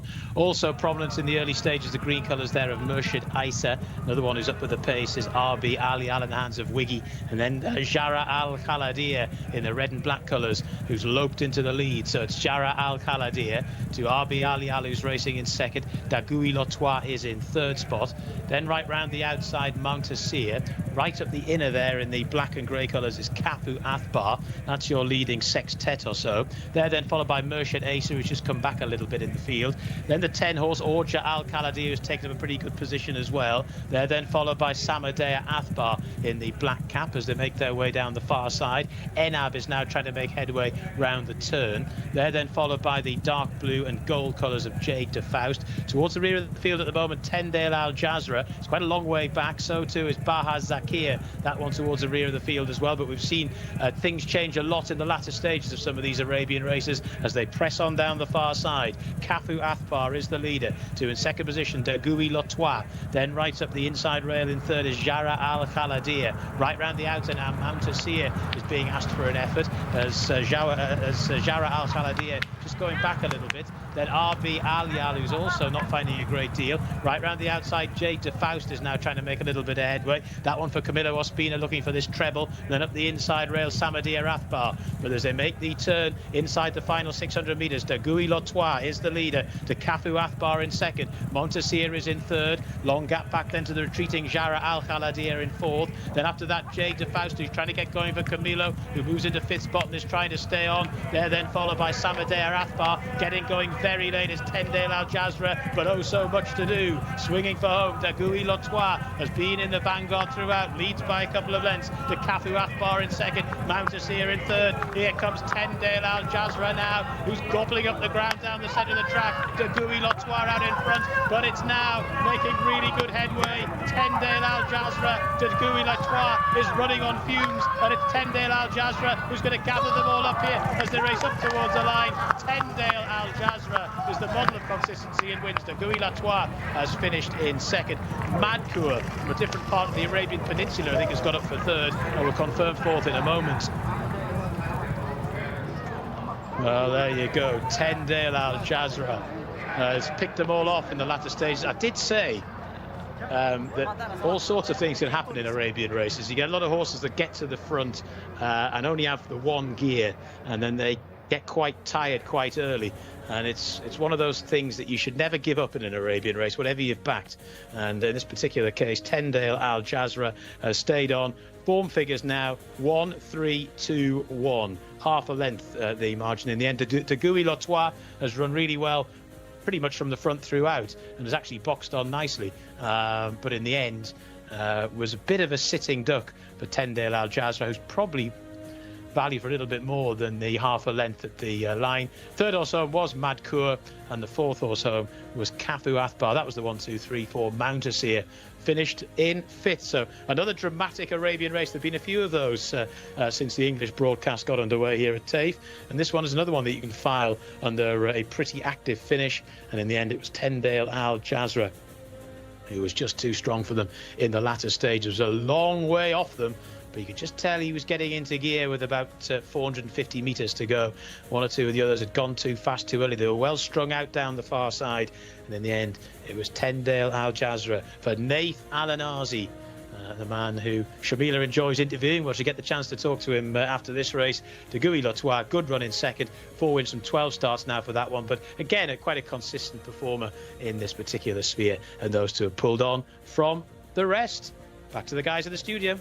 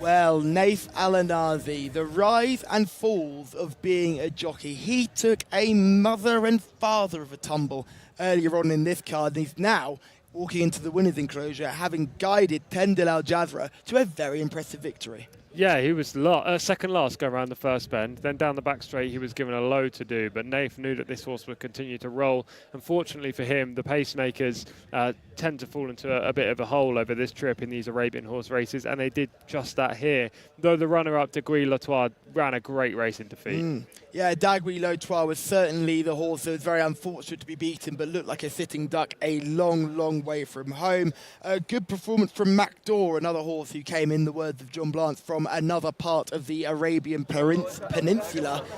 We've got some great comments as well. Keith Jorgensen getting back involved. We love to see you, Keith. You're definitely an expert in these Arabian races. And you mentioned the breeding of Orja Al-Khalideh, who is a full sister to Shahanet Al-Khalideh, who won only yesterday. So it's great to see those bloodlines coming across together. And again, I think Mac Daw with a very positive performance. Orja Al-Khalideh, he didn't get into this race at all, was rustled up to get involved. And the writing was on the wall quite early on. Your selection, though, Tom, horse number 12, Kafu Abba, ran a mighty race, I thought. Yeah, he ran great. I thought he was up there from a long way. He kept finding and finding. And actually, all the way to the line, he was picking up. He just wasn't as quick as the eventual winner. He fought with Degree Lotois for much of the back straight as well. So those horses finished second and I think fourth or fifth.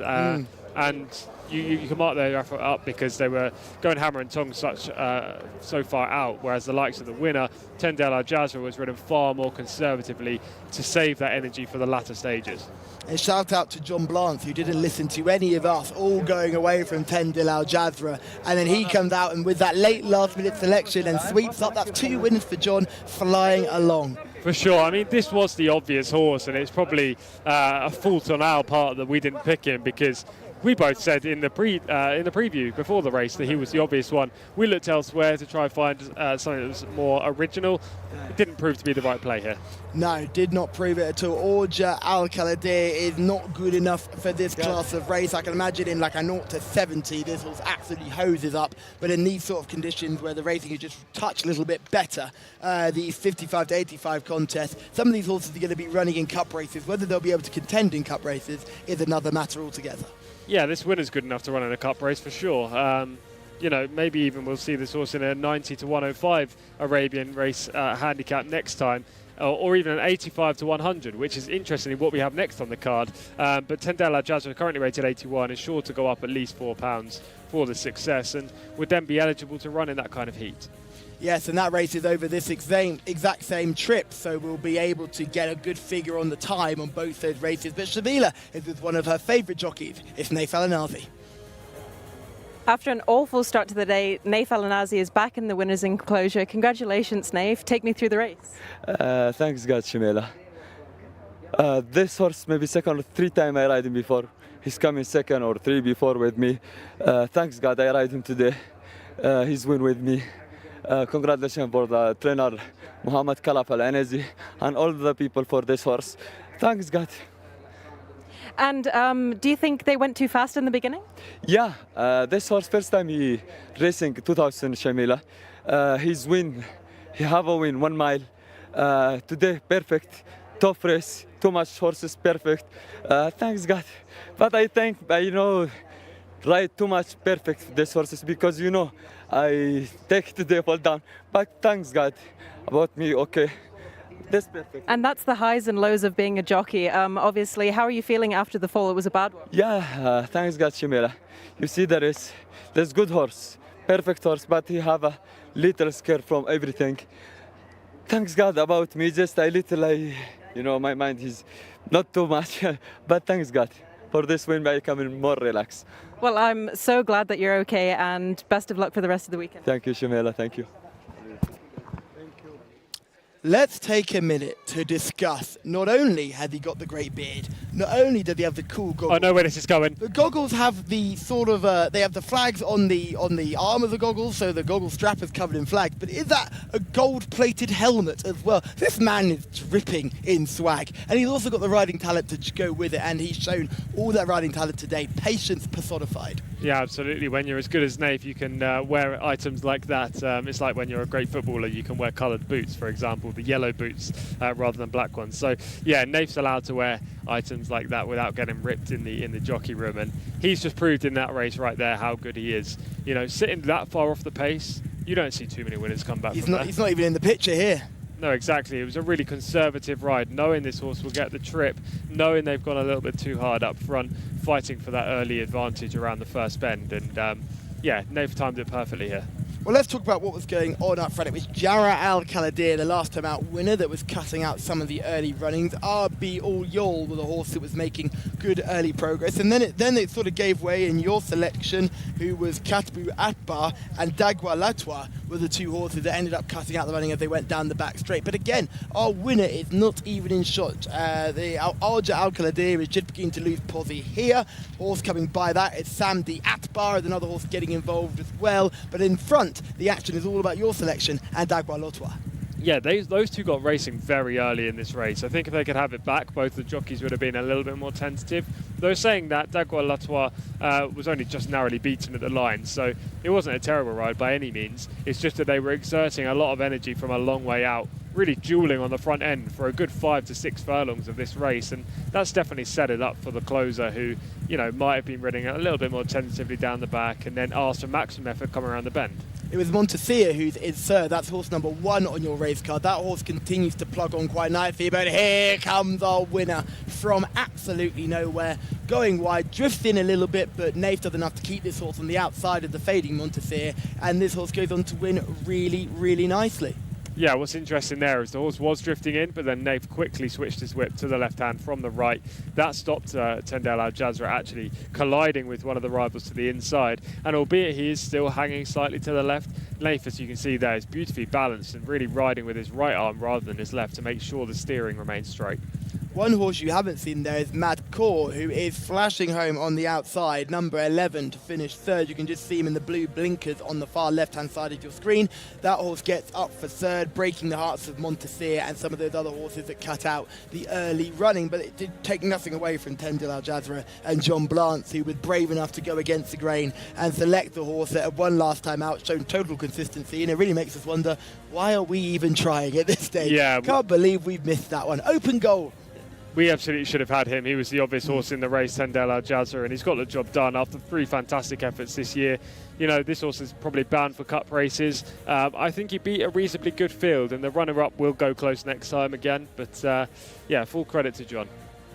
Yes, full credit to John and his selection. It is 2 wins for him. It is 2.5, 3, isn't it, for Shamila now? She's 3. We'll give her 3. We'll give her 3. I'm calling it 3. 3 for Shamila, 1 for yourself, Tom, and 0 for me. About a couple of seconds, but nothing to write home about. But we keep plugging on regardless, and hopefully you guys at home will have found some success as well. I'm sure Keith Jorgensen will be all over our next contest, because this is for the more talented Arabian horses, the higher rated Arabian horses, but I think the clock will tell us a story in this, and whether we see a faster time or a slower time than race 7 over the identical trip. Yeah, absolutely. And actually, just looking at the track record, it's being held currently by Asfan Al Kaladir, the best Al Kaladir and Arabian horse in general that we've seen at Taif so far this season. So they'll do very well to get close to that 2 minutes 21 seconds, but I'm sure they'll probably run quicker than what we just saw there. Yes, I'm pretty sure you like a horse Takdir in this race, don't you? This horse number 2, 3 wins in the career, but was very unlucky last time out when finishing 4th. Yeah, absolutely. This is a small field, but you can make a case for all of them based on the ratings. But yes, Takdir would be my number 1 pick, getting out there very early. The horses aren't even in the paddock this time, but she finished 2nd in the grade 2 starts back, and 3 starts back, sorry, and it was a very creditable effort last time up. We'll watch the footage of this in the next 5 or 10 minutes, and she really just had no chance late on. She got badly hampered by a horse hanging to her right, and she definitely needs to be marked up for that. Yeah, she does need to have her rating pushed up for that performance, and that's certainly one of the most eye-catching bits of footage we'll see as we get into this race. We've got 2 horses in the same ownership in AM Atbar and Princess O Azaz, so both going under the same ownership. That's Khalid Ahmed Hamoud Al Matri, who is the owner of those 2 runners, and they go in the blue polka dot colours as well. So if you've got your race card in front of you, you'll see that this is the 8th and penultimate race on your card. It's worth 150,000 Saudi Riyal, 75,000 to the winner. Tom, what would you do with 75,000 Saudi Riyal? Oh, I'd buy a lovely dinner, because I am starving, I have to say. So yes, congratulations on that and that choice. That shocked me on that one. 75,000 Riyal. I think I'm going for something a little more glamorous. Those cars over the weekend, so I'd probably invest in one of those, because they looked all very fun, and we saw those over the weekend, and I think the winning connections would have had a good time with those. Kasab Al Dam is another horse in this race. Only 7 going to post, so we will look at these horses all in a lot of detail. But Kasab Al Dam, royal penultimate start. We've got plenty of form for this horse later on. We see it finishing 5th last time out, but I think if we look at the penultimate start, that was a much better effort. But as we build up towards our penultimate contest, we need to hand over to our man in the sky, John Blanc. Over to you. Callum, Tom, many thanks. Yeah, just a small field here for the 8th and penultimate race on the card, our second Arabian race of the day. RB game over for Camilo Ospina, looking for that treble. It's eluded him so far, but this horse, pretty solid chance. That's horse number 1. 2 is Takdir in the hands of Mohammed Al Daham. Horse number 3 is Kasab Al Dam. That's the man of Adil Al Furedi. Number 4 is Ayam Athbar, the man of Abdul Al Hussein. Number 5 is Umran Sultan Al Mimoni. 6 is Princess Muazzaz in the hands of Abdullah Al Kradis. And horse number 7 is Gasham Sham Al Jazra. Don't want that one in a driving finish with 1 or 2 others, but we'll see how we get on. Tariq Al Mansour is aboard that one. So just the 7 runners going to post here. For what it's worth, and it's not a huge amount, Kasab Al Dam for me. Surely at some point, Adil Al Furedi is going to ride a winner, and this horse's best effort definitely came over this particular trip. And there is Kasab Al Dam in shot, boys. Thank you very much, John. And when we talk about stunning Arabian horses, Kasab Al Dam is one of those. What a gorgeous, gorgeous animal. And John, you put your selection in nice and early, and I can totally understand why. You are flying high, full of confidence, and I think you're absolutely right to get your selection in nice and early, as we see them in the pre-parade ring before the 3 musketeers, who are named Faisal, Naif and Yusuf, will take us all out onto the pre-parade ring, just doing a couple of last-minute scans, make sure the horses are who they say they are. We're doing them for all of them. That's always a bit of a brief concern. We're only checking the microchips just before we jump off. Neat bit of kit, this. I'm going to get really geeky here and talk about BHA technology. So you see the equipment they've got there now. We can do it on a mobile phone, which I think is one of the real cool forward steps we're taking in racing all over the world. And microchips can be scanned so easily. So obviously you've got the original scanner there, but you do see the mobile phone being used. So certainly good to see that the horses are who they say they are. No one's looked very upset and had to turn around. So I think we've got a full complement of 7 runners in this contest. We do indeed, yeah. Just a small field, but a good one. Every horse in this race rated between 99 and 85. And I'm really looking forward to getting involved and stuck into this, because you know, some of these races you get clear standouts. There isn't really one in here. I feel like I've said that a fair few times over the last 2 days. Every race has been super competitive, and you can make a case for many. Just seeing Gasham Sham Al Jazra, a horse that I know John Blanc will be keen to talk about in the finish.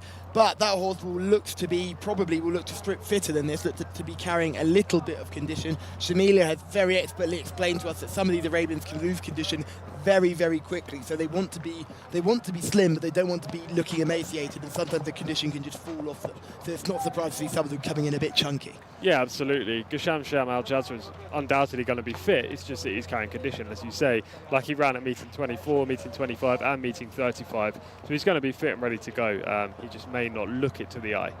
Princess Muazzaz is horse number 6, 5th on only run this season. That was meeting 6, so last week. Meeting 36, last week. Yeah, exactly that. So a quick turnaround after a long, long layoff. Horses can bounce. Quickly explain the bounce factor. When a horse comes from a long layoff, they could be primed to run well. They could produce a near career best performance, and then to repeat that so quickly, given the exertions it takes, they can dramatically underperform. So that is a factor within Princess Muazzaz in here. This is RB Game Over, horse number 1. Interesting horse in this race, won a 90 to 105 handicap back in November, has lots of early speed, and Camilo Ospina is booked. Takdir is horse number 2, I know you like it. My selection in this race, she finished 2nd in this grade 3 starts back, last time up badly hampered, and is better than that performance suggests. Horse number 3 is John's selection, Kasab Al Dam. Out and out stayer. This horse has no early speed but keeps plodding along at the 1 pace. Back up in trip, as John said, is a big tick, as well as the addition of Adil Al Furedi. Ayam Atbar is horse number 4 in the white blinkers. On recent showing, this horse has a lot to prove in this race, finishing 7th at meeting 27, 7th at meeting 32, and 8th last time at meeting 36. Not good enough in my opinion based on those efforts. Ram is horse number 5, back-to-back second place efforts, and the owners had a second in our last race. And a lovely looking horse as well. It looks like a blonde mane and tail. You don't see that all too often. Yeah, this horse finished second in a 70 to 90 handicap last time over 7 furlongs. Step up in class and distance. Princess Muazzaz is horse number 6. A winner in Saudi Arabia, just a one-time winner. Yeah, I don't know what to make of this filly. Quick to turn around, as we talked about there. She could easily bounce and not produce. I genuinely don't think she's good enough anyway, but it'll be interesting to see how close she goes. Sham Al Jazra is horse number 7. 2 wins from 17 starts, and will be fit, but like I said, carrying a bit of condition. Yeah, carrying a bit of condition, and the bottom weight in this race for a reason, just not as good as the others. Obviously gets weight away from some of these horses at the top of the handicap, but this is going to be tough for her. It will be a tough ask for her. Interesting to see if Keith can find any exciting bloodlines in this contest. I know he's very keen to let us know about bloodlines and who's involved, but just on ratings, Game Over is rated 99, and for us, that's the highest rated horse in this field, and it doesn't seem that either of us are going to go and make that selection. No, he has to give away 3.5 kilos to the rest of the field, so obviously it's a handicap. It's not just the highest rated horse has the best chance of winning. Yeah, he's got the most talent. There is no doubt about that. And Camillo's a good booking, given this horse has lots of natural early speed. The stall 7 is never going to be a negative. Long run to the first bend, Camillo will get across in front. So RB Game Over has definitely got a chance. But I watched the race last time. He was legless late on over this trip. I don't think he wants this distance by any means. If he can walk on the front end, go very slow fractions, he's got a good chance. But I don't think that'll be the case. We haven't seen a race like that in our whole time here at Taif. No, we haven't. Shamila is in the parade ring. Has anything caught your eye? As I said at the start of the day, I am sticking with my guns. I am going for RB Game Over. He looks stunning in the parade ring. A lot smaller than the rest of them, but don't worry about that too much. He has a lot of sheepskin on his face. He has a fluffy noseband and he has cheek pieces. It just makes them zone in. Cheek pieces are a bit like blinkers in that sense. The biggest threat to him could be horse number 5. I think he looks really well as well, Umran, but I'm going to stick with RB Game Over. Shamila sticking with RB Game Over, horse number 1 on our race card, and we just discussed the fact that none of us were going for that horse, despite it being the highest rated, and Shamila then says, nope, I'm going to go for it. So we could cover quite a bit of the field here, because I know John likes Kasab Al-Dam as well. Are you going to look in that similar direction, or are you going for Takdir? I'm going for Takdir. I think she needs to be marked up for her latest effort. We'll see the replay of that in a few minutes, as I've said. I think she's got the talent and the ability to win this race. She's drawn nicely as well in stall 1, and her jockey's already had a winner on the card. So, yeah, I'll stick with Takdir, but look, I'm not going to write off a victory for RB Game Over or Kasab Al-Dam in here. I'm going to go for Umran, just to make sure that we cover as many bases as possible. So I'm going to go for number 5, Umran. I think that horse has showed lots of consistency in the last 2 starts. I know the ownership group are very powerful in these Arabian races, and there's no Al-Khaladirs to worry about. So perfect chance to get the head in front. Yeah, exactly. Looks a picture as well in the prelims, Umran. A 6-year-old colt, but you wouldn't be able to tell. Like, he looks very sprightly and youthful. So, yeah, he'll go close. And, you know, we've got 4 horses out of the 7 between us. One of us will have the winner. Surely. Although it wouldn't be surprised if one of the other 3 came through in the clutch to make us very disappointed. As we look at this field continuing to go around the parade ring, going to be a slow ring of the bell in this contest. Only the 7 runners to worry about. We've got a few bits of footage for some of these horses as well, which we'll look at, and those include Game Over, Takdir and Kasab Al-Dam. All those horses will have a good look at. I think the Takdir race is crucial because I think it's the footage makes the form look a lot better. Yeah, exactly. Takdir actually finishes 4th in that, and Kasab Al-Dam finishes 5th. So just from a form figures perspective, John's selection, Kasab Al-Dam, will need to improve. But again, that came over a shorter distance, so there is every reason that this longer 1 mile 2 furlong trip will favour him rather than Takdir. Takdir actually could have won that race. The race card says finishing 4th, but was badly hampered when coming to challenge by an Al-Khaladirs stables runner, as we'll see, and definitely was better than the 4th place finish suggests. Tendil Al Jazra won our last contest over course and distance. If Tendil Al Jazra were within this race, would you be keen to support? Well, that's an interesting question. What, off a mark of 85? Because obviously it's a handicap. So with it off the mark that she's on, off the mark Tendela Jadva's on right now, into this contest. Oh, 81. Hey, look, if she was able to run in here off 81, getting all that weight, then yeah, why not? Because quite clearly the trip is perfect. The horse is in form. Yeah, I'd say well up to running in a race of this nature. And let's just put them all off level weights with equal ability, or all off level weights, I should say, whatever ability they've got. I think Tendela Jadva has more ability than a lot of these horses. Yeah, probably. I'm not convinced by this field of 7. Nothing here is screaming to me as a massive chance. I think in the last race we saw 3 horses that have big chances, and I think we saw 1 horse who's a future Cup horse. Some of these have been running in Cup races and finishing absolutely nowhere near. So it will be good to see these horses really step up from those performances, or we'll have seen Tendela Jadva and say we've seen a better horse than both of these. Yeah, exactly. It'll be interesting to see how the time pans out, because that's the real true reflection, albeit that was a bigger field race. They went harder up front early, and this will likely be a smaller tactical race. But the time is the best way to compare. Oh, we've just seen David getting involved in the comments as well. He is going to follow Shamila with game over, and he's also saying that Tom with Takdar is going to come second. So hopefully for David, he can have a first and a second, call the forecast, which would be very good for him. As we swiftly move on around the parade room, there is a very stern-looking Camillo Ospino who'll be looking for a treble, but he knows in his back pocket he's got a nice chance in the last. Yeah, absolutely. He's got a great chance in the next race after this one to just complete his day with a hat-trick. You know, even in, I'll use football as an example yet again, but say if a player scores 2 goals, they're having a great game. But if they score a hat-trick, they're having a phenomenal game and everyone's talking about it. I think Camillo's probably thinking right there, I've got 2 chances now for everyone to be talking about me at the end of this card today. I'd be terrified if you were my football coach. Coach, I've scored 2. Not good enough. I need 3. So certainly ones to watch. I think you're absolutely right. If he's to match Adele Alfaredi's treble from yesterday and then take the lead back in the Jockeys Championship, that would be a real statement for a 3-timer today, wouldn't it? Exactly, and that'll be on his mind, I'm sure. He'll be wanting that to happen right now. And we've got a fantastic card tomorrow, Saturday, with a couple of cup races as well. And Camillo and Adele will surely have a winner or 2 during that. But gaining every race has an opportunity for both Camillo and Adele. They ride virtually the best horses every time. So every race is a chance to put 1 more into their rivals in the jockey standings. As the jockeys will now begin to mount, as we see the riders on display here. Mohammed Aldahab, I think, is a very underrated pilot. What do you make of that jockey's performance as we've been here in King Khalid Racecourse? Yeah, he was good earlier on when he won that race. I think it was race 5, might be in race 6. Earlier on the card, he was very good then. So, yeah, I think he's a good rider. It certainly wouldn't put me off that he's on my selection here, Takdir. Yes, Adele Alfaredi is also on here. Kasab Al-Dam. John mentioned earlier that this jockey's still looking for his first winner today. Had the treble yesterday, needs to keep up that momentum.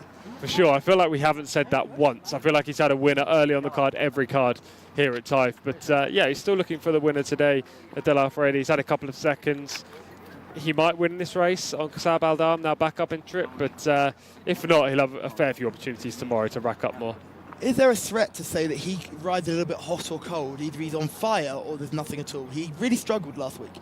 Potentially. I mean, he had 6 winners in the 2 weeks I was away, so that's still pretty good, you know, averaging a winner a day. Camillo Ospina had 10 winners in that period, so he had a better time. But yeah, I think they're both still in form. This is game over, Shamila's selection and David's selection as well. And this is game over, finishing 3rd in June. And you can just see why the horse had a little stop and decided, I don't really fancy it today. No, exactly. And that kind of attitude and tendency is a slight concern for me. He also puts his head very high in the air, as you can see right now, and gets run down late in the closing stages. I think this trip is plenty far enough, and given he'll go from the front, he's going to prove vulnerable late. Yes, and Shamila liked this horse because the way it looked in the parade ring. I can't like it by the way it looks on the racetrack. The other horse we're going to look at is 2 horses. This is Takdir and Kasab Al-Dam. Now keep an eye on Takdir in those blue and white colours. We can just see making the way down to the start, and we get to see Kasab Al-Dam as well. Both these horses finished close to each other, but Takdir was very unlucky, Tom. Yeah, Takdir's on the outside here in the turquoise and white silks. Horse is trying to burrow their way through. The gap is the Al Khaladir runner number 2, and you'll see there'll be a bit of interference between those 2 horses in a minute. The Al Khaladir horse is drifting to the right under a left-handed drive, and right now the interference occurs where Takdir is stopped completely in her run. That then forces her back to 4th. She would have been at worst 3rd in this race. Kasab Al-Dam was 5th. I don't see a reason why that form should be reversed, aside from the fact this is a longer trip and he might be preferred. I was about to say Kasab Al-Dam stepping up in trip would certainly be an eye-catcher for me as a selection, and John has already gone that way and made his selection very early, which I think only breeds confidence. So hopefully Kasab Al-Dam will run a very big race and give John the hat-trick. It will give Alfa Radi a first winner as well. Adele looking for his first winner on the card. Shamila looking at game over as well, and David is also keen on that horse too. Takdar. Horse number 2 is Tom's selection. I'm looking at Umran, horse number 5, and I think the production team are a little bit keen on Umran as well. I think that horse has showed lots of consistency, not running against any Al-Khaladirs today. Hopefully has enough in the tank to make a good effort here. I can't keep help looking at the track record. Afsan Al-Khaladir breaking that record only last week in absolutely imperious style. We're not looking at the same class of horse today, but it's just fascinating to see just how good that horse is. I know Shamila was campaigning for that horse to go to the UAE for the big Arabian race and World Cup night. Yeah, he's 12 from 12 in his career. He's just a spectacular Arabian horse, one of the best, if not the best, currently in Saudi Arabia. They're not going to get near his track record in this race. Just to touch back on Umran, yeah, of course he can win. He's finished second the last twice. This is a very winnable race. But the last time out second came in a 70 to 90 handicap over 7 furlongs. Now he's running in an 85 to 100 over a mile 2. Is that not a slight concern? It would be a concern, but I think consistency means so much in these Arabian races. We saw it with Tendil Al Jazra, and we saw it with Orja Al Khaladir, the fact that that horse is inconsistent, and look what happened there. So I'm looking for some level of maintaining form, maybe not to win, but certainly to be involved in the finish. So hopefully this horse will have a chance. Let's go through the selections one more time. Shamila likes Game Over. There's plenty of love for that horse in the comments as well. Tom likes number 2, Takdir. John likes number 3, Kasab Al-Dam, and I like number 5, Umran. We've covered most of the field. There's only 3 horses we haven't looked at, so hopefully we can find ourselves a winner. John, over to you to call them home. Many thanks, Callum. Yeah, down at the start, down at the 2,000 metre start once more. You can see Takdir there in shot. RB Game Over as well. But yeah, quite a small field here for this penultimate race on the card. Of course, we've still got the 9th and final race to come, the Jcsa Challenge Cup. This is a pretty high quality Arab race, and obviously we have a couple of these every meeting, and they certainly generate great interest both on YouTube and indeed over there in Saudi as well. So they're about to load up. There's Gamsham Sham Al Jaza just going out of shot now. The orange jacket of Umran, and also Takdir. RB Game Over is there. Then the blue and white colours of Ayam Athbar. Abdul Al Hussein is riding that one. So they're circling down at the start. There won't be too much longer before they are given the nod to go in. Nice slow motion shot of them down there. But yeah, I think Kasab Al-Dam, Adel Alfa Radi aboard. Obviously that's no bad thing at all. And I think the 2,000 metres will suit this horse. And again, if there's quite a bit of speed on, which it often is, these Arabian races are often fairly one-dimensional in the sense that there's usually 2 or 3 that like to go out and try and lead. And then so if you just stick around at the back, there's every chance there's quite a few you'll pick off in the closing stages. Tactical nuance doesn't seem to be a big thing when it comes to these contests, as they start to load them up now. Gasham Sham Al Jazra to go in. Next to go forward is Umran, followed then by Ayam Athbar. Takdir to walk forward, and then Kasab Al-Dam. RB Game Over still to go in as well. There's Umran who's in.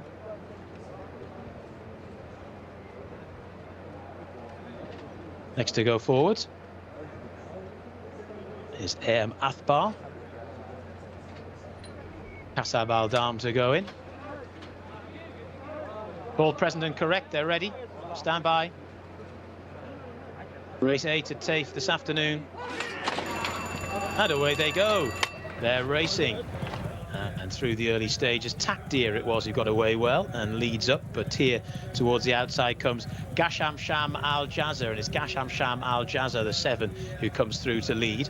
Followed then in second by Takdir. Racing rather wide at the moment is RB Game Over. Then Kasab Al Dam, who's got a nice position, 7 or 8 lengths off the lead, but they are tanking along at the head of affairs. There's Umran, who's in the orange jacket, and then after that we have Ayam Athbar, who is last but one, and Princess Muazzaz is at the back of the field at the moment in that distinguishing white cap.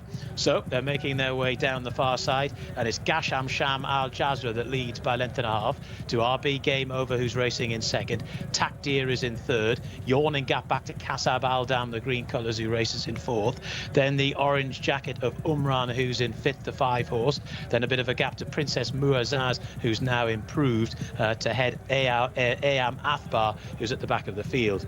They're down the far side now and heading on inside the final 800 metres. The field just grouping up now, and it's Gasham Sham Al Jazza who leads by a couple. To in second position, RB Game Over. Making nice headway up the inside now is Takdir, those light blue colours. Then right round the outside is Umran. Still going well is Kasab Al Dam in the green, just following through Takdir, who's now moved effortlessly into second, as the lead is still held by Gasham Sham Al Jazza and still going okay. They've gone through the 400 metres, and the leader is Gasham Al Jazza, out in front by a couple of lengths. To in second position, Takdir, now making headway up the inside, Kasab Al Dam. Right round the outside, Umran is coming wide, but trying to unleash a challenge, and they're followed then by Princess Muazzaz, who's staying on, but still out in front. It's Gasham Sham Al Jazza, who leads by a length or so. Looks a bit of a sitting duck, though, to Takdir around the outside, and here comes Kasab Al Dam as well. So it's Takdir and Kasab Al Dam as they go inside the final 400 metres now, and it's Kasab Al Dam and Takdir, these two, still battling on manfully as Gasham Sham Al Jazra. They're well clear of the rest.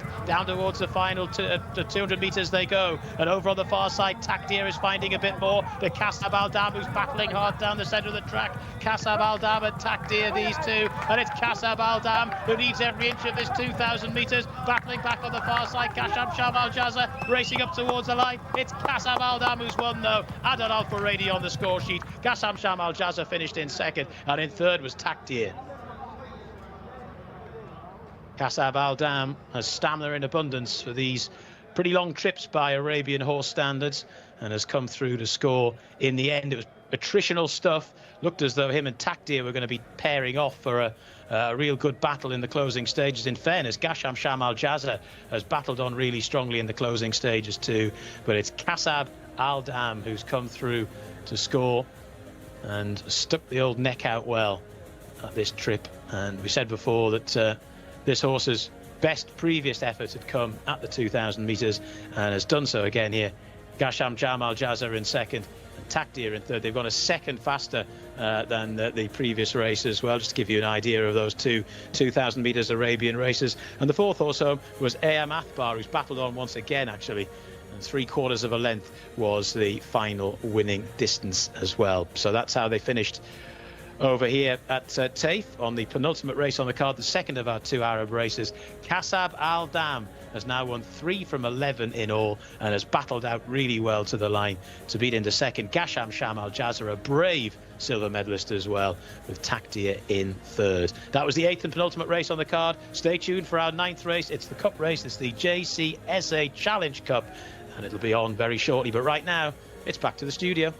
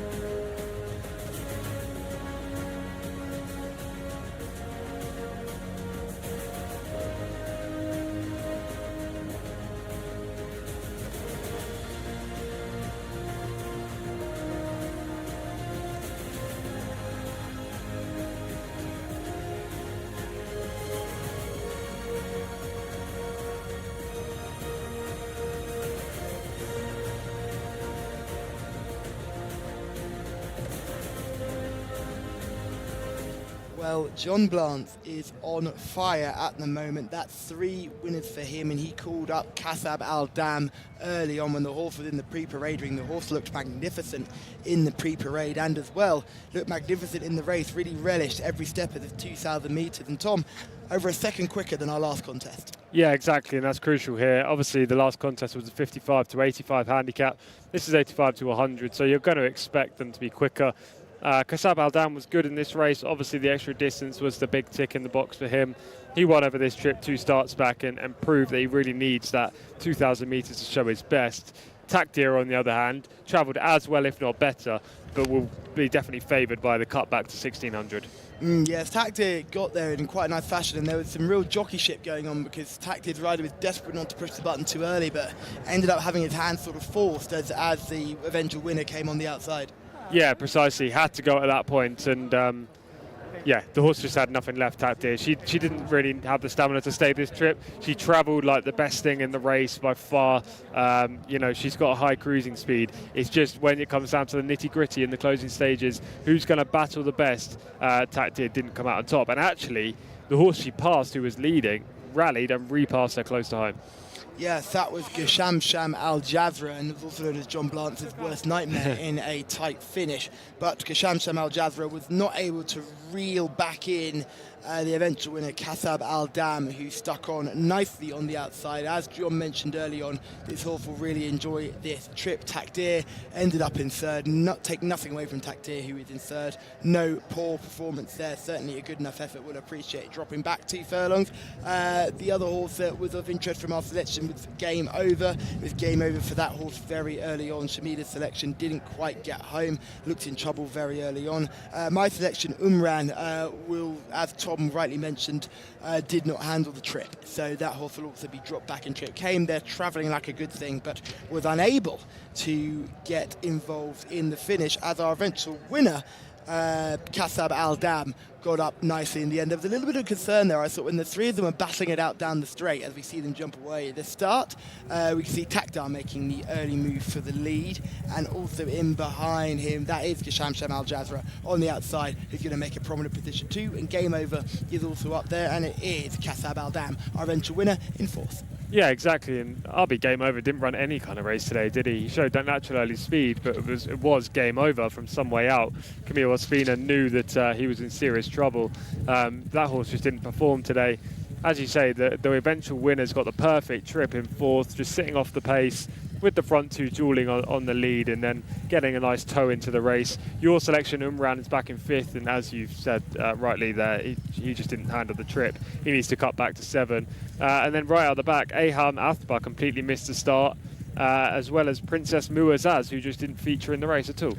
Yes, Princess Muazzaz, I think, got a little bit involved towards the end, but certainly nothing to write home about as we're swinging away down the far side here. And again, we're not setting unbelievable fractions. We're not going too quick, but our leader is still... who is out in front here? Just in front, because I've just seen Taktar's dropped into 3rd and Game Over's dropped into 12th. Sham Al Jazra. This is Sham Al Jazra, which again, looking at the finishing position of Sham Al Jazra, this is a very, very good run, isn't it? It really is, yeah. This horse has a lot of tenacity. I think that's the main asset. You know, he was rallying close to home, even when he was passed by 2 horses, so much so that he managed to get back up and repass Takdir in the race. I didn't think he had a great chance coming into the event, but this is quite clearly a season's best display. Here we go. Look at this race-winning move here from our eventual winner.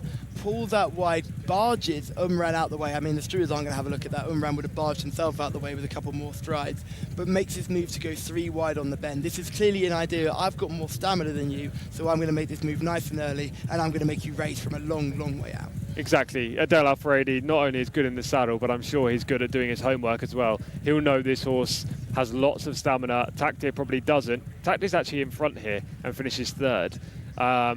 Yet Kasab Al-Dam is just keep rolling and rolling and rolling in the straight. And Adel knows that. This horse just doesn't stop at all, unlike Takdir right now. Sham Al Jazra is there now fighting back to get up for 2nd. I think this is quite an eye-catching performance from this horse. Certainly will be one to watch over races on this trip. But again, just finishing off really well. He's actually in front 2 strides after the line, which is crazy given he was overtaken on the turn. No horse here at Taif, no matter if it's an Arabian race or a thoroughbred race, that I have seen has rallied like that from being in the lead, fading back to third, and then after 2 strides after the line, going back in front. This horse needs as far as they can go in Riyadh, virtually. 2,400, I imagine, will be an option. That can be done here as well in King Khalid race, because not sure how many races are around at that trip, but certainly would be one to watch. And again, you have to watch this eventual winner as well, Kasab Al-Dam, who has absolutely gotten up. And Shamila is with our winning trainer. I'm with Abdullah Al Faraj after that race. Congratulations. You were confident about that the horse was going to win. Thank you, alhamdulillah. Kasab Al-Dam is very good horses. The second time he's won in Taif in the same distance, 2,000 meters. I hope, inshallah, after 2 weeks, I have go to the derby for 4 years and in the same distance. I hope, inshallah, he's going to win, inshallah. And what are your plans for him for the rest of the season, for the Riyadh season also? In the Taif season or the summer season, after 2 weeks, maybe he have a race in the derby, Taif derby for 4 years, Arabian horses in the same distance. And inshallah, in the second season in Riyadh, inshallah, he will. I see the race, inshallah, is good for him. And he seems to really suit longer distances. Will you keep him at that? Maybe try 2,400? Yeah, no problem. Because the last year he's won one time in the 1,800, and in Taif in this season he's 2-time win 2,000 meters, and inshallah I hope in Riyadh 2,000 or 2,400 meters. And what do you think about Adel Al Faradi? He's flying this season. Yeah, he's a champion jockey, the Adel Al-Faradi. Is very. And I think is the first jockey, Saudi jockey in Riyadh, in Saudi Arabia, and he's won now in the jockeys. Inshallah, I hope with him, inshallah, in the next race, inshallah. Thank you so much, Abdullah. Congratulations. Thank you. Thank you very much, Abdullah, for giving us the lowdown on that. And I think it's interesting to see that this horse has got a target here in 4 weeks' time. Not too long a turnaround, but plenty enough to make sure this horse is fighting fit to go ahead in that contest in the, I think it's the Derby here, the Taif Derby. Yeah, exactly. 4 weeks, in my opinion, is perfect turnaround for a horse like this. It gives them time to recover and then train in the morning and get back to 100% ready for what is the seasonal target.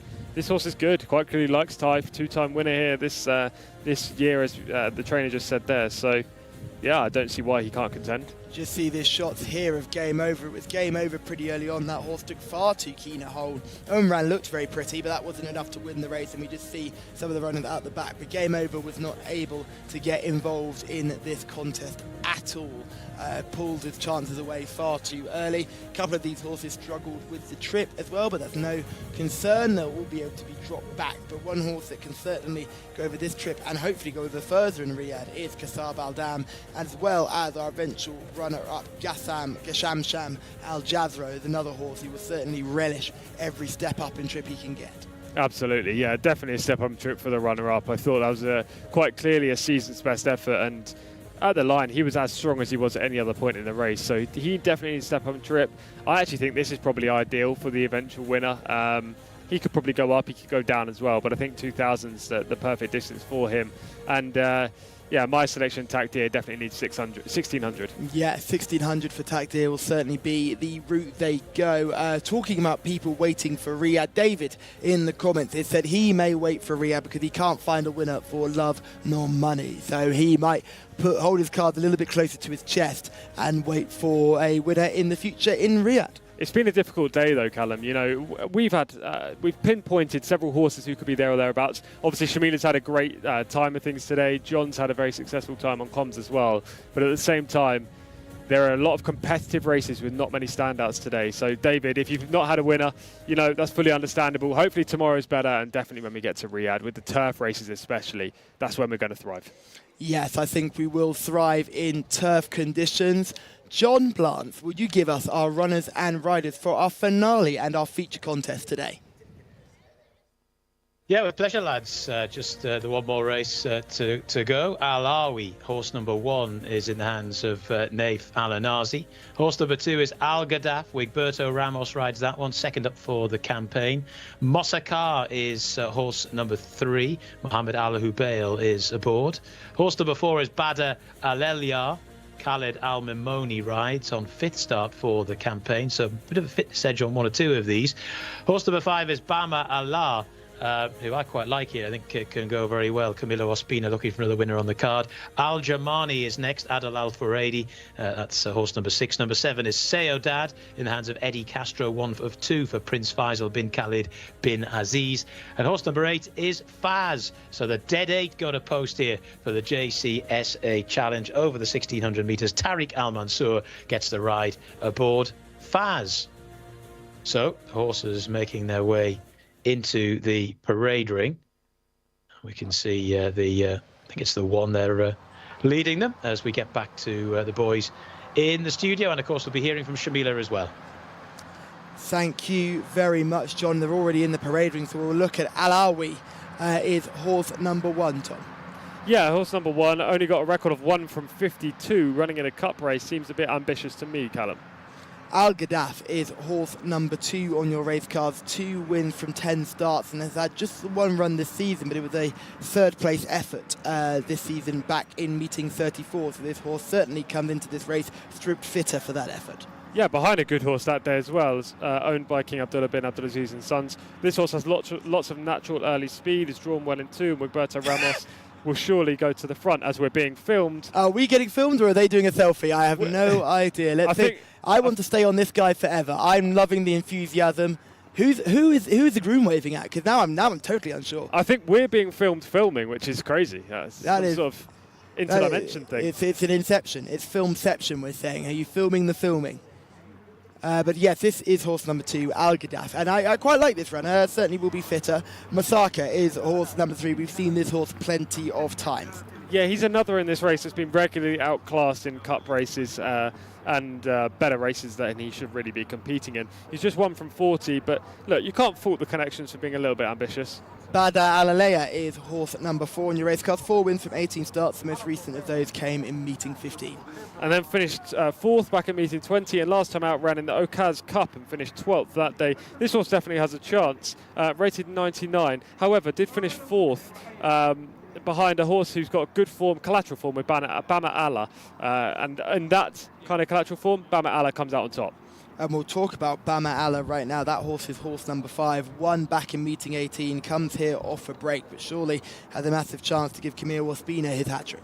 Yeah, this horse won the King Abdulaziz University Cup on his most recent outing back in meeting 18. That was a good effort. He looks very fit, despite the fact he hasn't run since then. I think he's got a phenomenal chance, and you know, I just want him to win, not only because I'm going to select him in the race, but also because then Camilo Ospina will have the hat-trick today. Al Jamani is horse number 6. This horse is rated 90, 4 wins from 22 efforts. That last win came back in meeting 4. Adel Al Furedi and Gaith Al Gaith, connections you cannot overlook no matter what the horse is. This horse finished 4th behind Bama Allah back in meeting 18 in the King Abdulaziz University Cup, and will need to overcome that deficit to reverse the form and win today. Horse number 7 is Seodad. This horse is a runner who came 3rd in Riyadh last season, and we'll have a good chance to have a look at that Riyadh form as well later on when we have a good look at the form. We're just having a good old look at horse number 6, Al Jamani. Nice looking animal, certainly nothing to go against, and very evenly built. Nice, short, powerful back as well. Just waiting to see number 7, Seodad, and then we can see that horse now. 16 wins from 37 starts. This is a prolific animal, and the only concern you have is this horse's first time up at King Khalid Racecourse and is carrying a wee bit of condition as well. Yeah, I thought that might be the case because all of his best efforts and definitely future targets will be at Riyadh. So he's probably not going to strip 100% ready to go today, which is why he's not going to be my selection. However, you've touched on there, super prolific. 16 wins. No horse in this race can get anywhere close to that. Yes, so certainly one to keep an eye on. Maybe not today, but certainly the future. This horse will be winning at Riyadh. Finally is horse number 8, Faz. That's 4 wins from 20 starts. None of those wins coming this season, but Faz certainly has a good chance. Tariq Al Mansour in the saddle today.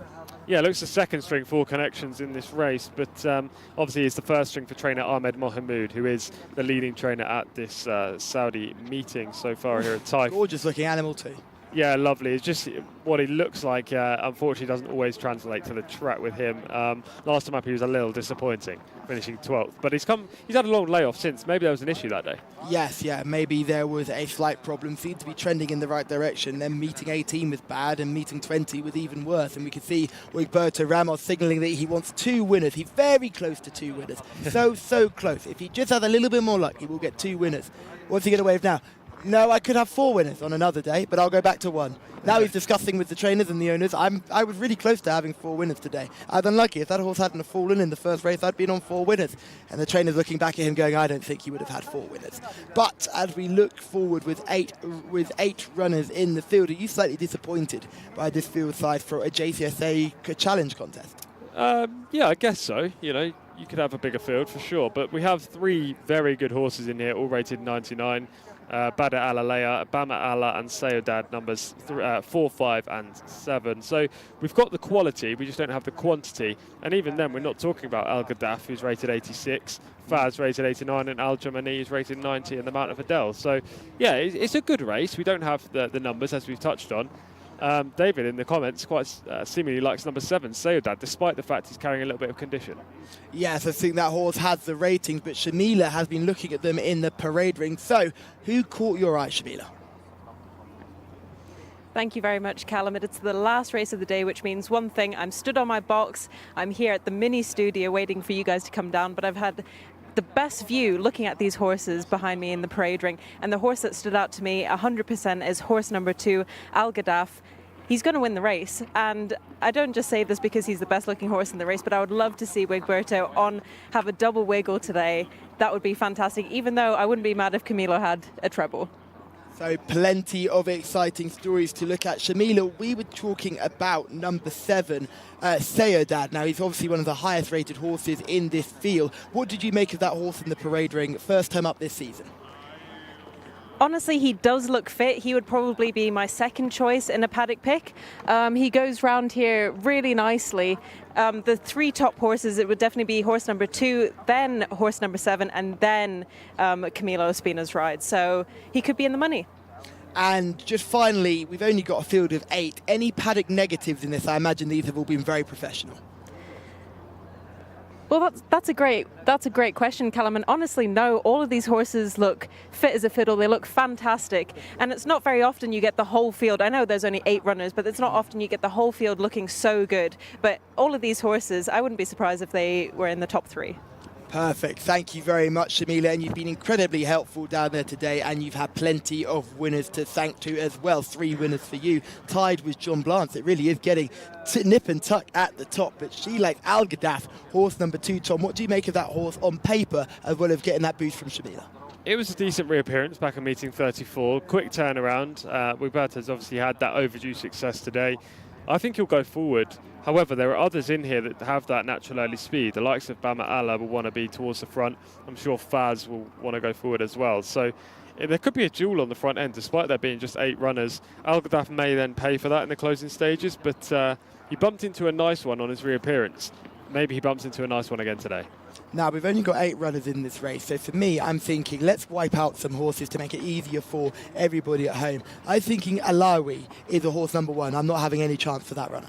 No, I don't think Al-Hawi or Mosaka, number 3. I think you can strike both of those off. They're ambitiously campaigned, but seemingly outclassed against these rivals. That takes us down to a field of 6. Now, if I'm breaking this down, I think I'm looking for a top 3. Who would your top 3 be out of the 6 we've now left with? Do you want them in order, or do you want them? No, just give us the top 3 and then we'll get them in order afterwards. So absolutely. Any 3 runners. So Bama Allah, who's obviously my number 1. Sayodad, if he's ready to run today, which is a slight concern. And then I'll go Al Gaddaf as well, just based on that reappearance effort. So Sayodad, Al Gaddaf. Now, again, trying to make it helpful for everybody at home, let's give us 1 positive and 1 negative for each of those runners. So let's start with Bama Allah. What would be your positive for that horse? The positive is that he won the King Abdulaziz University Cup last time out. We know he's capable of winning at this level. The negative would be he hasn't run since meeting 18. Okay, so the positive is a very high-class winner on his day. The negative is there may be some fitness concerns. Sayodad is horse number 7. Give me a positive and a negative. We'll start with the negative because it's very similar to Bama Allah's. Definitely fitness concerns. Hasn't run at all this season, so is likely to strip a lot fitter after today. And the condition in the paddock didn't look 100% to me, albeit Shamila said he looked very nice. The positive is that he's probably the best horse in terms of talent in this race. And finally, Al Gaddaf. Give us a positive and a negative, and the positive can't be Shamila picked it, because I know it's a big thing. The positive is that he's got early speed and is the partner of Wigberto Ramos. Always a positive when the Wigman's on board. The negative, I just don't know if he's good enough. I think that same can be said for Faz. I think Faz coming back off that break, I'm sure will run a much better race than what we've seen so far. But again, I'm just concerned, is this horse going to have the class to be able to take this sort of contest? And maybe not. So I know you're going to be looking at Bama Allah, Tom. You've been very keen on this horse from the beginning. I watched that University Cup. He wasn't an impressive winner, sort of scrambled home. Would that be a concern?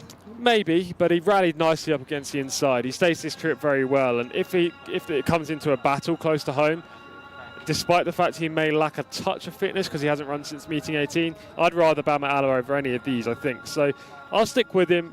Camille Ospina is desperate for that hat-trick. We know that. This horse is by Premium Tap, and I can't count how many progeny Premium Tap have won here at Taif. So, yeah, I'll stick with Bama Allah. I am slightly scared that Sayodad is miles too good in terms of talent, but, yeah, the layoff for him is a slight concern with me. So I am going to take on both you and Shamila. I'm going to go for Sayodad for that very reason that you made, is that he's probably the best horse in the field. It's just fitness is a concern. Faz for me is absolutely gorgeous. I'm really hoping that Faz runs an improved race, even if he doesn't win. If he came second to Sayodad, I would not be disappointed at all. I think Faz is certainly a horse that's caught my eye in the parade ring. Tariq Al Mansour is a very, very, very talented rider. And now we're going to get to have a look at some of these in action. The first one we are going to look at is Bama Allah. Tom, this is your selection. This was a win back in mid-July in this University Cup race. Yeah, he's very game on the front end with the red cap, Bama Allah, the second string of the King Abdullah bin Abdulaziz and Sons horses this day. Looks like he's about to be passed, well, he is passed, and then not get anywhere near the lead again. But he actually rallies very nicely up the inside. Quite clearly he wants to win. I think that's crucial with horses, no matter where they race in the world, and he's super game to get back on top. I think a repeat of this would be good enough to be right there at the finish. Yes, that was a very eye-catching performance and a strong win. Badr Alaleya is the next horse we're going to have a look at. This is this horse finishing in 4th in July the 21st. So this isn't incredible form, but this horse picks up quite nicely to plug on later on in this finish and just get past a couple of these later on. Yeah, stays the trip okay, but just passing these fading rivals, tired foes. So, you know, it was an okay performance. Does it wow me? Not at all. No, Sayodad is horse number 7 on your race cards, and we've got some form of this horse in Riyadh. This was the 3rd place effort in Riyadh. Oh, we had some form of that horse in Riyadh. Sayodad, horse number 7 on your race cards. This is Al Gaddaf, Shamila's selection, horse number 2. So we will have a look at Sayodad, horse number 7, finishing 3rd in Riyadh. This is, for me, is a good level of form. This is a nice, tasty contest. Clearly the winner, the bird, has flown, but this horse is stuck on nicely, and we know how strong the Riyadh form is. Yeah, exactly. He does hang a little bit to his right-hand side, and he's not 100% going forward at this stage, which is a little bit worrying, but at the same time, this is a good race. The winner is very, very talented and would dot up in this affair today. So, look, on this evidence, Sayodad's a major player. On the fact he's won 16 races in his career, he can't be overlooked either. He's got a great chance if Eddie Castro can make him run perfectly fine on his reappearance. Yes, he's just got to make sure that horse remains balanced going down the straight. The other thing for Sayodad we have to mention is, since we've been here now for a couple of days for this next spell of racing at King Khalid Racecourse, what we've noticed is yesterday especially the Riyadh horses coming to play were coming fit, and they were really stamping their authority. I am a big fan of a horse called Hawawaya.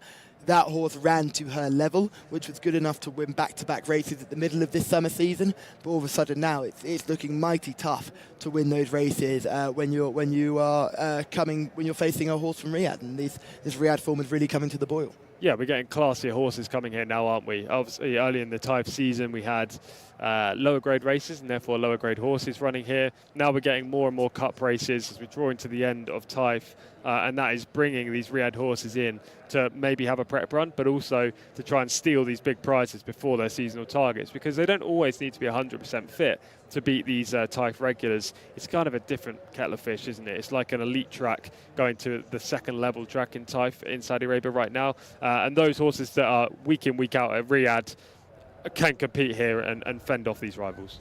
Yes, so let's just go for these selections one more time. Only 8 runners, so not much to go through. So Shamila has gone for Al Gaddaf, horse number 2. Tom has gone for Bama Allah, horse number 5. And I have gone for Sayodad, horse number 7. Just to repeat that again one more time for your notepads. It's Sayodad, number 7 for me, number 5, Bama Allah for Tom, and number 2, Al Gaddaf for Shamila. That leaves only one person to ask. It's John Blance. Who do you like? Yeah, I do like Bama Allah. I like some of that Riyadh form, and obviously ran very well last time out here, and is third up, and the old third up after a layoff stips. It's all a bit American, but myself, Tom Collins, and indeed you as well, Callum, will watch plenty of American racing, and I think this horse has just been beautifully tuned up for this, and on official ratings should be capable of going pretty well in this company. So Bama Allah for Camilla Ospina, hopefully on a treble as well, so we will see.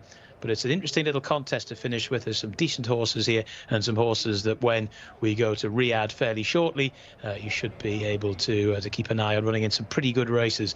Dismounted there is Al Jamani, who is a little bit behind some of these unofficial ratings. Adel Al Faradi aboard, though, has had plenty of runs this campaign. Al Jamani certainly won't be wanting for fitness, and emerges from stall 6 here, rated 89, so a bit behind the likes of Badr Alelia, we'll get that right, hopefully in the call, and Bama Allah. But as Tom was saying, there's 1 or 2 that need to find a little bit here on overall ratings. But it's a decent little contest to close the card. And of course, we race here again tomorrow. We're beginning to come to the end of the Taif campaign. Still got a month or so to go. And then there'll be a little bit of a hiatus, a break, and then we'll be back for Riyadh in the later part of the autumn. And all will be bearing down on the Saudi Cup in the fullness of time, of course. There is Mosakar, one of the lesser fancied runners purely on the ratings. And there is Faz, the red distinguishing cap for that one. Bama Allah will be wearing the first green cap of the King Abdullah bin Aziz and Sons racing operation. There is Alayawi, who's just been dismounted down at the start. 1 win from 52 starts. I think it's fair to say this horse probably is tilting at a bit of a windmill here, as indeed is Mosakar, has only 1 win from 40 starts. The others have much more impressive and impressive records and better strike rates as well. But that's Alayawi just being sorted out down at the start. Hopefully going to be speaking to Wigberto Ramos after racing as well. Great to hear from Wiggy, and he's become a bit of a hero already to those of us who have enjoyed the English channel here in Saudi.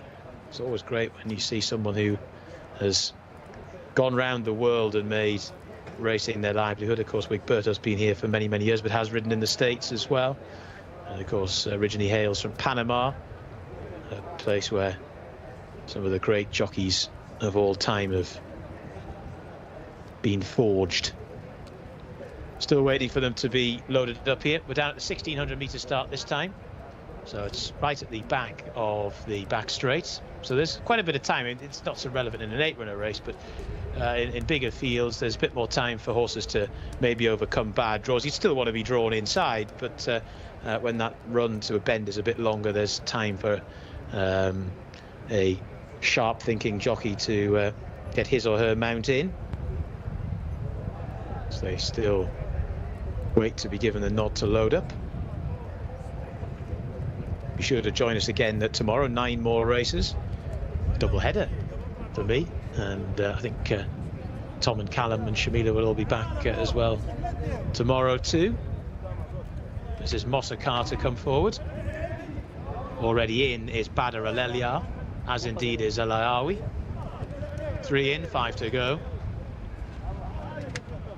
Horse number 8 is Faz.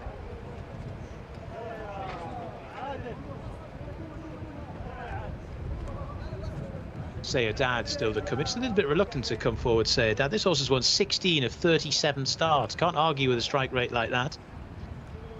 And may need this run, but he's definitely one to keep an eye on with Riyadh in mind as well.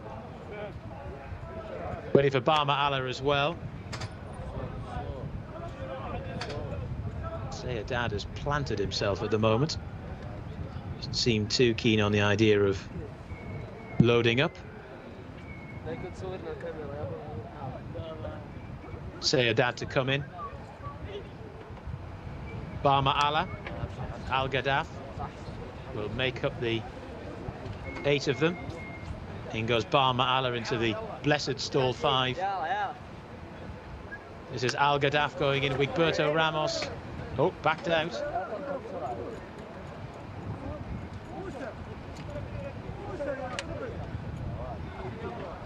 Had to go forward again.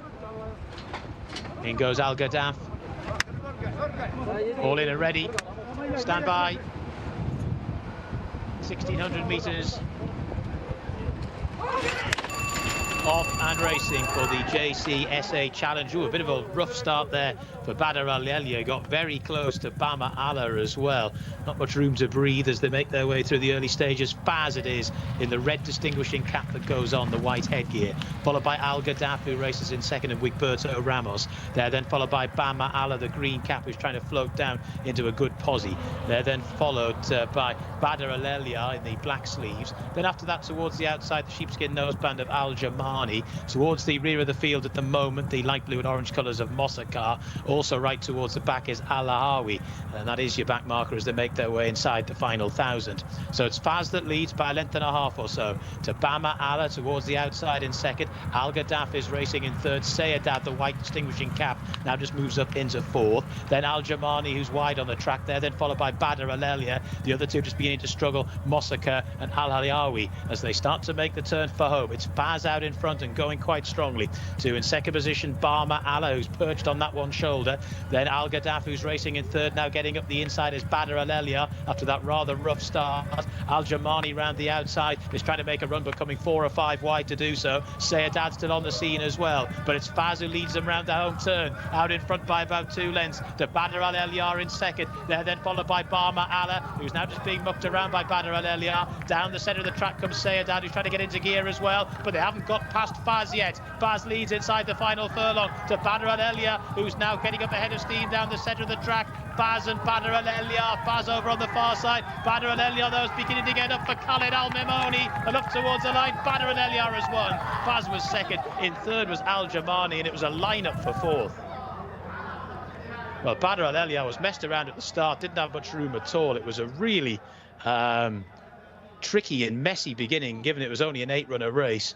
But hats off to this horse, because he's persevered in the run. Wasn't absolutely ideal for him in the closing stages either. Barma Allah wasn't helped by maybe the eventual winner just running around a little bit, but Badr Al-Elia has gone on to score. Faz really game out in front as well. Looked a little bit of a sitting duck as they turned for home, but has finished in second. Half a length of distance between the winner and the second, and there's a bit of a gap back to the third. But it's Badr Al-Elia, who's won 5 from 19 now, and is on start number 5 this campaign, so was fit for this, no problems about that. Wins in a time in 1:44.31.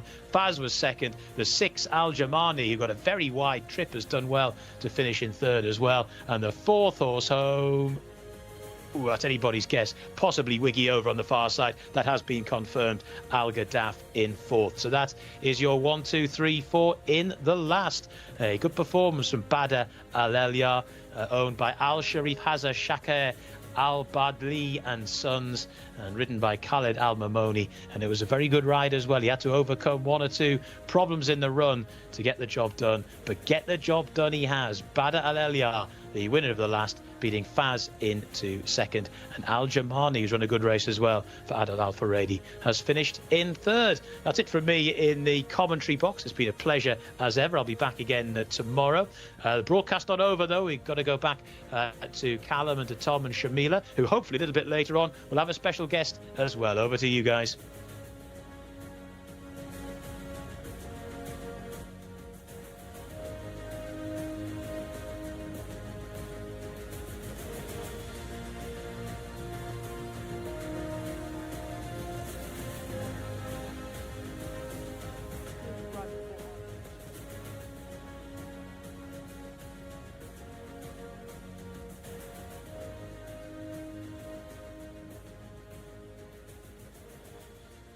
Well, thank you, John, and thank you for following us with your commentary all the way through. Not only were you expert with your voice as per usual, but you were also good at selecting 3 winners, which put you on par with Shamila. So well done to both of you today.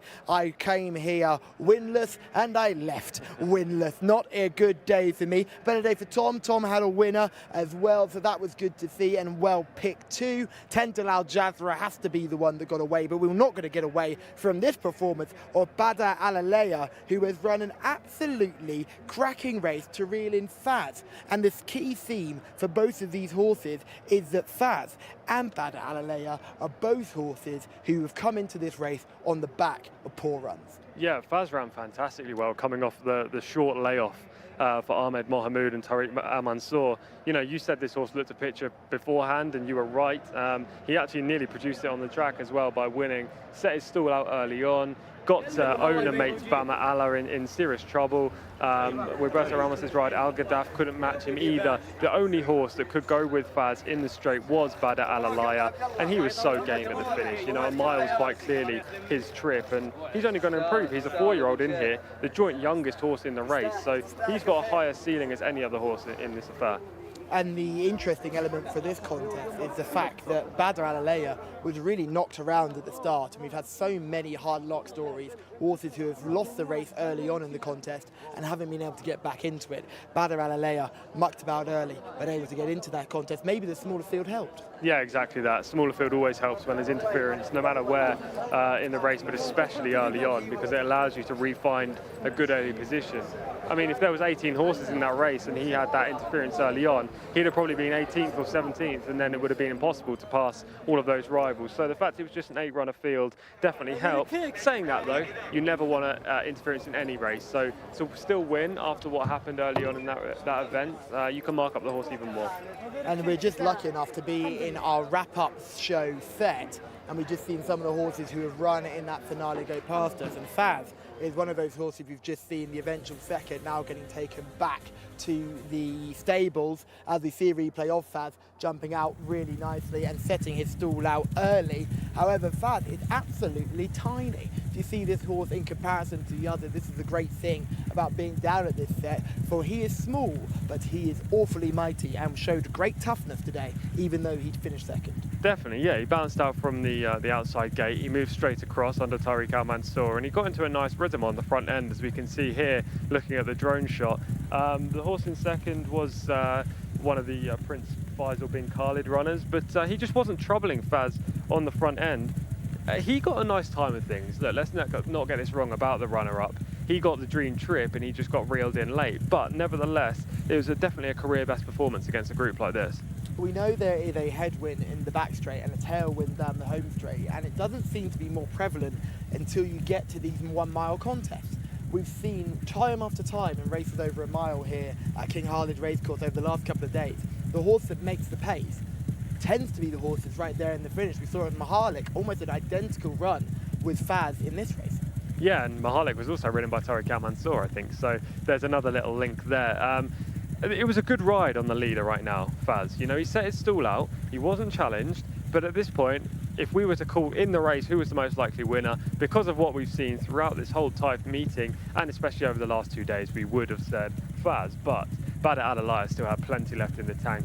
He immediately kicked clear of those horses in behind, the likes of Sayyadad, the likes of Al Gaddaf. They couldn't go with these front two, and it became a real protracted duel all the way to the line, and it just happened to be the closer that came out on top by half a length. And Badr Al-Alaya is a really interesting performer as we see the connections head up to collect their prize, and the Jcsa Challenge Trophy is what they are collecting. And Badr Al-Alaya got a path of no resistance right up the rail, and you can see that they're very happy jockey on board as well. Khalid Al-Nimoni, who had a winner yesterday for the same owner, so he's flying, the ownership are flying, and they're in very good form. And the gentleman that was up there with the trophy, the man with the trophy in his hand, is the man who we often see up by our presentation position. Very polite gentleman, always says hello, so it's great to see politeness rewarded with a winner too. And just wonderful to see, and a good competitive contest in the end. I'm really impressed by the run of Faz. I'm really impressed by the run of Bada Alalea, and it's just good to see that if horses are out of form, having a break can make all the difference. Yeah, exactly. He hasn't run since meeting 20, so we're talking a good few weeks,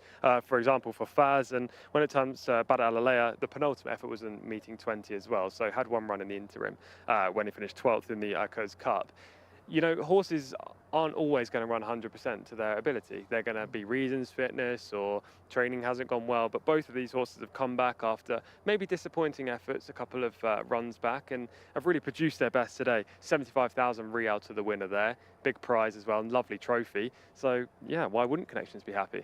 A big dinner for you as well, no doubt about it. Thank goodness you're not a racehorse owner. All the Herfy burger joints in the Taif area would be in red alert. But the key element I think we've seen from today is that the wind hasn't proven as much of a factor as we thought it would. I think that's the same we can say yesterday. We were battling with the elements. I still have to put my phone on the table to make sure I don't lose my race card, because we are literally battling the winds. But what's crucial to see is that it's not affecting the quality of racing that we're seeing. We're not seeing horses just run away and then never be caught. We're seeing a real mix and match of performances. Yeah, absolutely. Of course, there is still a front running and rail bias here, but the tailwind could have made that bias ridiculous, frankly, couldn't it? It could have made front runners impossible to catch. We could have had winners from the front that we wouldn't have assumed had the quality to win today. We didn't see that.